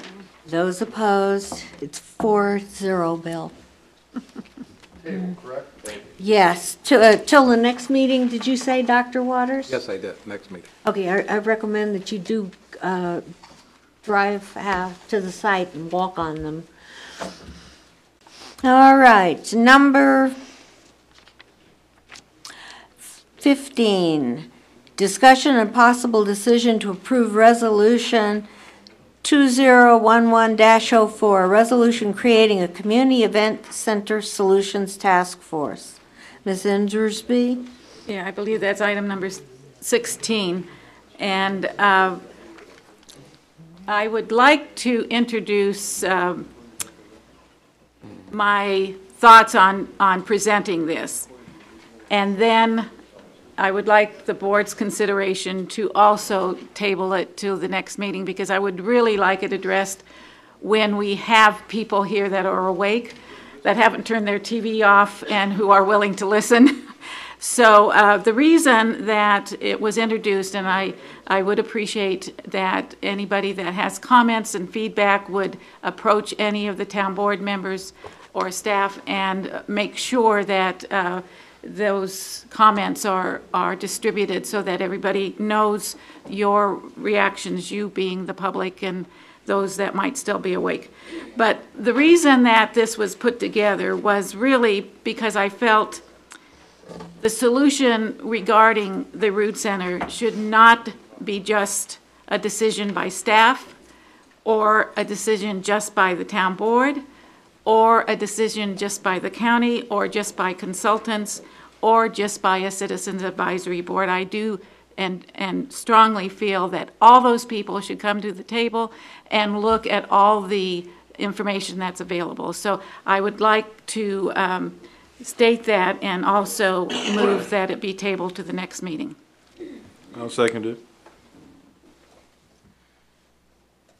Any further discussion? Any public comment?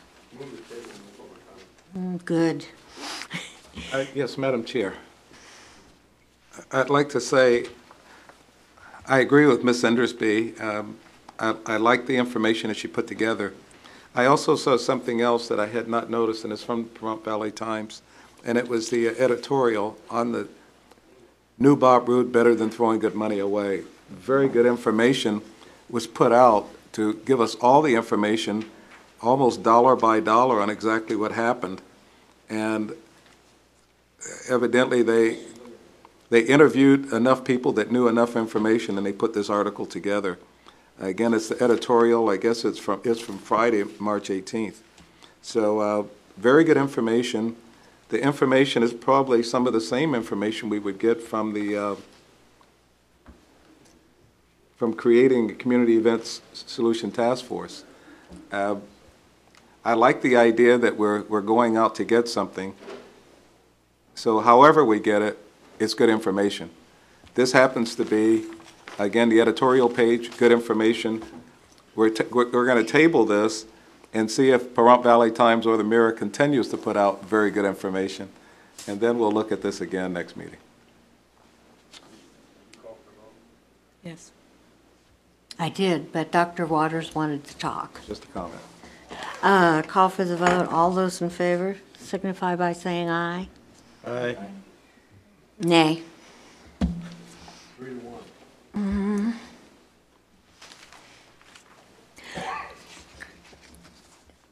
Number 17, discussion and possible decision on the consent agenda items A, B, and D.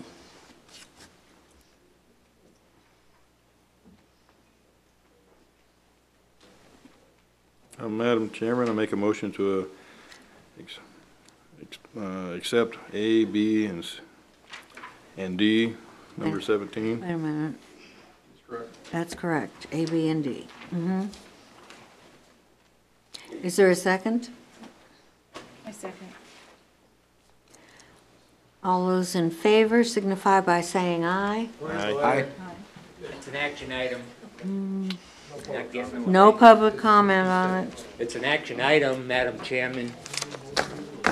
We don't I'd do like to public- call for a vote of the board. I can overrule the chairman. I have an important thing I'd like to state.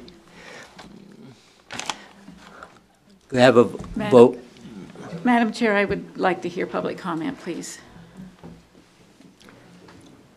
I don't hear a second here. I'll second it. Call for the vote. Aye.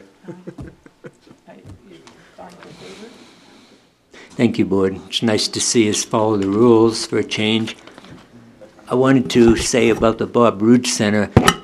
We were in the annex, Dr. Waters and I, the other day for a meeting. Excuse me, but we've already covered that I'm item on not- the agenda. I'm You not there, can't but talk what about what it. you might want to look at is the ceiling in the Bob Rood Center, because it looks like there's some black goop coming through and some tiles that fell down, so you may as well have a mold situation in there. We So have while you're going to mold. look at the Rood Center, you might want to look at that too, you know, and maybe combine the new building that you want. Thank you. I'm sorry, but we've covered this item Thank you, already. thank you. I thought you were going to speak on the consent agenda items. I'm sorry. I was going to let it slide. I was going to let it slide, Carolyn, but since you brought it up, thank you. I don't appreciate you jumping around in orders. You had item number 2, you could have changed your orders, Mrs. Parker. Let's try to stay by the rules, they apply to everybody.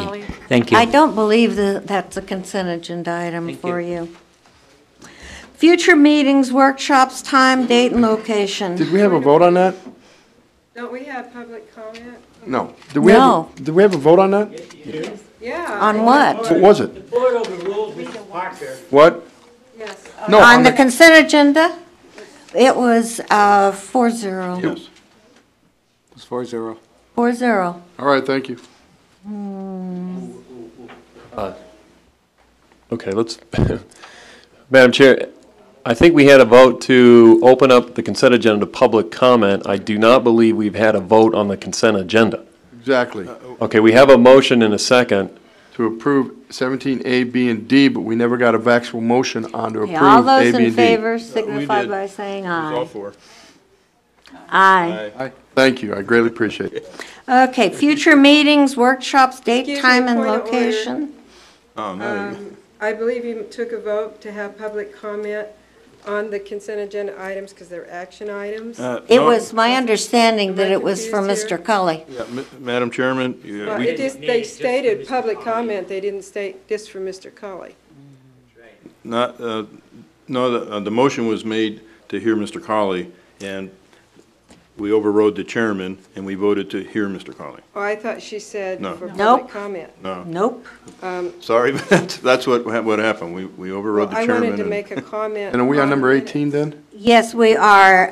The Town of Pahrump budget workshops are scheduled for March 29th, 30th, That's what we did. 31st, 6 PM at the Town Annex, and in past years, we've been able to do it in one night. I hope we'll be able to do it in one night also. So if you're looking to come on the 30th and especially the 31st, better check with the town first. Town board comments. Dr. Waters.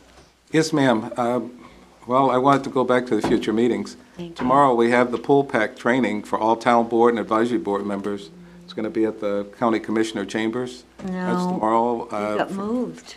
at 6 o'clock, right here. Didn't that get moved to the fire department? It's You're been right, moved. it is at the fire department, but it's still at 6 o'clock. Okay, and town board member comments.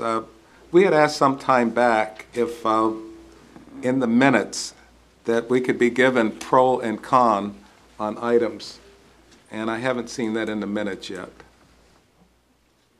We had asked some time back if the people that came up to talk during the comment time, that we would give pro and con, and how many were for an issue, how many were against an issue. That's difficult to tell sometimes. I'm sorry, I don't ever remember I getting don't that direction. remember it also. If we, Mr. Waters, if you'd like, we could do an agenda item to actually put that in so that it's voted on by the entire board, because I don't remember that ever happening. But again, that doesn't mean anything. It could have happened. Yes, I have it written down in one of them, and yes, I know it was brought up. It's been brought up a couple of times. Would you like me to do a agenda item request form for you? Have it on the next town board meeting? Sounds good. No problem, sir. I'll do that. Thank you. Okay. Madam Chairman, most of the time people speak, it's kind of obvious to me, but if on occasion that we're wondering if somebody's for or against, we can just ask them. I don't think we need to really change anything. No, I want it in the minutes so that we read the minutes 2 years later, we know whether people were pro or con. I see. Just in the minutes. Ms. Indersby?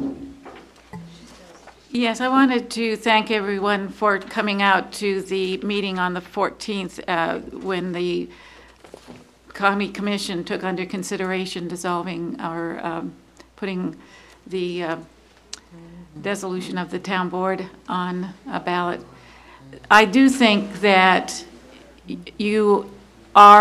many people mentioned, and they are correct, that local governance is really something that is hard to come by, and as close to the people as possible seems to me the advisable thing. So I want to thank everybody for their support in that. Thank you. Madam Chairman, tonight Mr. Kuzy did a presentation, and as I read the agendized item, I thought we'd have an opportunity to discuss some issues with him. I think the way it went tonight should prove to the people that there's a conflict of interest there. And a lot of people think that we should ask the district attorney's office to be our legal representation, but I think tonight proved, again, in my mind, that just isn't going to work. And the funny part is I knew that Mr. Kunze had made a lot of changes in the district attorney's office in regards to the lawsuits against the county and was moving forward to try to decrease the financial liability against the county. And actually, I was going to compliment him and just ask him if we're going to continue on that trend. But instead, he got very protective of the county, his client, and basically didn't want to answer any questions. So if you thought that the district attorney's office would be a good idea to represent the town, that just proves that it isn't going to work. And well, that's enough said. Are you sure? Yep. All right. I want to talk about Utilities, Inc., one of our favorite businesses in town. When they changed their rates, they raised the sewer charge at Indwich Park from $200 a month to $1,300 and $1,314. They raised it over $1,100 a month. Sewer. For what is in that park? A restroom and a concession stand. And I have to compliment the staff because they went to a great deal of trouble, even went to the PUC to try to rectify this, and hopefully we'll be back to paying a more reasonable fee. But in the meantime, Utilities, Inc. has managed to extort an extra $10,000 from the town, right? Yes. And for that, thank you, Mr. Kobarger, and I turn the report over to you. Town manager's report. Oh, I was going to say, I'm not a town board comment, but yeah. Any questions? Yeah, why is it so hot in here? Because you forgot to turn the temperature down behind you, sir. Simple things elude me sometimes, you know? Hey, wait a minute, that's coming from an HVAC man? Mr. Kohlbarger, I had a question when, about the flash cut construction permits. We had a little discussion on that. Are you going to bring some more information forward for public information so that the public gets informed as to what's happening with that? Yes, ma'am. When are you going to be doing that? As soon as I get more information from Mr. Richardson, I'll do a press release and forward it on. Okay. Thank you. Thank you. Nothing? Okay. If there's no further comments from Mr. Kohlbarger, this meeting's adjourned.